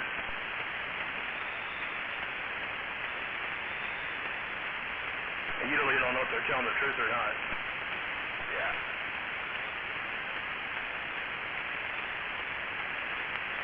They're usually not, because the spring always has enough water there. Yeah, most of those rangers up there are pretty nice, but some of them are assholes. Yeah, most of them were pretty cool, though. Remember that one guy that was just telling us, hey, you guys can't be taking wood from here. He was doing his job, but he was cool about it, kind of. Oh, he was. I had no complaints with him at all. He was just doing his job. I didn't know there was any problem with that. You know what I mean? The forest is the forest. I didn't see it was a problem moving a log from one area to the next. You know what I mean? 10 miles away. You know what I mean? I considered leaving the forest and going down to Springville to wood. But you got to go by his definition.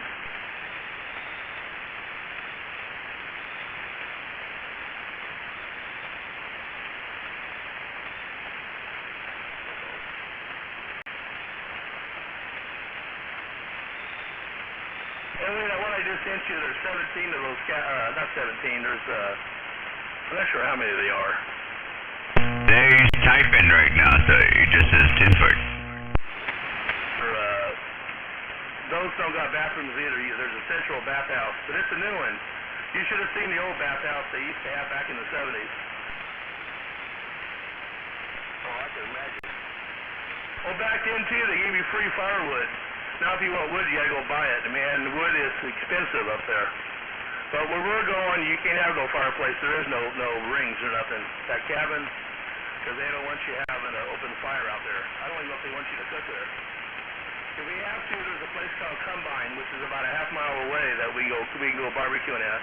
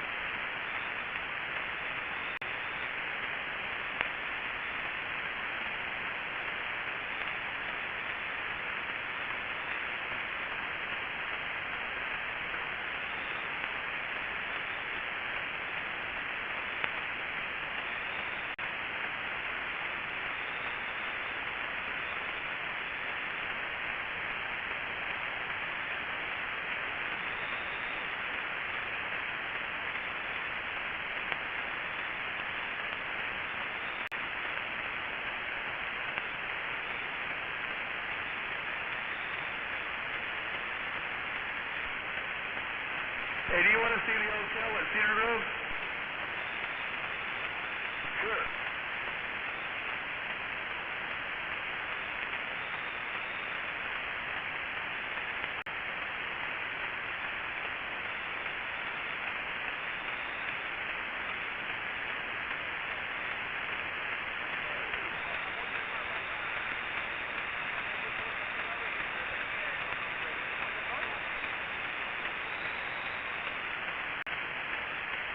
There's about 6 or 8 rooms there, and part of the downstairs is a lunch counter. You can get like a hot dog or hamburger or french fries, that kind of shit there, I think. if I remember right. But it's mostly sandwiches and shit. And they got a little store and a souvenir shop.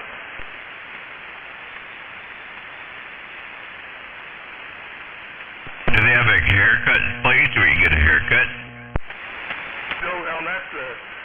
That's the second newest building up there. The newest is that restaurant at Grand Grove. But as far as the lodge goes, this is the newest one. Info. And I hear that 45 kilo again. I just sent you a message about that.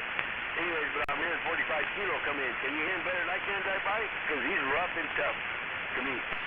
Yeah, no, I was just wondering if they had a haircut place there. Because if you get a haircut there and a hot dog or sandwich, you know, at least if you got your haircut, you could get a happy ending, you know. He's fading back out.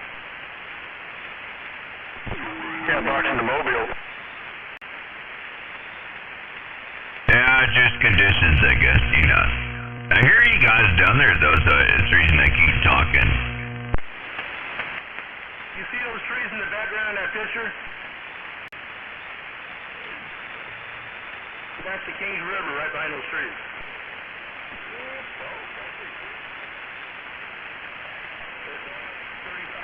4,000 feet there. So there it does get warm. Yeah, you can swim there. The water would still be cold. It'd be like swimming at Three Rivers. Well, you know, it's a long-ass ways down there to talk to you guys, so it is a long ways.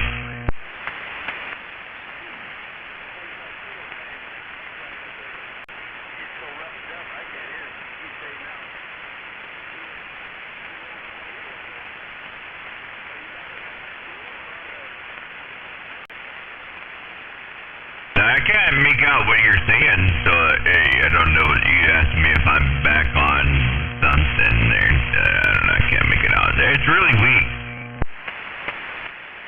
And 45 kilo, you got a copy on 274 Central California Waving.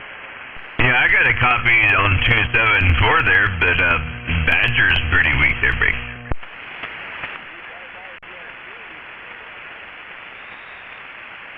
10-4 on the beam. Now, I got this Alpha V58, 5,000 up, and I'll see. A goddamn, a 4-element beam is as big as a house almost, shit. Oh, yeah, man. Well, I'm using a barefoot radio on an 8-element beam, so, yeah, I'm just barely getting out there. Well, I can imagine my neighbors looking in my backyard, and they see that monstrosity sticking up there. Goddamn 40 or 50 feet up in the air. I don't have any neighbors, so I don't worry about that. Well, I live in the city. I'm going to get back my C-16. Well, even you're fading out there, so I'm going to go back to the text there, text 469, so 45 kilos this side, and I'm back quiet break.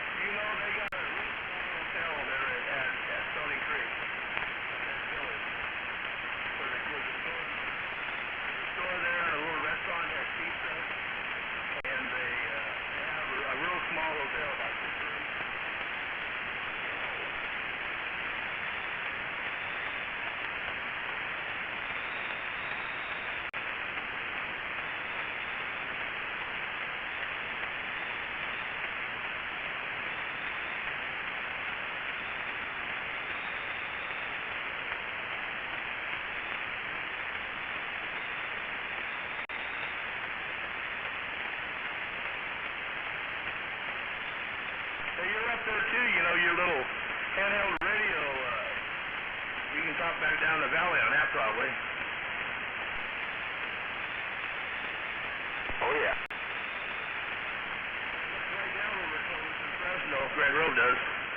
Sanger and Reedley and all that shit? That's what I'm talking about, Beetle Rock. No, I'm talking about Grand Grove. Grand Grove is farther to the north of a little bit more, about probably 75 miles to the north more. From Beetle Rock. It's not like Laurel Rock. You're way out in the north. There's a lookout over McKenzie Ridge that looks out over the ridge. We're down over Fresno and shit down there. Man, what's that lake called? Oh shit! I forgot now. That lake on the Kings River.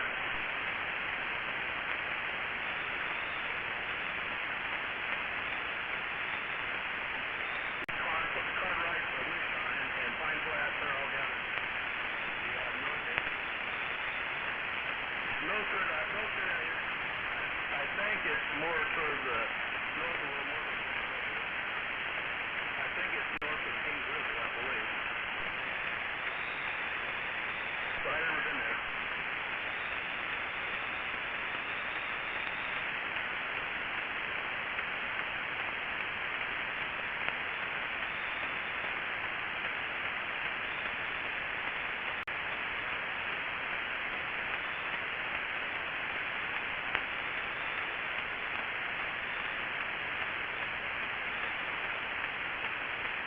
You know, I've never been up there, but I bet they have cabins up there somewhere.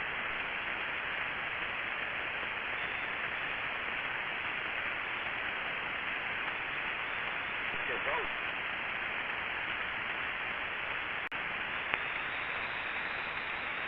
Tenfold.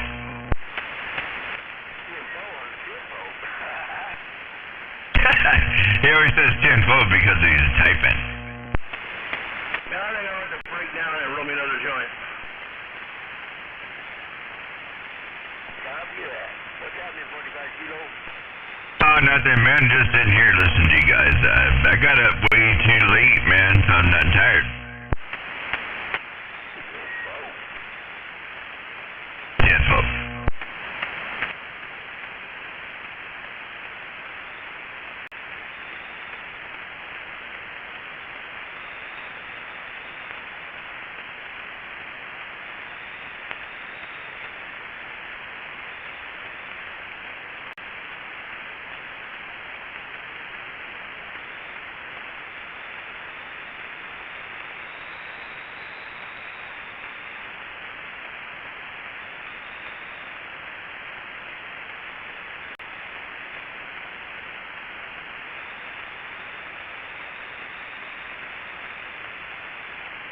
I think we're going to wind up with some kind of in and out conditions all night, man. I don't think it cuts out every once in a while, but, you know, it always comes back.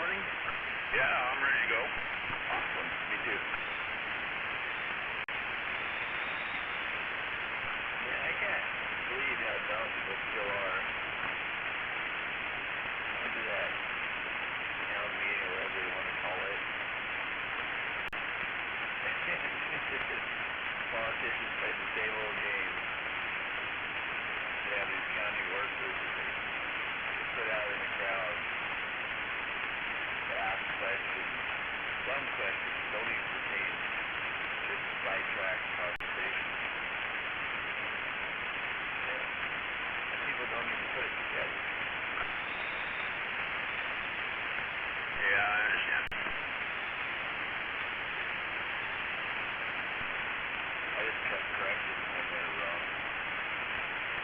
And all of a sudden people go, yeah.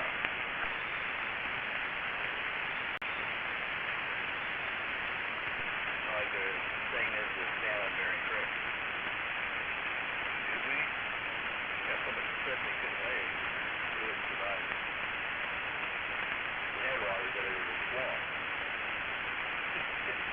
The only gravel there is the gravel that they put in there not too long ago after the Bible told them.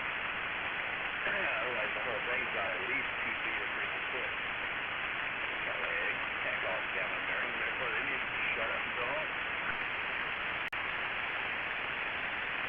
They don't lay eggs in silt or mud, that's for sure. Right. So then they turn around and change the story. Well, there's small fish that go up in there and eat.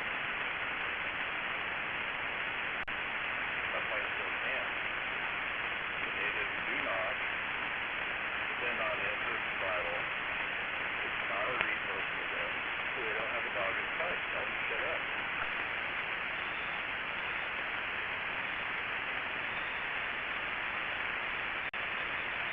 Which creek is this? Calling it Lower John's Creek Culvert. Got 2 names. John's Creek does have, get it? There is some way up. There's actually some real creek, but 90% of it just comes from swamp. So what's coming down here? And literally, I noticed I used to go out there and dig out the beaver dams, and there's 2 foot of cliff. Anywhere you go up through here, there's 2 foot of cliff. There ain't no egg gonna survive.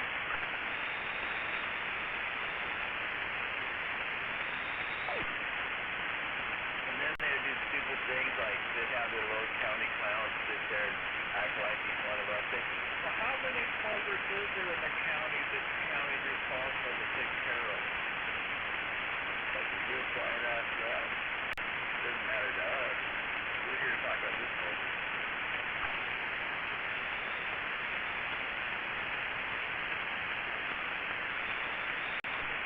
Then they didn't want to admit to Obama, hey, for all these bridges and culverts to be taken care of. His big thing in office is infrastructure. His big thing was he created all these jobs by doing infrastructure. He freaking printed tons of money doing infrastructure and gave it to state because they work on roads, bridges, blah, blah, blah. And there's a specific part of it that each state got a certain amount of money just for bridges. They didn't want to admit that. And afterwards, after it was just 3 of us standing in the circle, he admitted to it. He said that it was finally letting a little bit of the interest of that trickle out.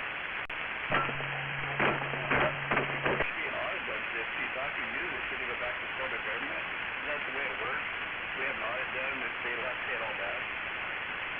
Well, yeah, I'll tell you what we want to do.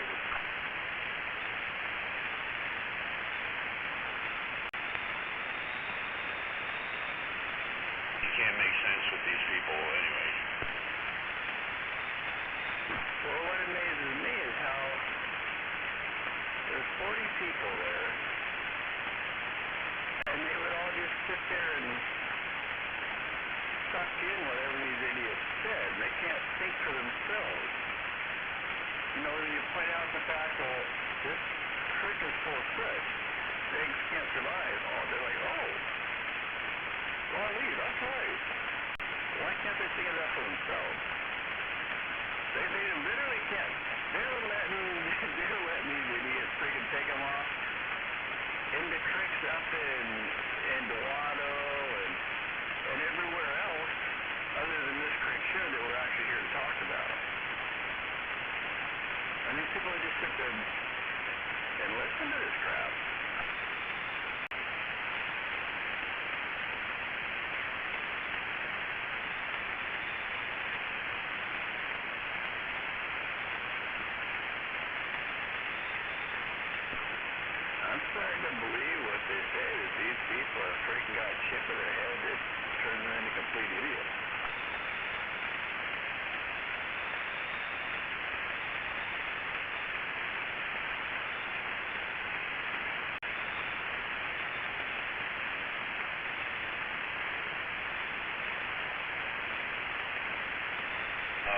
so much stupid shit that I'm pretty much I just accept that that's the way it is.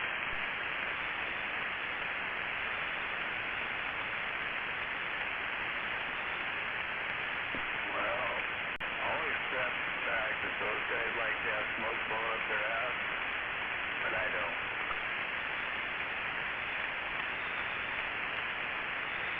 They're gonna talk to me, tell the truth, or shut the hell up. That's pretty much the way I say it. If they don't like it, I ain't there to be their friend anyway.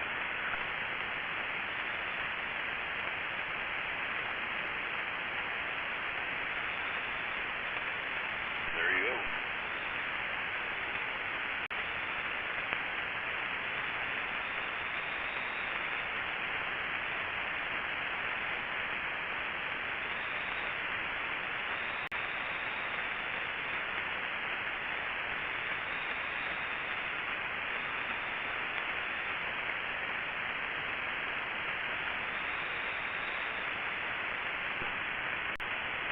I had one eastbound. I was talking about this intersection. They asked the question, so what do you think about these nice roads we made for you, these nice wide walkways alongside the streets and stuff? I spoke to him and he said, quite honestly, I was against it in the beginning, and I'm still against it for the same reason. And I go, let me remind you, I didn't want to see after riding around on the bicycle, and I'm still against it. I go, the reason why is just like I said in the very beginning, you widen these roads out, you flatten them out, and people are going to be doing 80 instead of the speed limit of 30. I go, it used to be we'd have one wreck a year down here at the intersection. Now there's at least once a month. It's to the point where the cops don't even come to them unless there's somebody injured. The cops do not even, you could call them and they don't even show up unless somebody's injured because they have to come to the ambulance. At least one a month now, and it's because they widened it, people are going too fast.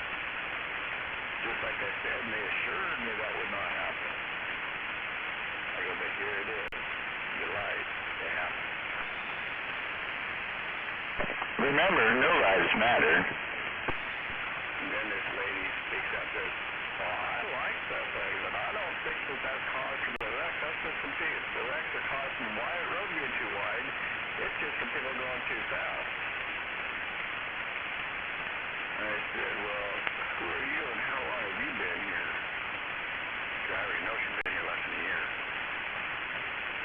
I go, I know this for a fact because I sat here and witnessed it. They did not go fast so you could just to the road. You might like this where you came from, but we don't like it here. On the ridges, guy. It's funny. Morning, guys.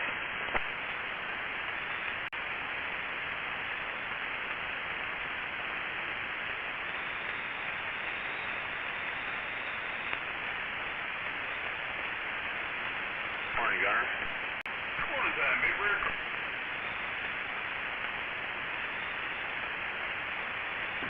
But it's a good thing I didn't go yesterday. I went through this stupid thing. Otherwise, all these brain dead idiots that sat there let the smoke get blown up their ass and not even think for themselves.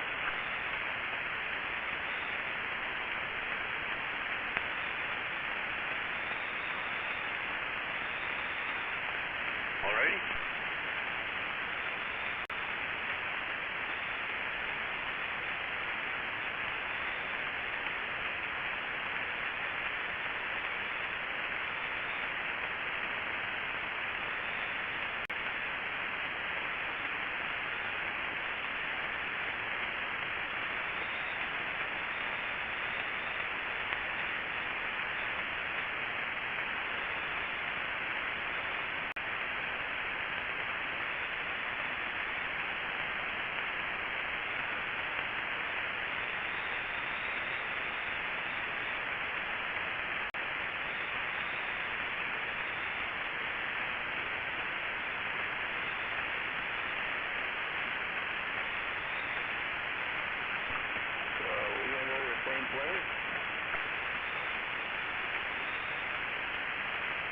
We're going to go to the park and we're going to hit the river early before the kooks show up down there, and then we're going to offload the bikes and cruise later in the morning.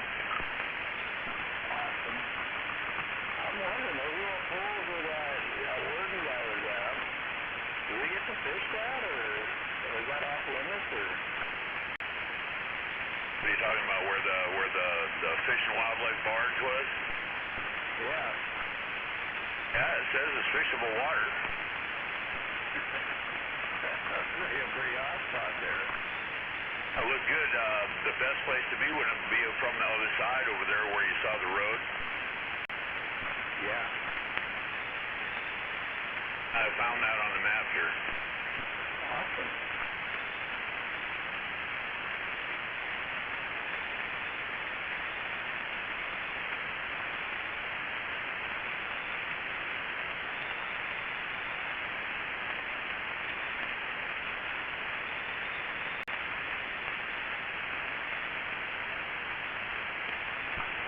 Good morning, Gunner, Sky.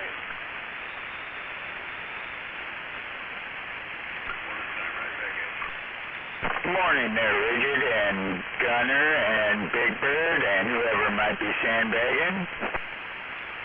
Morning, Sky.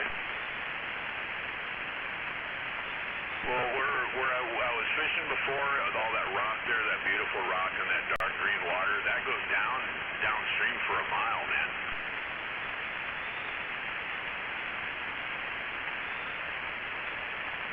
Like pools like that, there's just one after the other, after the other, after the other. It lasts about a mile. Dang, I'm like, we should be taking this taking yesterday and not even using the bike. Take your pontoon boats or kayaks or something. That's how I want to do a kayak one day. There's only a limited 2 fish, so, you know. You gotta take the first 2 you catch, or? It'll be over 14 inches long. Okay, so you can just throw them back, catch that one. Yeah. I got 2 gooders in like a half an hour, man. First off. Yeah, that's kind of what I was worried about the other day. You gotta take the first 2. That would suck.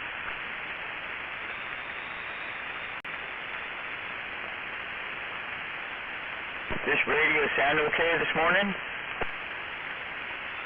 Yeah, sounds okay. Yeah. Cool, alright. Must be doing something right then over here. You make it back to the homestead? Yeah, we're in the motorhome parked in front of the trailer. So I'm running this radio through the trailer and the box in the trailer out to the antenna. Dang, whatever you're doing, working. I hear you really good now. I hear you do good there. Alright, well, this is all temporary. I have the RF bug, you know. I know you're still studying the hamster. Gerbil.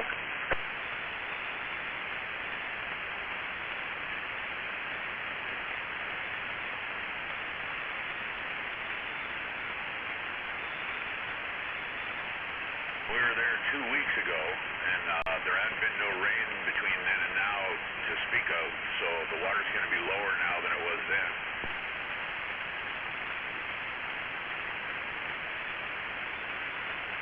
I would think there should be still some pretty good runoff from the ice, snow and whatnot. Snow's probably all gone up there for the most part. Probably just ice.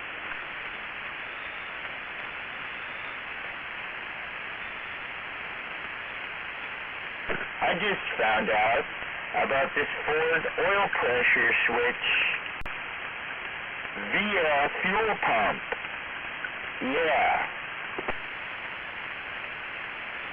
If your oil pressure switch doesn't work in a Ford, it won't turn your fuel pump on. Yeah. Safety mechanism, they started doing that a long time ago in a lot of vehicles.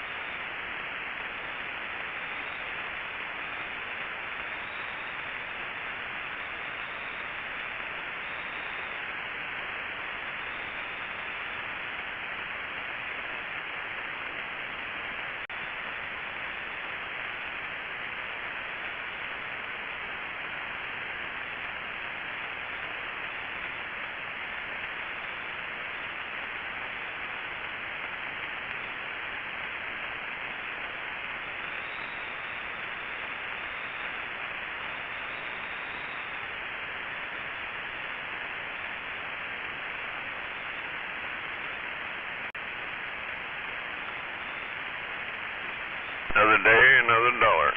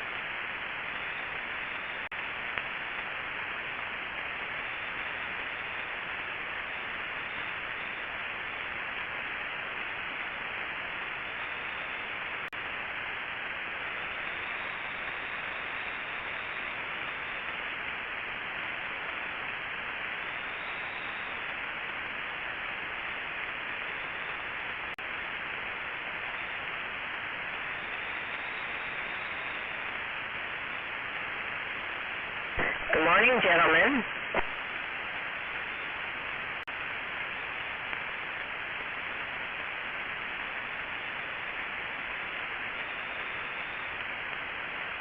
Good morning, gentlemen. Good morning. They're not jumping up too readily, are they? Good morning. Morning, brother. Morning, ladies.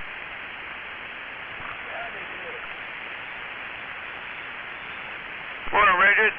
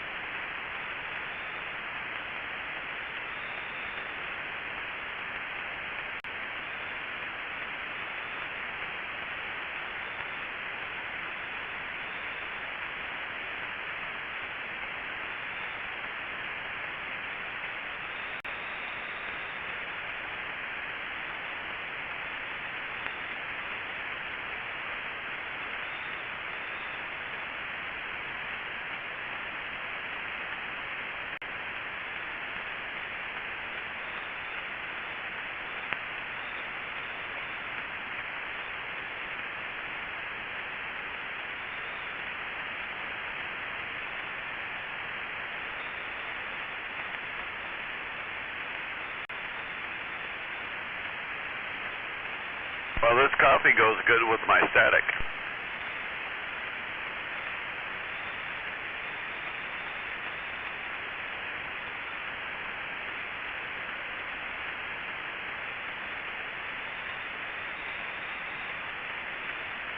The real question is will we have sunshine or will we have clouds?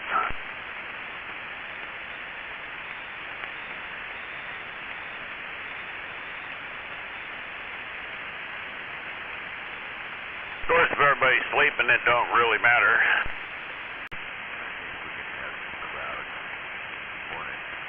Good morning. Yeah, I think we're going to have lots of clouds too, but it's nice and cool again like yesterday. Yeah, not too bad. I went to bed with the doors open, and I woke up with the doors open.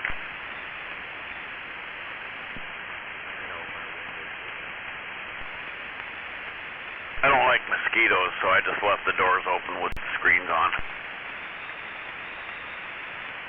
Hope you didn't get munched on while you were sleeping.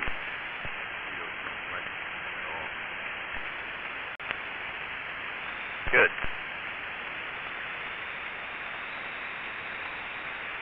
How are we doing on this bright, shiny, cloudy morning?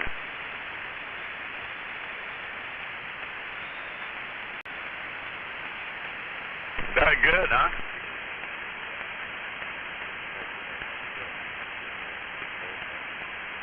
You got to get that audio to pick up. I've turned you up twice now. No, I just need to be talking more into my radio. A little bit more. Thank you. Well, I like to hold it back there a bit, you know, so I'm not slobbering on it. Yeah, I don't think you're slobbering. You could be wrong, but now I'm getting ready for that.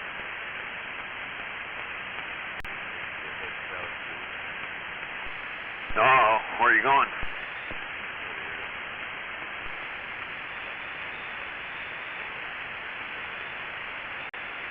When you leaving? I got a couple months left. Middle of October.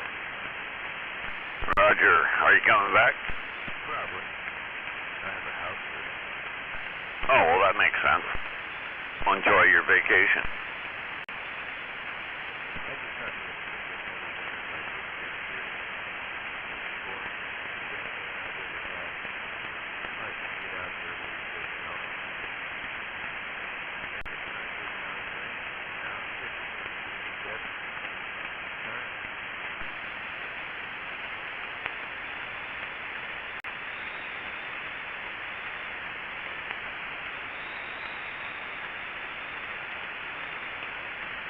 Well, I'm hoping to do a little traveling this summer myself, but I don't know if that's going to happen.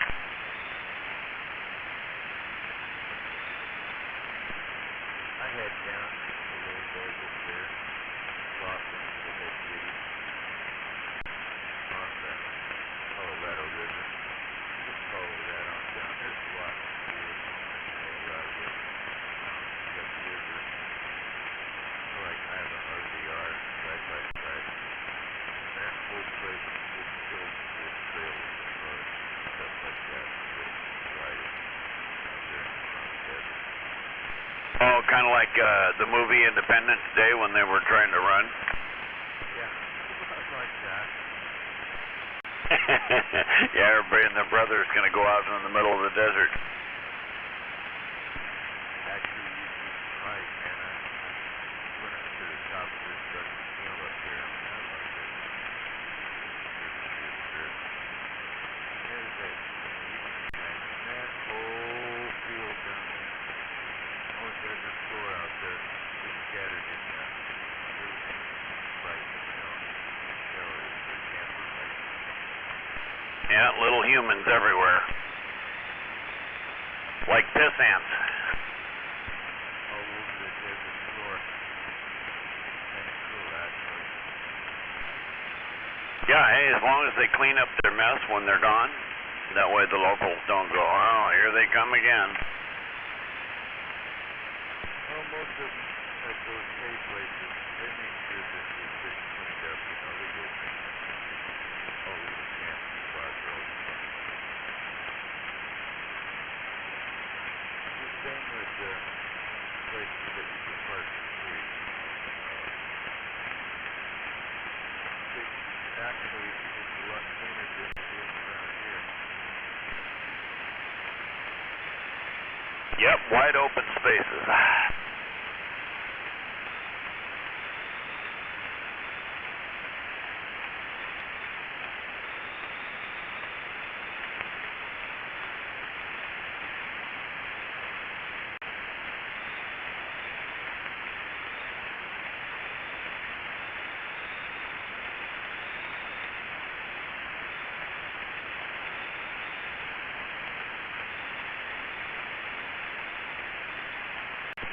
But I don't know, I'm thinking maybe this year I'm going to be getting an apartment, a little studio apartment.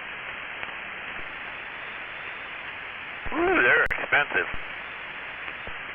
Yeah, but be worth it, you know. Not really, not like around here, man. You can get a real nice studio apartment for $400 a month. You can get pay 3 times that around here. Oh yeah, those days are long gone. Yeah, not very well. It still happens. Oh, good deal.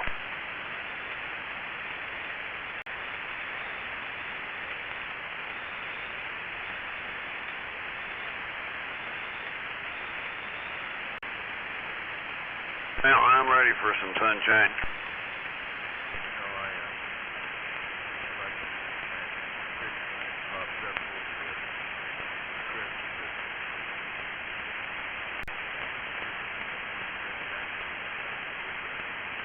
Being out on that desert floor, you can see a lot more.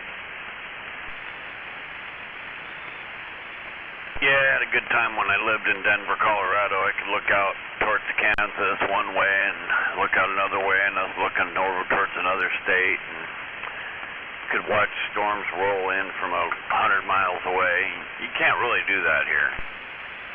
No, what years were you in Denver? I was in Denver too. 1980 to 1982.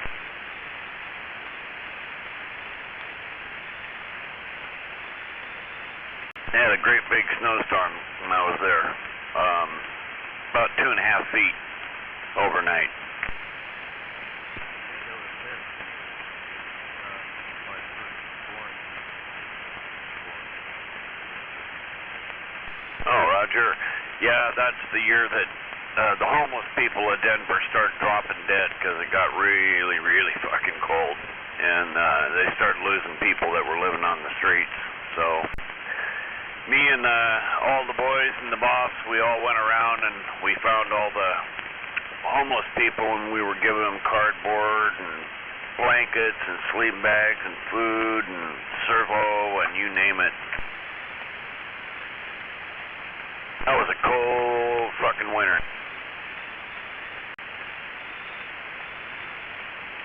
know I spent a couple cold winters there. One of those winters, man, like you said, it just snowed overnight.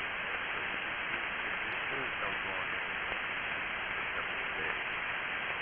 So it shut down. Yeah, when the airport shuts down in Denver, you know that the snow has impacted the city.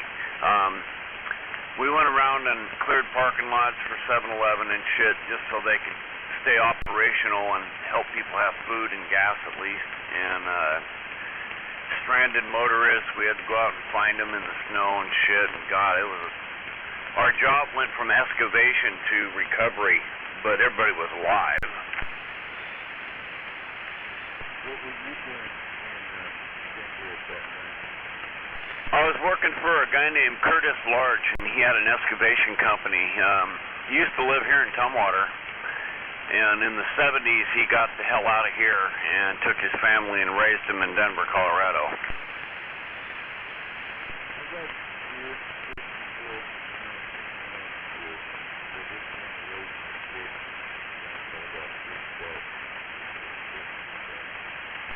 Oh yeah, Yeah, I remember when that mountain blew up. I went to Colorado right after that. Well, I was always doing work that was, you get close to be a contractor.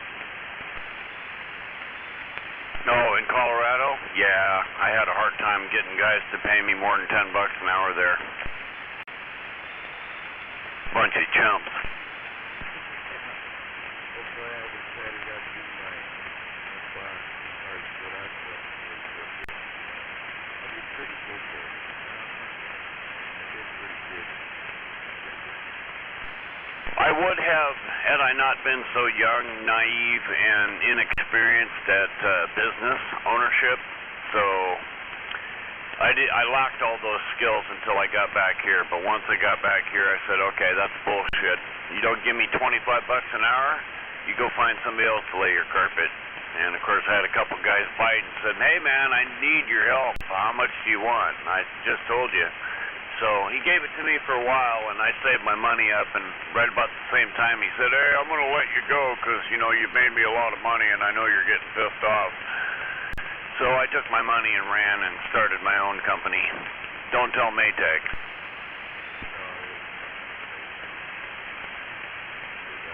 I was just curious because, you've been there and you've been there, but you know what, at the same time, I was there too. Why I had to get out and work because I was there. Might have even ran into each other. I worked for about 6 different carpet layers during the 2 years I was there, and I also worked for a company that was installing chimney pipe in all the apartments, and some of these apartments were like 8 and 10 stories, and we'd have to go in there when they got the shell built and put all the pipe in.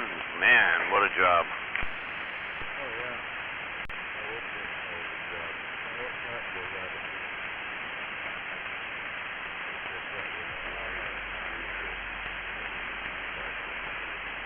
Oh yeah, I learned a lot of stuff, and you know, of course, over there, they're cutthroat, man. Those guys, they don't play games.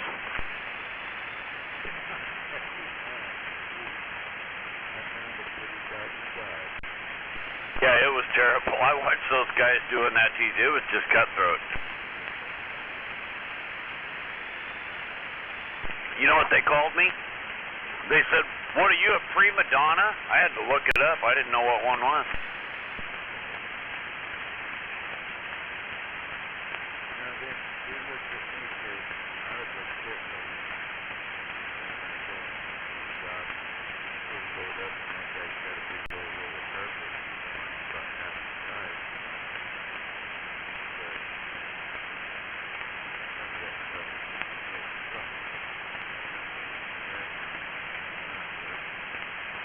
Yes, I do.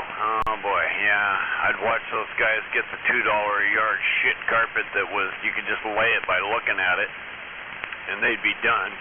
And they'd get 1,000 yards of this crap, and of course they got 10 Mexicans working for them, so I think, oh man, now I know what's going on here. And I'd get the Berber. Yeah, a whole great big ass roll of it, and the ugly Berber too, which right out ugly looking Berber. Yeah, this is the shit that you could sharpen your knife 10 times, and you're still going to sharpen your knife 10 more times. Just to make a cut.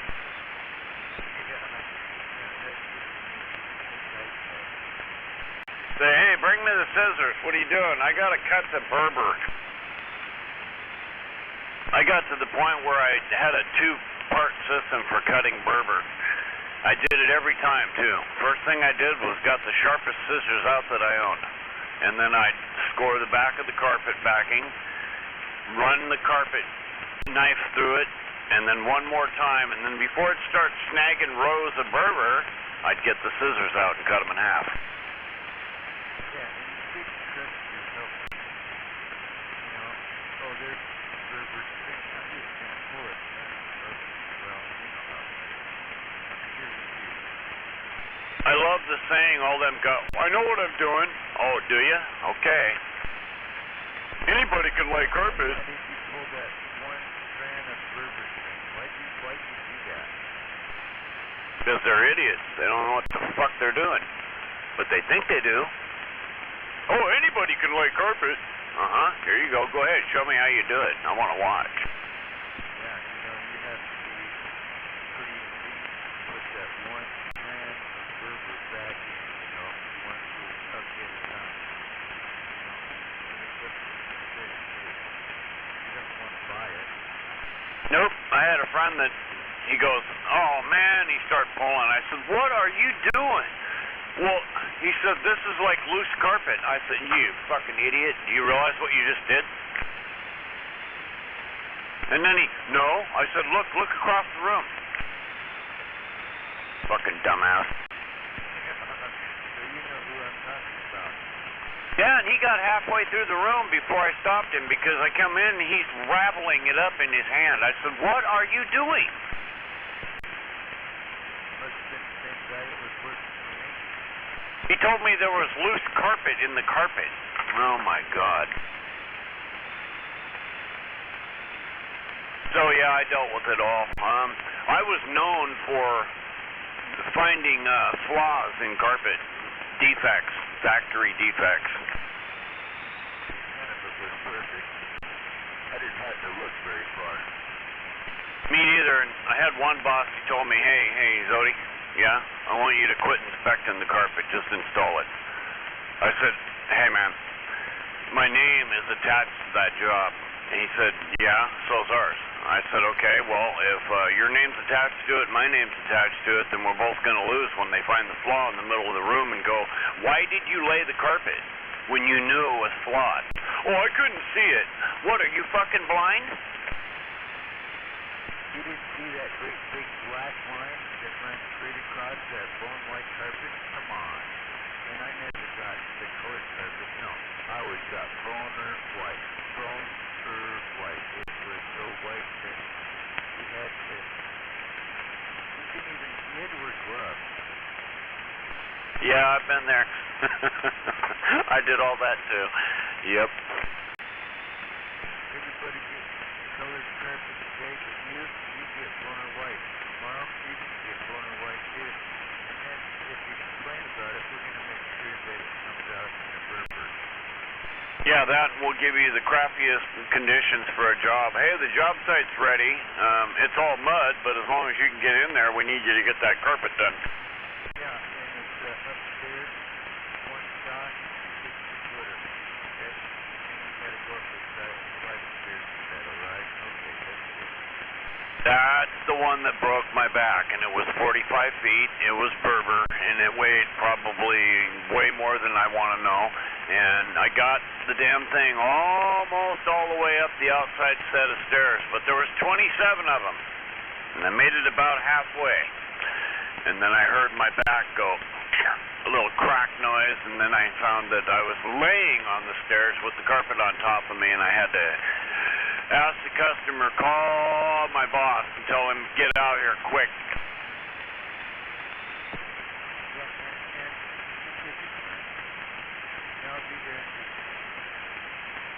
Yeah, by the time he got there, I got the roll off of me, and I drug it a little bit further up the stairs. But when he did show up, he said, I told you you can't keep working alone. I said, well, I'm gonna, and you need to give me smaller carpets. Yeah. Oh, it's going in 60-footer. Okay. But, it's 1 feet. Yeah, and it weighs 10 times me. That was my last job. That's what... You know what? I don't want to do this anymore. I did a Berber. I had drug it across down. It wore the back right off it. I laid it in and I didn't give a rip at that point. But that's what cured my ass. I had that big pill, Berber pill. Cured me. Yep, that'll do it every time. I had one job that I helped my dad with, and he says, hey, can you come out here and take a look at this carpet? I don't think this shit's worth laying. I said, yeah, I'll come out and take a look. So I got out there, and it was delaminated. The backing was completely delaminating. You could take the jute and literally just peel it right off the back of the carpet. So I said, well, let's get the latex, and let's redo it. He goes, how? I said, well, let's just get a bucket of latex and we'll spread it out across it, and I'll take a paint roller and we'll spread it out and put the glue in the netting and let it dry. And it worked, but I wouldn't recommend that. No, I wouldn't either. I'd say bring it back. Slide. Yeah, my dad said, I need the money and I need it now. And he said, I need this carpet laid. Can we do it? I said, yeah, we can do it. But I did it professionally. Yeah. But what really got me through the years, though, is the changing of the backing of the carpet, you know. Nowadays, it's really soft. I've done hardly one or six bricks at first. Yeah, there was a lot of, I switched over to the infrared seaming iron at that point for the soft back carpets. I didn't like it. I liked the technology, but I didn't like the prices. I paid $300 for the iron at the time, and which, you know, as well as I do, you could have bought 2 Roberts irons for that price. And the tape was about 3 times more than normal seam tape, so it was going to be expensive to run that. So the store I worked for, they made a deal with me that if I did all their Berbers and their softbacks with that tape, they'd pay for it. So while I was there, they did that, but it cost them. Yeah, I had a hard time walking over it. You know, I really did like that carpet. It was definitely laying. Yeah, and it lays good on stairs too. The softback carpet, I had a boss, oh, it's easy. I said, yeah, you're only kicking it halfway. No, I'm not. I said, yeah, you are, because this shit won't stretch. Oh, it stretches. You might get a year out of it, and then you got all the sanding that ring, stretches the crap out of it, you know. But it stretches up. Yeah, some of it was just made so stiff it didn't have the ability to stretch, and then there was the normal stuff that did. So, but everybody was buying the real expensive, you know, $30 a yard Berber is now probably $45, $50 now. My first Berber job, I was ridiculous. They didn't have to stretch it. I had to go back and stretch about 6 inches out of it. But hey, I got paid. We had one that had, it looked like a bunch of triangles in the carpet, and it was a double wide room, so we're putting 24 feet of carpet together to make one rug. And about 6 feet in, almost halfway, in every cut was this triangle. And every 3 feet, the triangle would repeat itself. But it was a standout of the carpet triangle. So my boss goes, can we stretch this out? I said, well, if we do, we're going to have to pre-stretch it, then put the seams together, and we're both going to have to work the kickers at the same time while we seam it. And the customer watched us do this, and she said, you know what, if you guys can make that work, I'll accept it. And we said, yeah? She goes, yep, I'll accept it if you can make it work. And we did.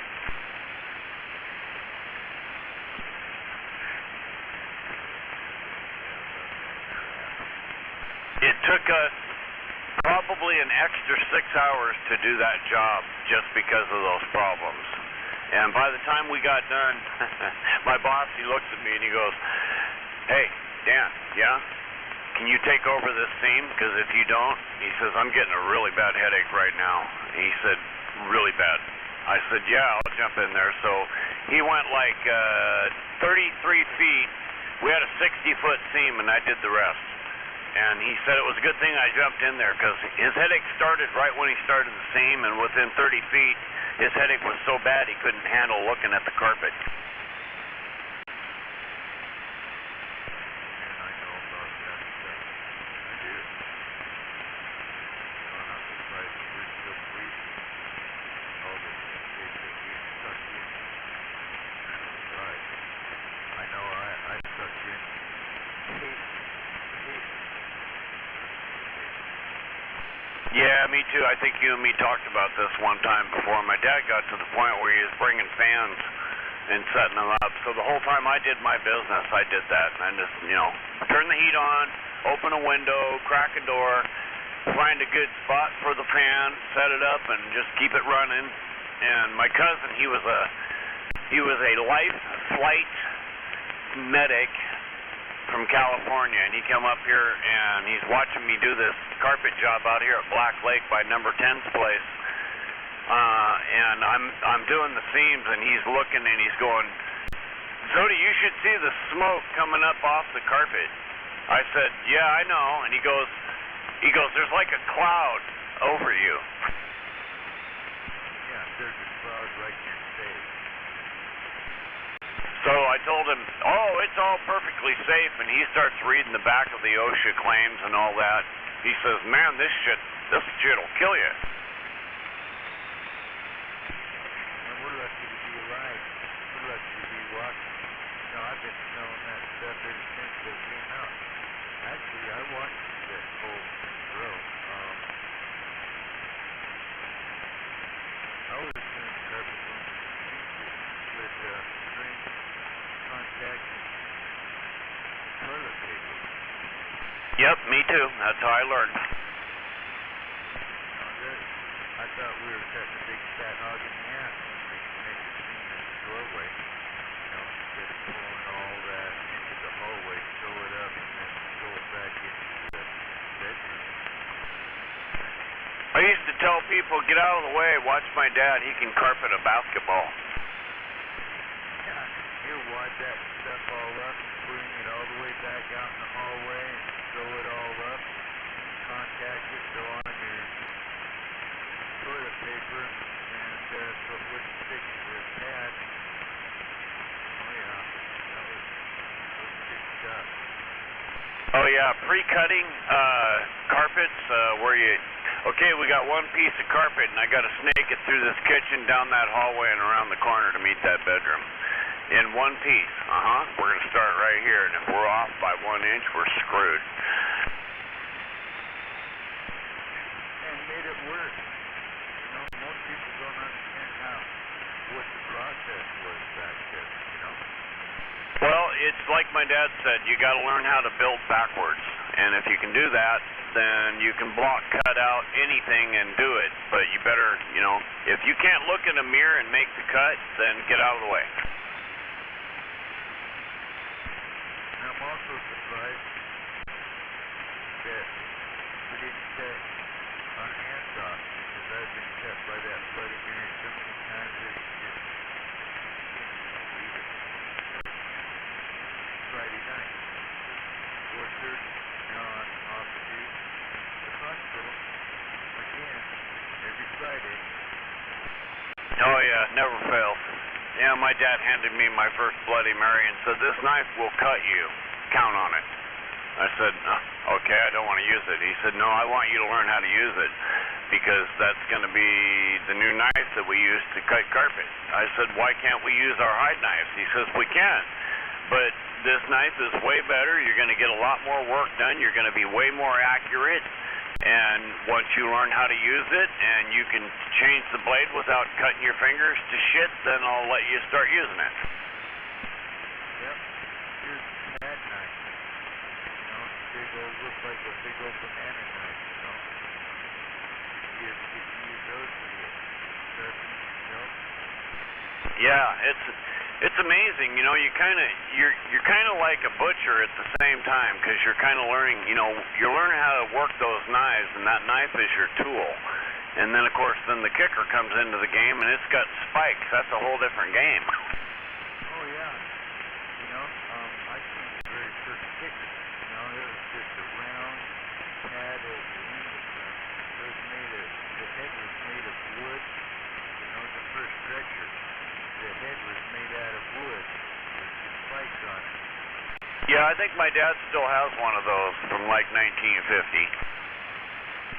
I always liked the handle that busted off. That one of those handles busted off. That was the best fucking club ever had. I'll tell you right now.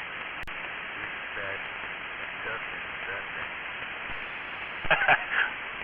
I got cornered by a great big guy in my van, and he says, I'm going to kick your ass. And I said, you are twice my size. Don't you touch me. Don't you come in the back of my van. If you come in the back of this van, I'm going to take this kicker and I'm going to shove it in your face.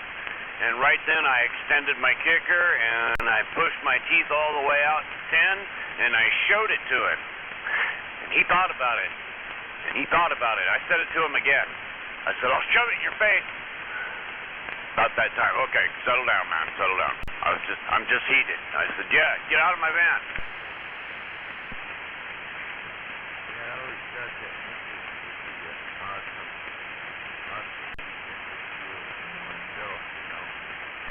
It would be. I don't care.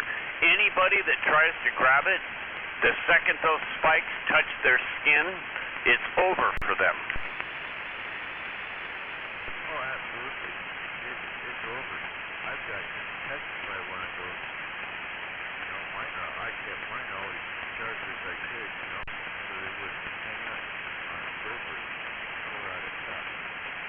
Oh yeah, I had to inspect my teeth every time I used my kicker. My dad made the rules, and so I had to abide by them at least while I was working for him. So those habits turned into procedure for me in my business, and people would watch and go, wow, you really know what you're doing.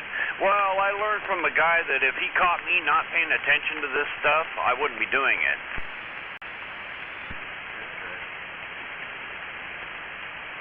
I loved it every time I went and got a brand new toolbox. That one pretty good. And every time they see this brand new toolbox, oh, how long have you been doing this? Oh, about 15 minutes. Now every time you got here, how much is the toolbox? Yeah, tell him that you're brand new. What did you call me, Dad? He's an apprentice. Yeah. What did you call me as you whacking carpet? Uh-huh. Yeah, I was 16 when I started laying carpet officially, and by 18 he had made me journeyman level. Yeah, I grew up with it, you know. My dad, he would only buy it. He wouldn't buy no babysitter. He would just say, no, you're going to work with, you know. At that time in your life, I was thinking, hey, how cool is that? I get to go to work with Dad, but I didn't realize that, you know, I was making thousands of dollars. Yeah, me too. I felt like I was a slave to my dad. I still do, even when I look back now. But he did teach me just about everything I know, and I got to admit that. Yeah, mine too. My dad always had his hands in a lot of different things, whether he knew how to do it or not. And my dad said, I'm a jock off of all trades. What are you going to do for a living? My dad told me there's two kinds of people out there, ones that work with their hands and ones that work with their head. And apparently your head's not going to work.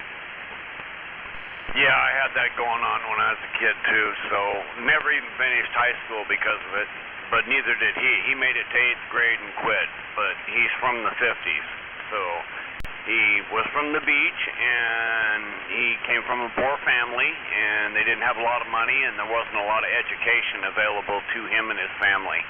So half the family got smart, and half of them just got labor smart, hands smart, just like you just said.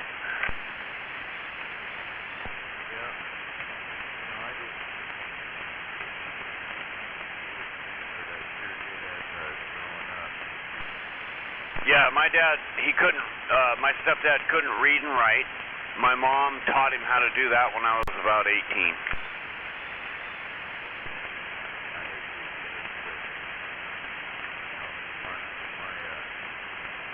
My education, I spent most of my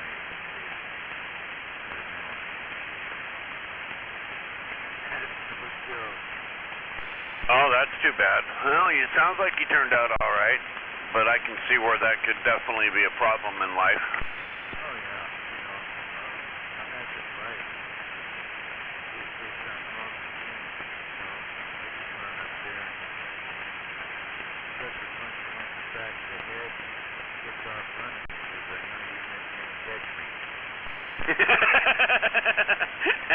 Hey, see that guy over there with the blue hat? Yeah.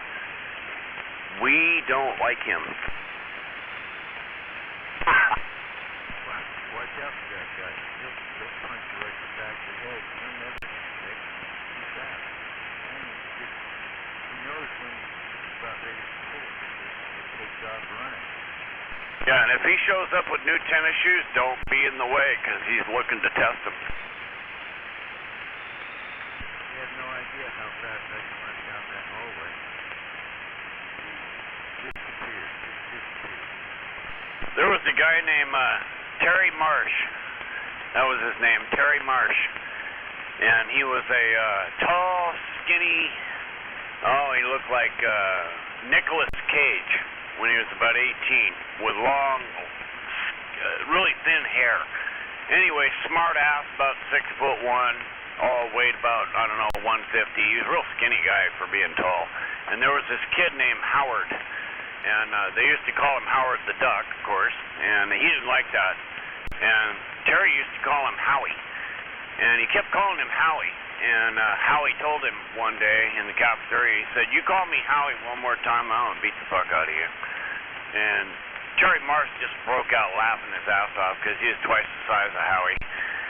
Howie beat the living shit out of Terry Marsh that day. I never seen a little guy beat the fuck out of a big guy so fast and so accurately and so well. It was impressive to watch him. He was up and down Terry Marsh like there was no tomorrow. And when he got done, he didn't have any bruises on him, but Terry Marsh was covered in blood. And they both got up off the ground, and Terry Marsh reached out and said, "Man, you're the toughest little fucker I ever fought in my life," and he shook his hand. Sounds about right, you know. Most of my best friends in school had to fight him for it. Yeah, see, and I came from that era too, but I was a little guy, so I tried to avoid getting my ass kicked, and I'd watch, all these different guys getting fights, and so I knew, hey, yeah, you don't need to get punched around. I always knew I was faster than them. You're not going to catch me, because when you're scared, you can run twice as fast. Yeah, but you got to start doing it right now. That's right.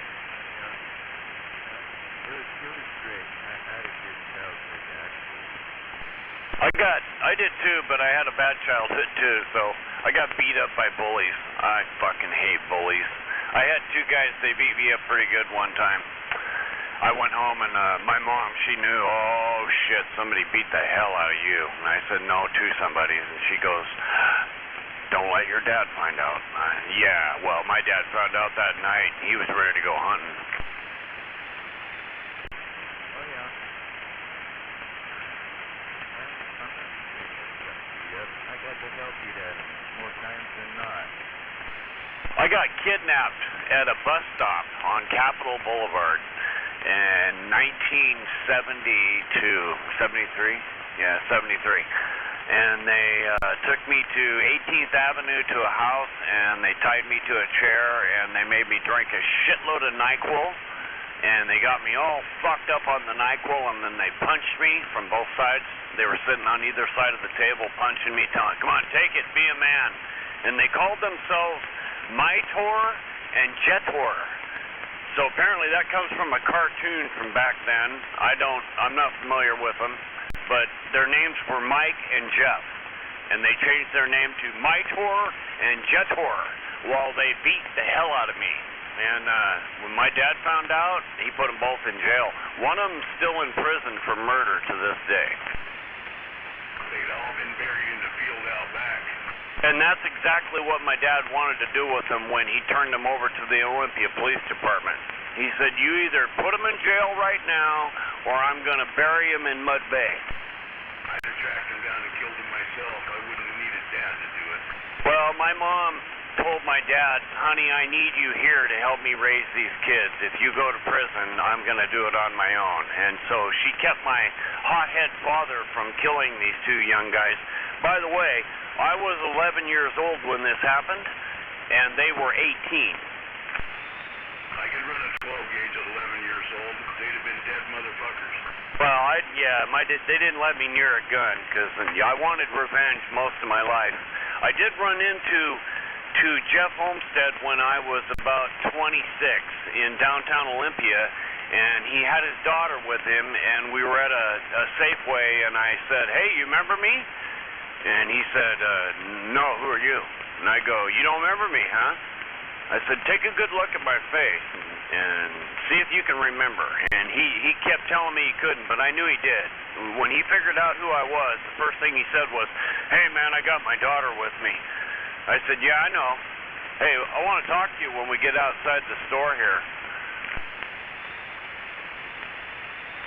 Of course, he split, and he didn't want no trouble, but I scared the hell out of that guy that day. I was pretty scared myself because I remember getting beat up by him.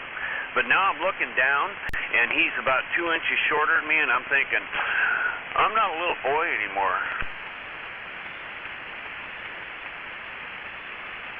But the manager was there, and he was asking, "Hey, is everything okay? No trouble gonna start here?" And we're like, no trouble's gonna start here. And I knew, be careful, you're gonna go to jail, Dan.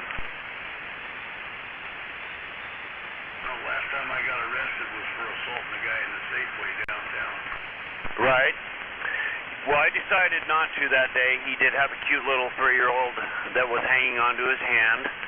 And she looked scared for Daddy, I could tell, and so I knew, Dan, don't do this, just fucking walk away.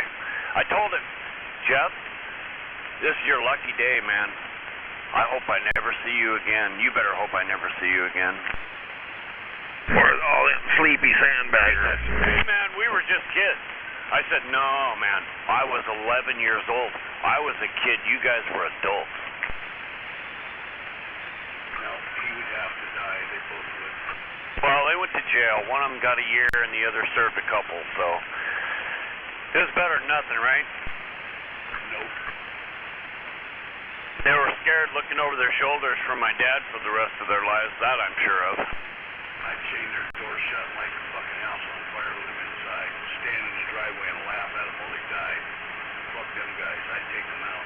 Yeah, see, Gunner, I'm like that in my mind, and so you're going to get me in trouble because I got a list of people that are on that list, and I'm still alive.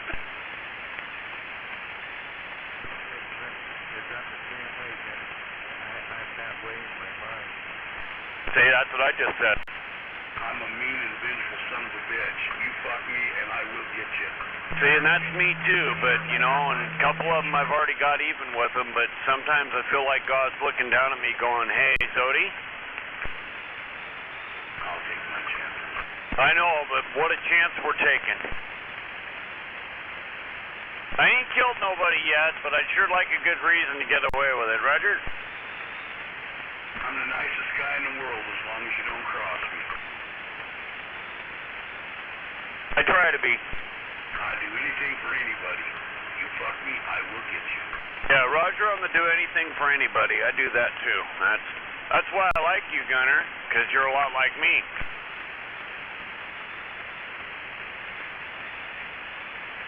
Your other brother is that way too.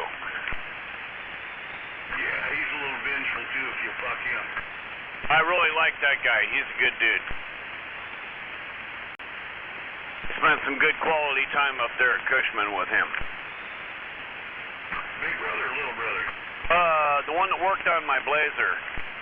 That would be big brother. Yeah, he's an awesome guy. The little brother's Mountain Man. Oh, Roger that. Yeah, I've known, well, that's how I met your older brother, was through Mountain Man. He came to your house, but you weren't home. You were working. That used to be pretty common. I'm home a lot now. I didn't used to be, though. Yeah, we tried stopping by like 3 different times, and he said, "Yeah, my brother's pretty busy. He's a mechanic, like my other brother." I said, "Oh." He said, "He builds transmissions." Yeah, that was back in the 100-hour-a-week work weeks, Oh, yeah, I remember. You were like up at 2, 3 o'clock and gone by 4. Something like that. Yeah, up at 4, gone by 5, yeah. Yeah, and then you'd like get there before they'd even open the shop.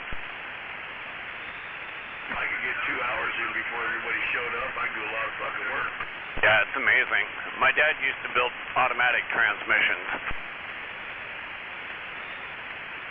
Well, that's all I've done since '86. Yeah, I used to see my dad tear them apart in the garage, and I'd come out there and he'd go, "Come here, take a look at that. You think you could put that together?" "Are you kidding?" He said, "No, I just tore it apart." He said, "But I'm tired. Can you put it back together?" "No." He said, "Well, then you got a lot to learn." So I stood around and I watched him do a lot of different things. He taught me a great number of mechanic skills and body and fender stuff and plumbing and everything but electrical. Yeah, my old man was a jack of all trades for sure. Yeah, mine too. He's still doing it. He's 81, and that guy just got done doing a roof down in Shelton. I couldn't believe it. Yeah, we lost mine about 6 years ago. Oh, sorry for your loss. My natural father, he died when I was 49, and so I've had my stepdad the whole time though, so I had 2 dads. He would be 90 in March, so he was getting up there. He did a couple of heart problems, did 2 rounds of fucking cancer, and yeah, he just took its toll eventually. Oh, I hate that part. Men and women work hard all their lives, and they're nice and healthy, and then at the end they suffer all kinds of terrible ailments, and then they die. And it doesn't seem very fair to me. He did the chemo and radiation the second time around for skin cancer on his face, and they fucked his eye up, and he got a fungus infection in his eye. They ended up taking his eye out, and once they took his eye, he just gave up. He didn't want to live anymore. Oh, damn. I always wondered what it'd be like to live with one eye. I see like movies and shit and different people. I had a friend that was blind, and he was blind half of his life. So for the first 30 years of his life he could see, and then for the next 40 years he couldn't. Yeah, he didn't make it a month after they took his eye. He just gave up. Wow. Well, by then he was an older guy, right? Yeah, he was 83 when he died. Yeah, so, yeah, that sucks. Work that hard and have a great life and then have problems on the way out. I just think it's not fair. Well, he'd been disabled since '85.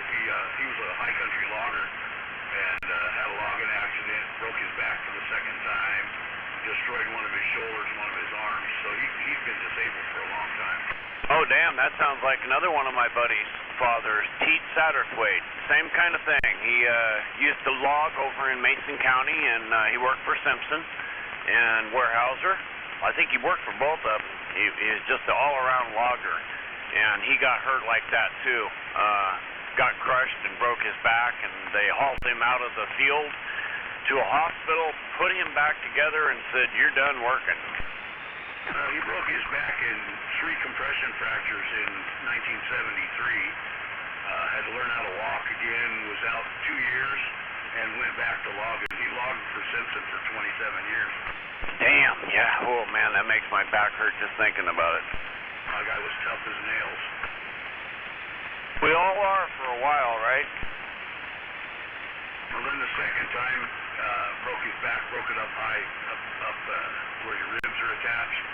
Broke 3 or 4 vertebrae up there, and basically put his elbow into his armpit and destroyed his shoulder. Oh, Jesus. Ow. Oh, it was fucking nasty.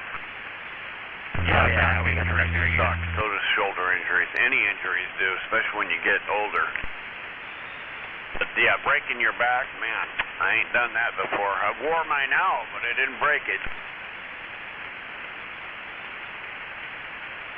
Surprising tears because when that guy in the front decided he was going to drop his into the carpet on the ground. Yeah, that's the funny part. I'd be right through the concrete. No. I won't make it through one way or another. Were you watching when that happened? Could have been the guy in the front. Oh my God, I've had so many people let carpet go before they said anything. I got my hand crushed that way.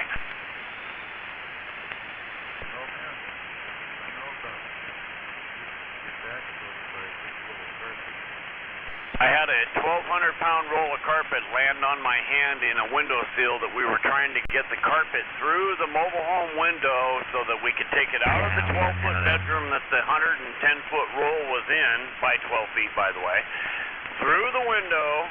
We had to take the window out, the actual window out of the frame, set it down off to the side, and then we start scooting the carpet through. And I told everybody outside, if you guys got to let go, you yell before you let go. And, of course, one guy, he didn't say a word. He just, I couldn't take the weight anymore.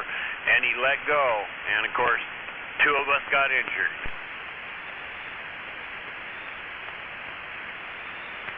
You know how you grab another guy's wrist and he grabs yours and you become a brace? Never give him a break. Okay, so here we are. There's 5 of us, and 3 of us are outside. We're all 5 inside until we get the carpet about 6 feet out. Don't ever do that. You don't want to. I'm sure you 3 guys run outside and get to the carpet. It's about 4 feet lower than where we are. So now we got to tip it down to them. They grab a hold of it. Hey, the homeless are scurrying about. Right, and of course we start scooting it out some more, and that's when he let go.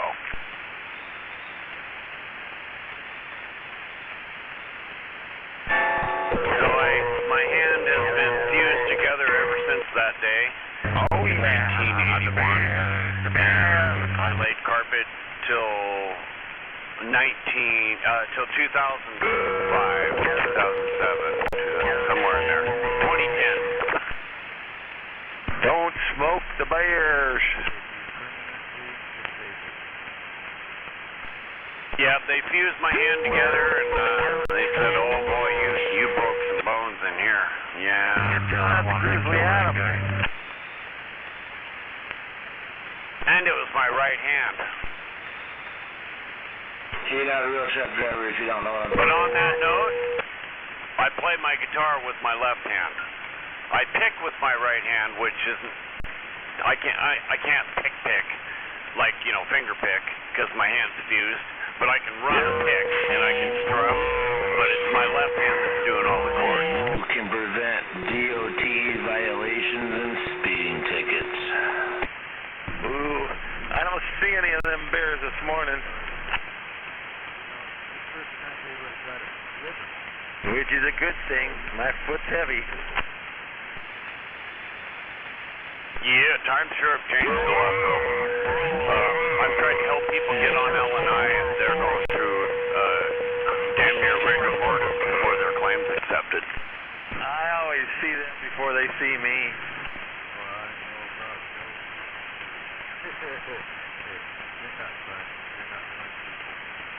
No, they're not. I have a friend that used to be a claims adjudicator, and yeah, I've had a few injuries in my day from carpet. I damn near broke my neck picking up a carpet one day, putting it on my back. You know how you bend the carpet in half and then you stand it up, and then you grab the bent part, which is now in the air, and you put it on your back and you start walking. Well, I went to start walking and I hear a snap.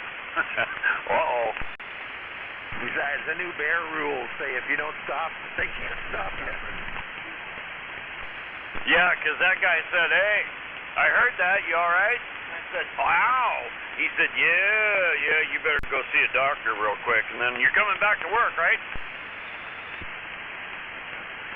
And that's the bare truth.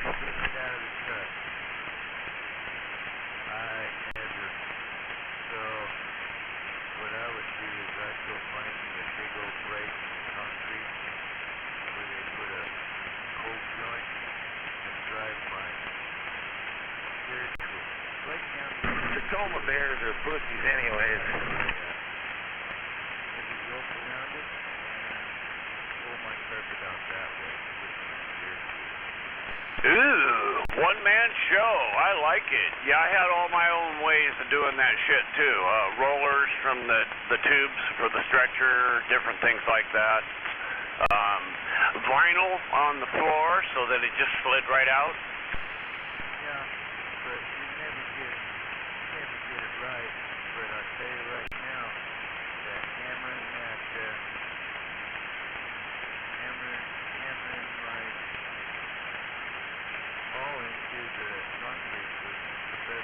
whatever.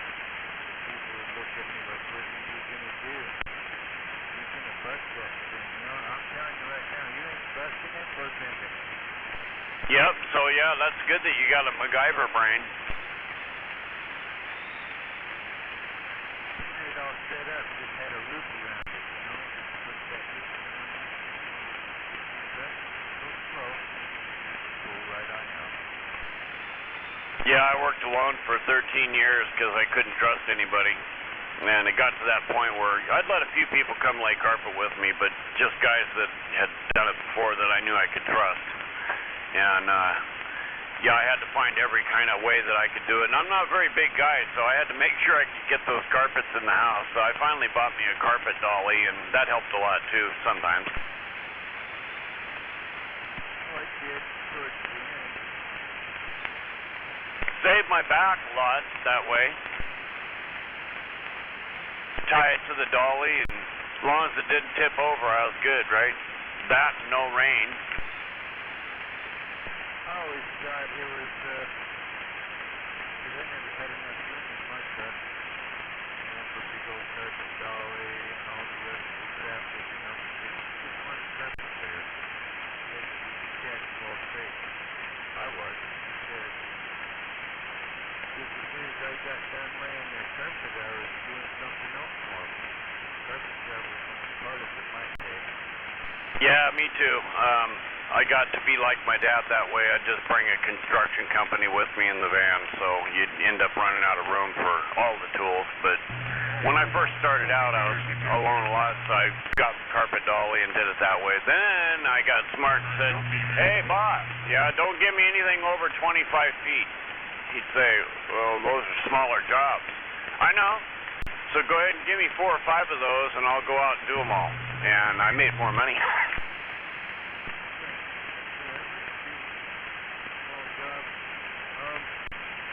My boy was raised in the field. Good. So if he doesn't go anymore, he's got a job. Right on. Yeah, carpet's fun to do for a while. It'll keep you in good shape. It'll help you lose weight. It'll get your lungs moving and keep your heart pumping. And but it'll wear your ass out. Well, I'm glad I don't have to do that anymore. I really am. I'm glad I don't have to put in any more floors. I don't crawl around on my hands and knees. You know, it's not right when you're feeling like crawling around in my hands and knees is easier than walking. That and the money now is fantastic. All the carpet layers I know are making bank. Every damn one of them. They're all doing over $150,000 a year. So, and they got other people doing the work. So they're doing it right, and they're making a lot of money. But they also have to put up with all the traffic, all the bullshit, all the increases of cost of everything. And then they got to still pay their taxes and all that shit. So I don't know if being in business is... I did it all. I was my own accountant. I was my own bookkeeper, my own warehouseman, my own delivery driver, my installer, the salesman. I was all of it. And after a while, it really gets to you to do all that. Oh, yeah, it does. What do they get in the yard nowadays? $8 to $16.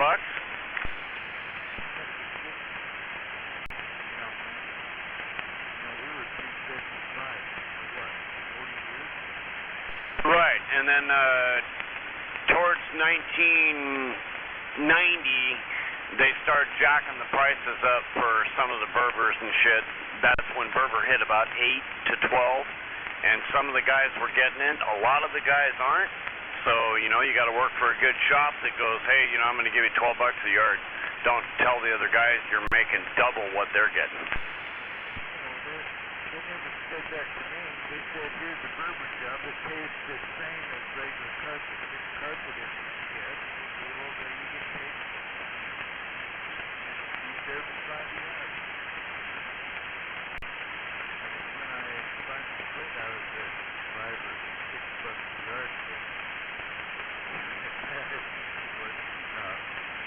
Right, and yeah, depending on who you're working for, my dad would stay out of shops because they didn't want to give him the money, so he went on his own, and he only worked for one shop, I worked for 3 different shops that he refused to work for, and they paid that money.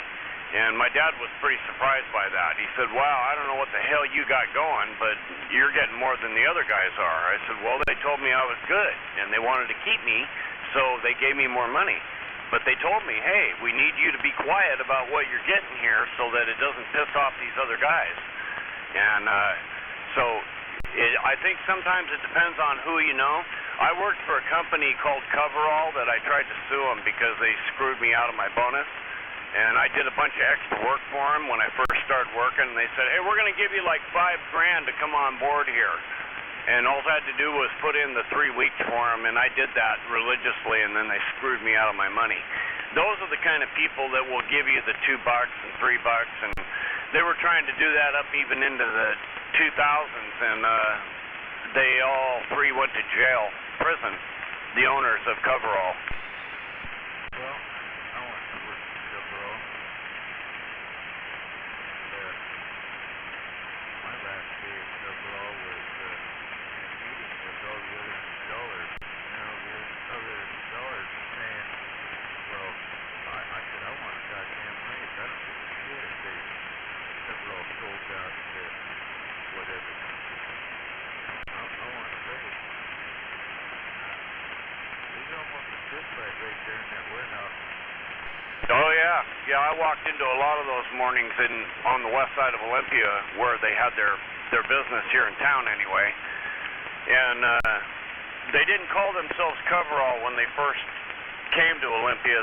They just said they were subcontracting for Coverall. Then it turned out they were really Coverall, and they were just deceptive practices, and they were ripping off employees all the way from here to Colorado. To the tune of like 2,500 carpet layers were getting ripped off when the IRS found out about it. Yeah, well, maybe that's where I met you, Zodiac. At Coverall. Totally possible. Yeah, I've known so many carpet layers, it's not funny. There'd be like, some shops that have 20 and 30 guys standing there every morning for work. So, I was standing there with them. Yeah, well, I think it's good with you. I know that. I swear I know you. Roger. You know a guy named Duffy?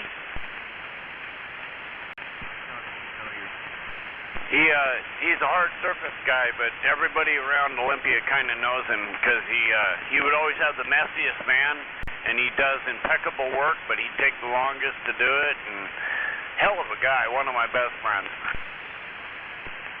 Yeah, and after I got out of it, I pretty much tried to forget, now that I'm done, I tried to forget all those people. They were nice people. I met a lot of good people like you Coverall there. Yeah, I had a supervisor there. I can't remember his name now. He was the only guy at Coverall that I liked. He's the guy that got me to go work for him and try it out. He's the one that said, hey, man, we're going to give you like $5,000 if you put 3 weeks in for us. I'm like, okay, go sign here. So I did. And anyway, he was the only guy I liked, and I told him, I said, hey, I'm going to quit. And he comes walking out. Nobody likes a quitter, Dan.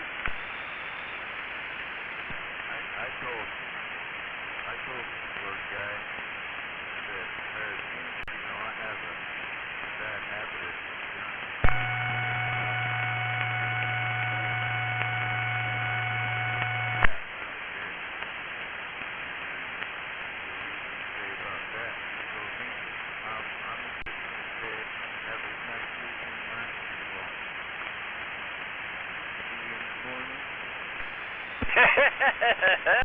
That's how you handle human relations. All right, go smoke a joint. We'll see you tomorrow.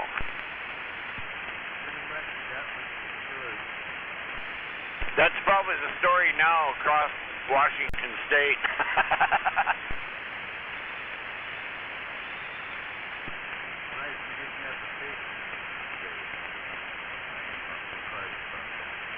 I had a friend that all his safety meetings involved a 6-pack of beer, and they'd sit there after they'd take like breaks. I guess they called them. And they'd drink a six-pack between the two of them, and then they'd go back and paint some more.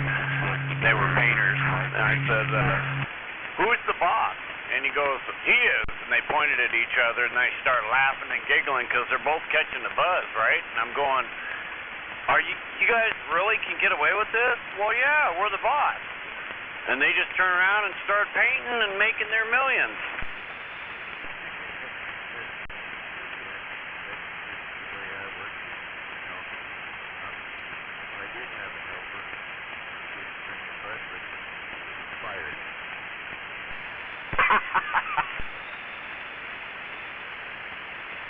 Yeah, I had some buddies that I could not function on alcohol and lay carpet. No way, no how. Let alone paint a wall and stay coherent. And these guys would do it all day because they drank beer from the minute they got up till they went to bed probably. You know, they're kind of like Beavis. Beavis parties in the evening. These guys partied all day and in the evening. Well, I didn't drink and play with knives. I mean, let me tell you, I tried it, and every time I got drunk, I cut myself. I was making way too.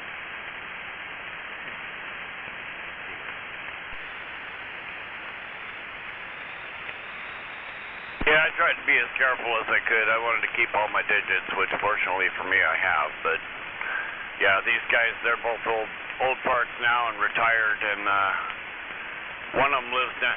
His dad lives down the road from me, Diamondback. He's not on the radio very often, but he's about a quarter mile down the road, and his son's one of the guys I was talking about. Hell of a guy. He's still painting. I'm retired, and he's about 10 years older than me, and he's still working. Oh, I'm not going to rule it out not working. I'm not going to rule that out. It has to be fun, not work. I would be all up for fun. Oh, me too. Yeah. You know, if somebody said, hey, you want to put that metal roof on that has, you know, it's almost flat, you're not going to get scared. It's only, 10 feet off the ground before your feet are touching the roof. And there's no angle, and it's all easy, and all we're going to have you do is screw down the metal, and we're going to pay you bank for it. That's not the case. My dad made the money. I did all the work, and he got all the money. But I was always all right with that. See, I was too, but now I would like all the money and then do that work. Then I'd have fun. But of course, I'd get the roof that's got the 12 pitch and 3 stories off the ground. But see, this is what happened to me last night. I went over to Devil Tap. I made sure that I brought my boy with me, and he can lay carpet like the wind. I just sit around. Now what do I do? Kid still got it. But, he didn't get anything for it. Oh, no. Oh, he did get something for it. But, I'm just going to say, we got a front time out of it. We had a notification that something happened. Right on. I got a millionaire uncle. He lives down at Ocean Park, and he basically is the millionaire plumber down there that kind of runs the show from there to Astoria because he's the only guy that'll do it. Times have changed now, and there's all kinds of them down there trying to, do him for competition. But he's had it corralled since 1965, so he knows what he's doing. His name's Dick, and he's a very rich man. And we got to go lay carpet in one of his houses that he kind of made a mansion that people don't know about.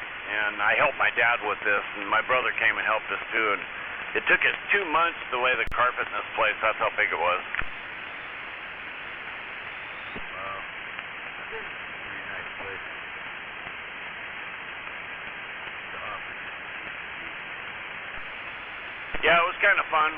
Got to go to the ocean every weekend for a couple months and put in my time and then come back for the week. And I had a pretty good time. I didn't make any money, and I told my dad, I said, there you go, are we even?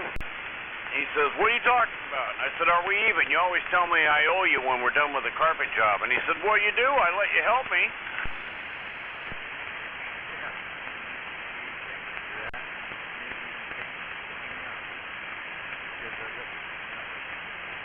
Yeah, so the truth is, me and my brother did most of the work while my dad was visiting with his nephew, the millionaire. Yeah, that's about right. That's the way it was when I was a kid. Yep, but I learned a lot from it, so it taught me how to be gung-ho working. And then I turned that into, I'm going to get in here and work, and I'm just going to go until I'm done, because I can get more done while people are on a cigarette break by not stopping. And then I figured that out too, and when I don't smoke anymore, I don't need to take a break. First, how I got the house done was I just went and did a three-bedroom carpet job, three bedrooms, in this lady's house. And I didn't know it. A couple of years later, I'm renting from her, and was made to buy it. Right on. Yeah, I met a lady like that too, and ended up working for her for about 20 years out on Steamboat Island Road. She was a land baron out there, and I worked for her doing maintenance and stuff on the side. Yeah, it worked out. There's a freebie, it's one of those. Hey, Sweet Pea, you got a 10-minute opening for me in about an hour?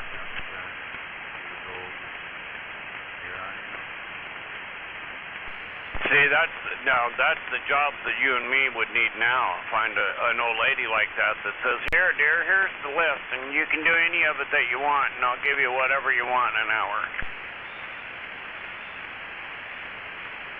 I don't like to work by the hour, so I just find a ballpark figure and throw it at her. Right.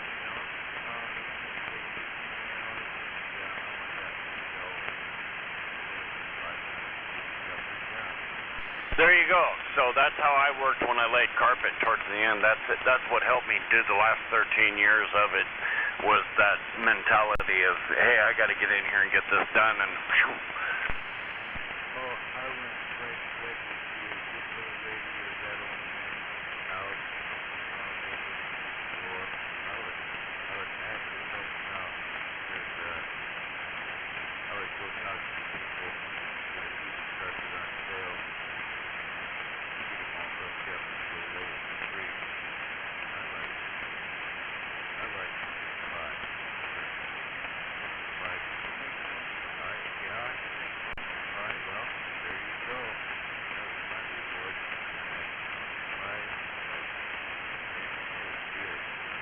Right on, that would work. Yeah, I had people give me tips, like they'd hand me a work of art, things like that. Hey, I made this on my laser plasma cutter. Oh, wow, here, it's yours. You want to pick out another one, come with me. And then they'd show me that kind of stuff. So I got some things from customers that way, where I said, hey, you don't need to pay me. And one guy, my neighbor came over and said, man, my church can't find anybody to lay carpet, and they need a set of stairs done. I said, oh, that's why. And he said, huh? I said, yeah, nobody wants to do stairs. I said, that's why they're telling you, is there more? Is there like a hallway attached or something? And he said, no, just stairs. And I said, how many are there? Oh, there's about 500. Holy crap. So I took the job, and I did it for free. 2 years went by, and I'm sitting here one day, and this guy pulls in this F-350 next door and visits my buddy, and turns out it's the pastor of the church. And he visits my neighbor, and he says, hey, whatever happened to that carpet layer guy you knew named Zodi? And he said, well, he's next door. He lives right next door. Why? He said, well, I want to pay him. I've been praying to God, and that guy helped us do all those stairs in our church so long ago, and he said, man, so many people walked up and down those stairs without falling, and I'm so grateful for that I just want to compensate him. And he walked over and knocked on the door and handed me a bunch of money. When you didn't suppose. Yes, And I tried not to accept it because I told him, no. I did that for you and God. That was a donation. That was me trying to not buy my way into heaven, just, letting God know, hey, I am here, if you want to, give me a one-up, this is it. And anyway, we laughed about that for days, that I did that, because I knew God was watching my butt. And we had a good time with it, but I really didn't want to accept the money. But he said, you need it as much as I need to give it to you. Please let me give it to you. Let me do what I need to do. Just like you did for me the day that I needed you. I said, okay. Yeah, they want you to have it. That was always hard to accept that. If they want you to have it, they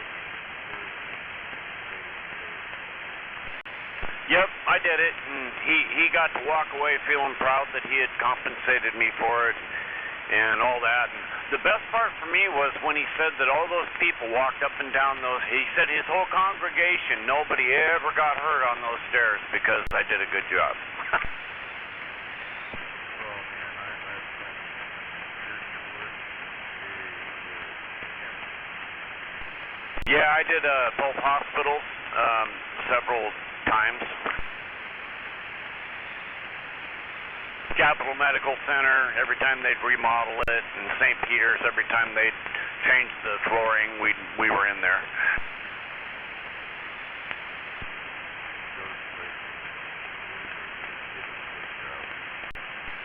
Yep, yeah, a lot of times we'd have to have our own entrance ways and to get in there, in and out of there. They'd lock down part of the hospital so we could work. I remember working in the middle of the night, and they're wheeling heart patients around. And we're in there laying carpet. I'm thinking, oh my God. So yeah, I got to see a lot of that kind of shit in hospitals when I was around. Got My last job was the hospital.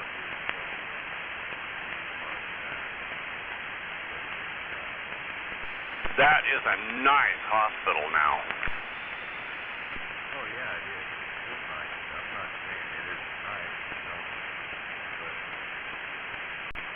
I can sit back and laugh while I get that part of that hospital. Yeah, I remember that hospital from the 70s forward, and the new one that they've got, I got to go in and see my mom when she almost lost her foot a few years back, and when COVID first started, and they had to quarantine her in there so that she wouldn't get COVID from other people that were coming into the hospital while they fixed her foot, which they were able to do, and they saved her. And but that hospital was just impeccable. When I walked in there, I thought, wow, if only St. Peter's could come here and take a look.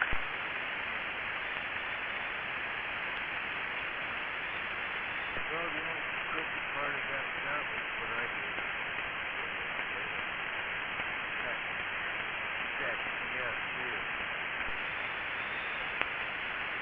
Yeah, hospital work, there's nothing like it. And it seems like every few years they remodel the hospital.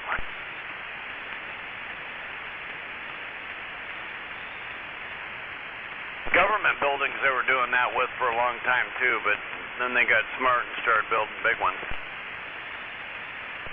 well, that wasn't a hospital to start with. That was a slaughterhouse for cows. Yeah? Somebody's farm? Yeah, I think so.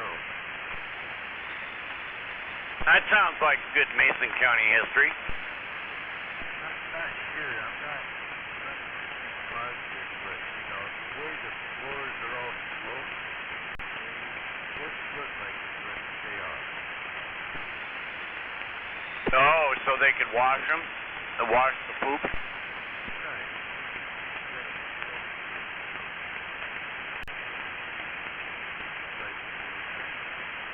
Have you ever been to Centralia's hospital? No, I haven't. I tried to steer clear of them.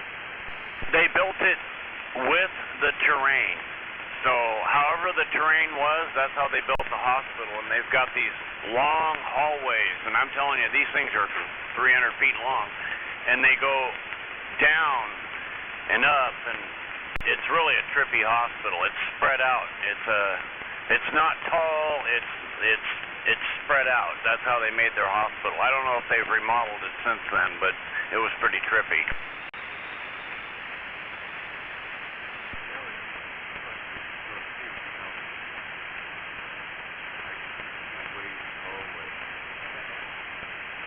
Yeah, it was wild. It was like walking into an airport, you know, into the corridors to get to planes. That's kind of how their hallways were.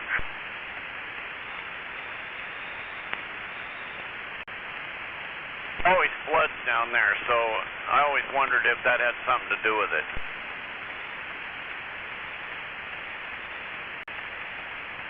They're right above the floodplain, not by much.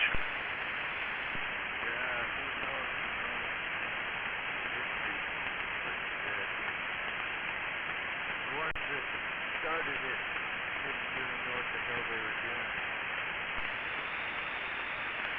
Well, like Olympia's original hospital on the west side is an apartment building for senior citizens, and it still stands to this day.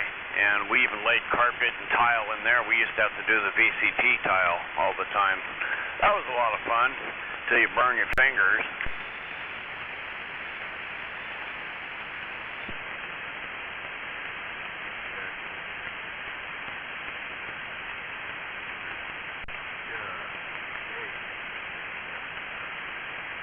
My buddy had a killer heat gun that he used. Everybody was using the torch, and he's like, I'm going to go buy me that heat gun.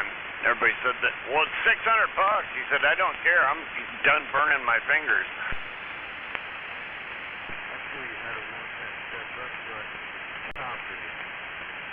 Yeah, he was damn good at it. I never seen anybody. He can mirror cut like no tomorrow. Every corner, every nook, every cranny, that guy could put that VCT in there and never miss.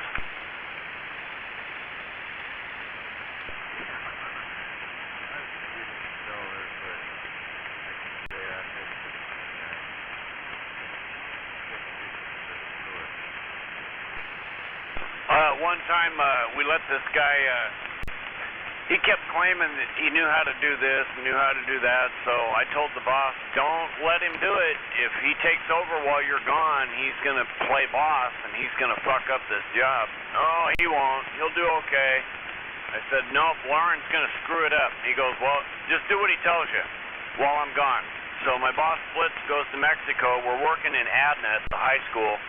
It's brand new, and we're getting ready to start the VCT down the hallway. The hallway is about 360 feet long, and it's about 14 feet wide, and it has, I don't know, probably 15 classrooms on each side of it. So every so often you're going to come to an entry where the door is, and the VCT has to go into that room. So I tell Lauren, when he goes to start on the wall, I said, make sure you get your bearing wall and that you're straight. I said, because if you're off, by the time you get down to the end of this football field, you're going to be 3 feet out. He said, no way, you don't know what you're talking about, Dan. I know what I'm doing, get out of the way. I said, Lauren, I can tell right now your first tile is off about 1/4 of an inch. By the time you get down there, you're going to be 3 feet off. Fuck off, Dan, just shut up and let me do my job. I turned around to the other guys. I said, you just heard what he said. You're my 3 witnesses. I'm not going to argue with him again. I'm going to go work in the other part of the school. I'm going to go lay carpet for a while. We got plenty to do. So you guys work on the tile, and you work with Lauren. I'll see y'all later. 2 days later, he had the 360-foot hallway done, and when the boss came back the next week, he starts walking the line, and he goes, what the fuck? I didn't say a word. I just let him see it. And they had to rip out that entire hallway. He never did fire him. It was like $20,000 worth of tile and material and labor. Yep, and I told him, I said I'd fire him, and I said, so I'm never working with him again. He called me names, told me I didn't know what I was doing. I'm the guy that told him, hey, if you just square that up right now and point it the right way, you'll be fine. He wouldn't even put a chalk line down it. And that was the first thing the boss told him to do. Put a chalk line down the wall and make sure the wall's even. So it turned out the wall was off about 1/4 of an inch. So by the time you got to the other end of the hallway, it was already off, and the whole job was off. There was nothing you're going to be able to do. All you can do is straighten it out and then cut the tile accordingly, right? Yep. My favorite was small. I love doing small. Let's do small. I love doing big. Me too. Big open spaces.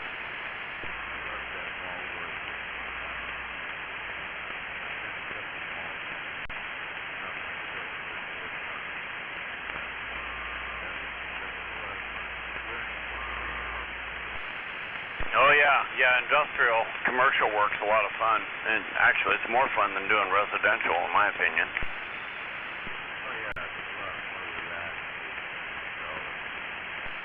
You get to see lots of people and see everybody doing their trades.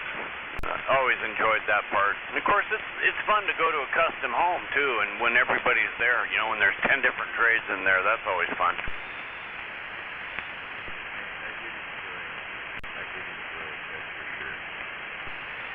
Yeah, me too. I'm glad I did it. I'd probably do other things now had I known, but because you know, I worked hard and smart. I worked hard and still broke. Oh yeah, me too. Oh, my bills are paid though. Yeah. You're right about that. I do have my bills paid.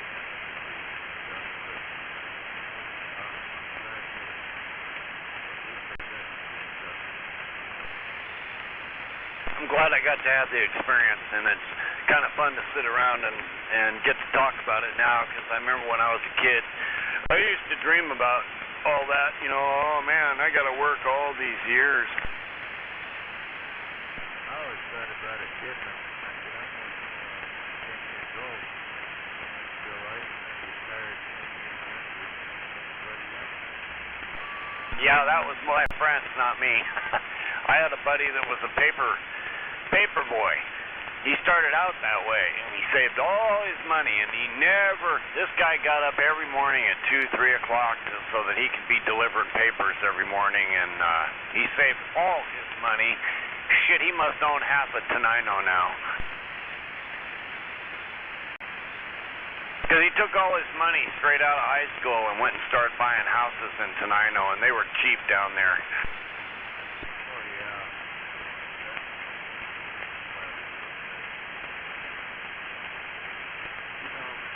Not like I didn't work at it. I got 2 ex-wives. No, yeah. That explains it all, huh? Yep. 4 kids. So, you know, had to work pretty hard. Yeah, all my kids work pretty hard too, except for one. She became a mom full-time and has 5 kids, and they're all almost all grown up now too themselves, so that kept her pretty busy. But the other 3, they're all nurses. Yeah,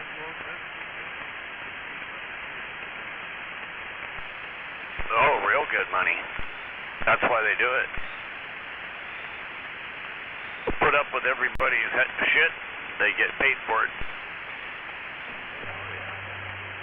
A lot of hours, though, a lot of overtime, no matter what.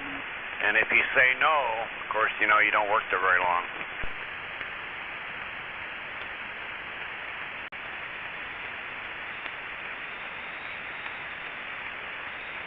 Well, I think I'm going to get ready to see what I'm going to do today.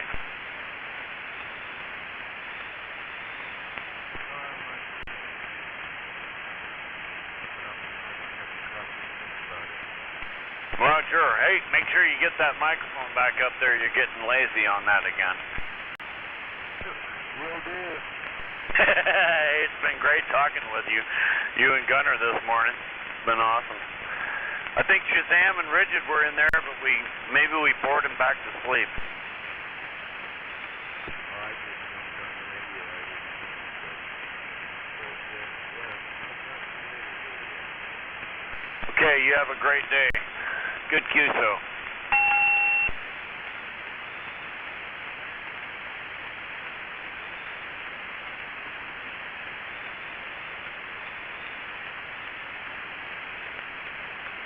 Oh shit, it's only 7. I can't start the mower.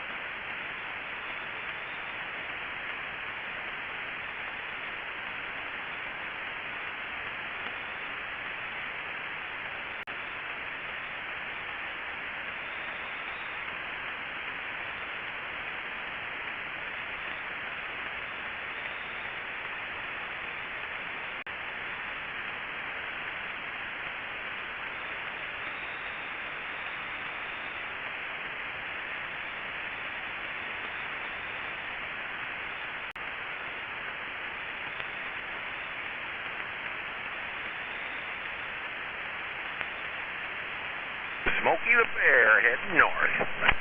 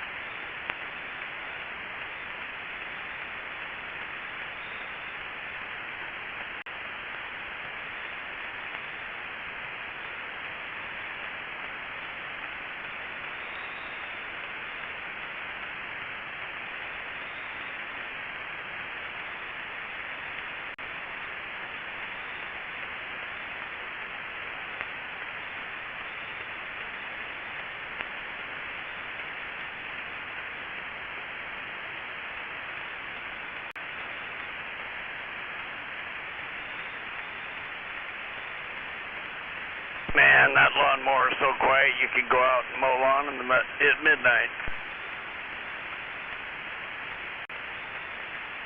And nobody'd hear you. Roger, doctor. Hey.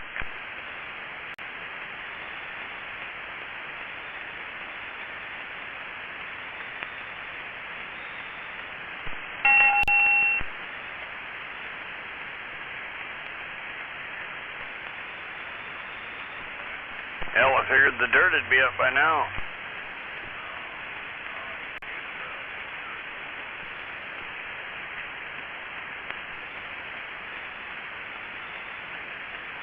Rise and shine.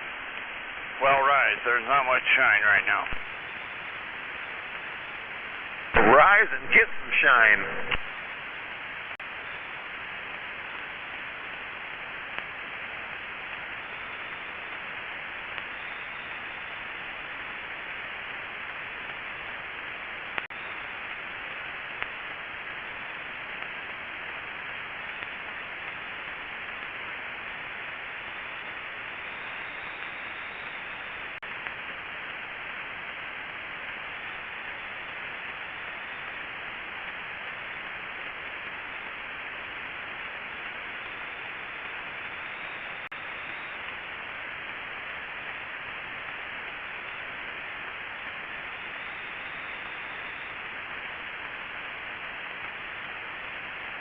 Do be or not do be?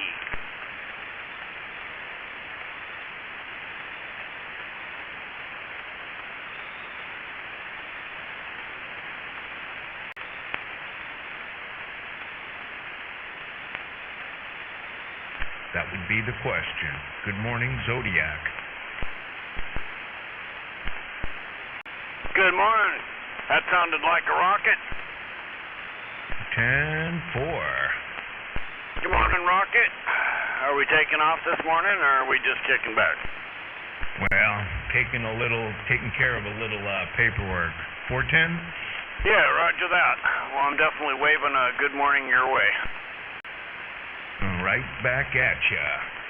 Yeah, I'm just in the office here, sandbagging, trying to catch up on some administrative duties. Oh, yeah, well, stick around. It should just only get better, because it was pretty good this morning. We had some good QSOs. Oh, 10-4. Well, you enjoy your day. I'm going to drink a cup of coffee and answer my message here from Dirtman. It looks like he's already out walking the airport. Yeah, 10-4 on that. I'm having a cup of coffee myself. I'm on my second one. I might even have a third before I get all the motivation I need to get some things done around the place. Hey, motivation is what makes us keep doing it, and I just did that myself and snuck over and mowed the neighbor's yard, and he doesn't even know I was there. Well, that's mighty neighborly of you. I wish my neighbor would do that. Well, see, every time I look off my back porch and I see the pile of stuff and the lawn too long, I go, oh, man, I got to look at that. No, if I mow it, I don't. Yeah, I see your point there. Yeah, my neighbor is a fanatic on mowing his lawn. I think he does it twice a week. Well, some lawns need that, but mine's probably one of them. I let mine go I try to go like 10 days in between. That way it can handle the drought weather. Yeah, 10-4 on that. I seem to do it. You know, I get out there and I think, wow, that needs cutting. And then I'll wait another, 3-4 days. And I think, I better get to it. And then maybe another 2 days later, I'll actually do it there. 10-4? Yeah, see, you're kind of training your lawn to take that. And if it can, then it'll stay mostly, for the most part, green. But, of course, you got to water it. So if it gets too tall and you're watering it and it's laying over, that can actually go, obviously the reverse effect of what you're trying to do. And it depends on the soil. I have a real sandy loam here, so when the summer really starts to kick in like it had for the last week or two, it starts to dry it out pretty fast. Yeah, I can see that. I got a kind of a green mossy effect going on. Kind of hard to do with a bunch of being in the woods and all. if you know what I mean. Right, it turns more into a meadow grass. And clover and dandelions and hay and all of it. Yeah, I don't have too many problems with the weeds and whatnot. I put fertilizer down and no, it just I just get a whole lot of moss. As much moss killer as I put down, that just comes back the next year. Just it's a never-ending cycle there. You know what I mean? Yeah, the state flower, or it should just be the state plant. The state plant should be moss for Washington instead of the rhododendron being the state flower. Yeah, no doubt about it. I might win an award for that, or at least be in the running. Yeah, I think Ed Hume might even stand up, and that other guy, Cisco, he might agree with both of us right now and start laughing his butt off. Yeah, moss and green algae seem to be the two things that grow predominantly in our state. The moldy coast. I think it has a lot to do with stuff coming off the Douglas fir trees there. 10-4? Oh, yeah. Yeah, we've got, oh, God, there's got to be so many mosses and ferns that put off enough spores to cover our whole state with no problem. You pull on that and it grows.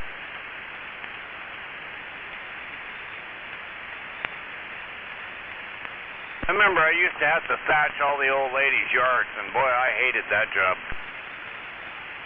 You used to have to do what? Thatch their yard by hand. Oh yeah, no, I've actually gone out to the local Home Depot and got one of those machines a couple times. I probably do it every other year, but damn, that moss just keeps coming back.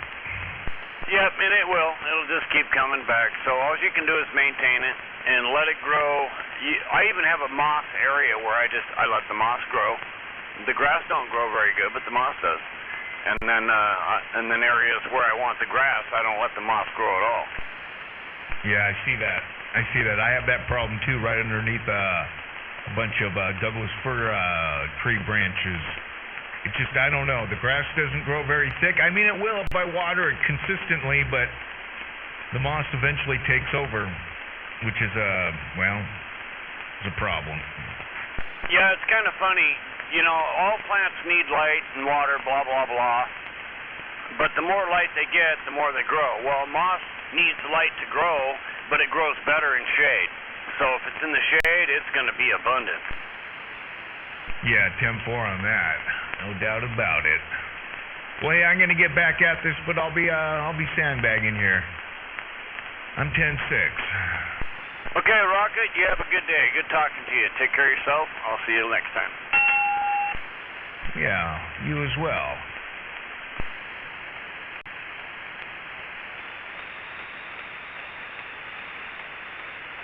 I thought weed grew grass grew underneath a 1,000-watt bulb. Morning.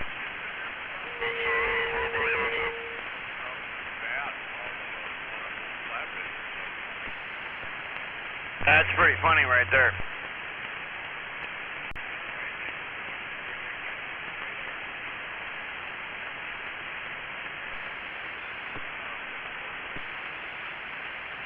Yes, the whole world should be under Howitton.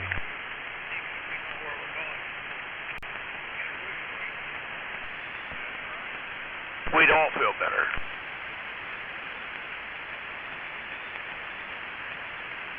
I think it's only supposed to be 66 degrees today, something like that. Oh, 69.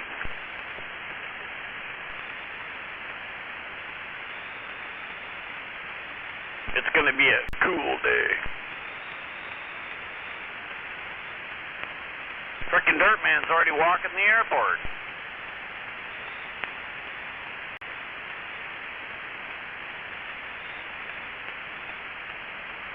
Guy's making all us old parts look lazy.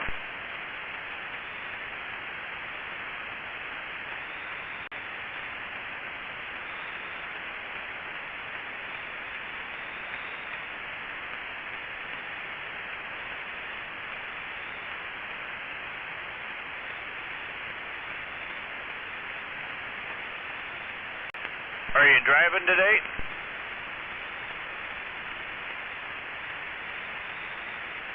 No, I lost him.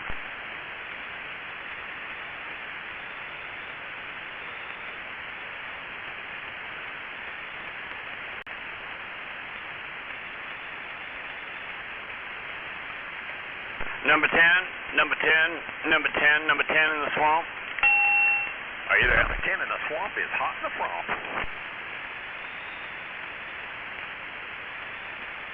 Nope. He slept in.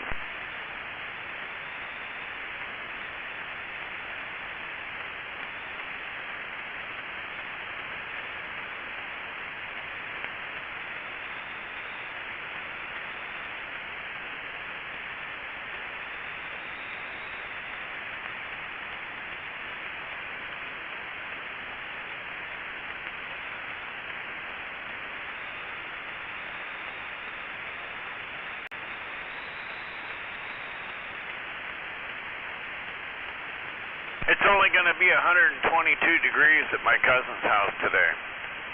Only 122.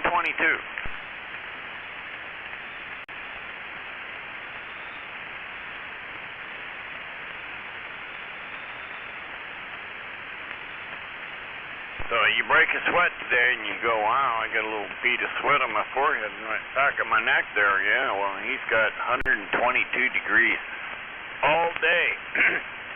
And it probably, oh, hell, it doesn't even matter when the sun goes down. It's still over 100.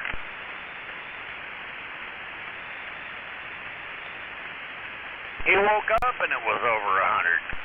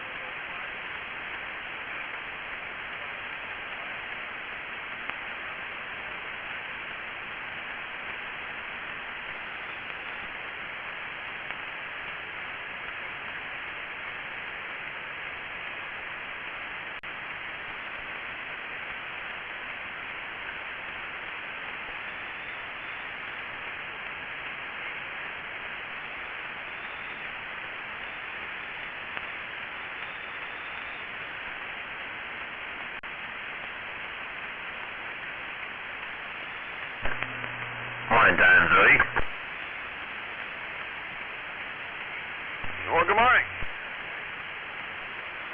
You doing up so early? Well, early bird gets the worm, or that's what they say. Yeah, I seen them all running from me this morning. Yeah, Roger. They knew I was coming with the lawnmower.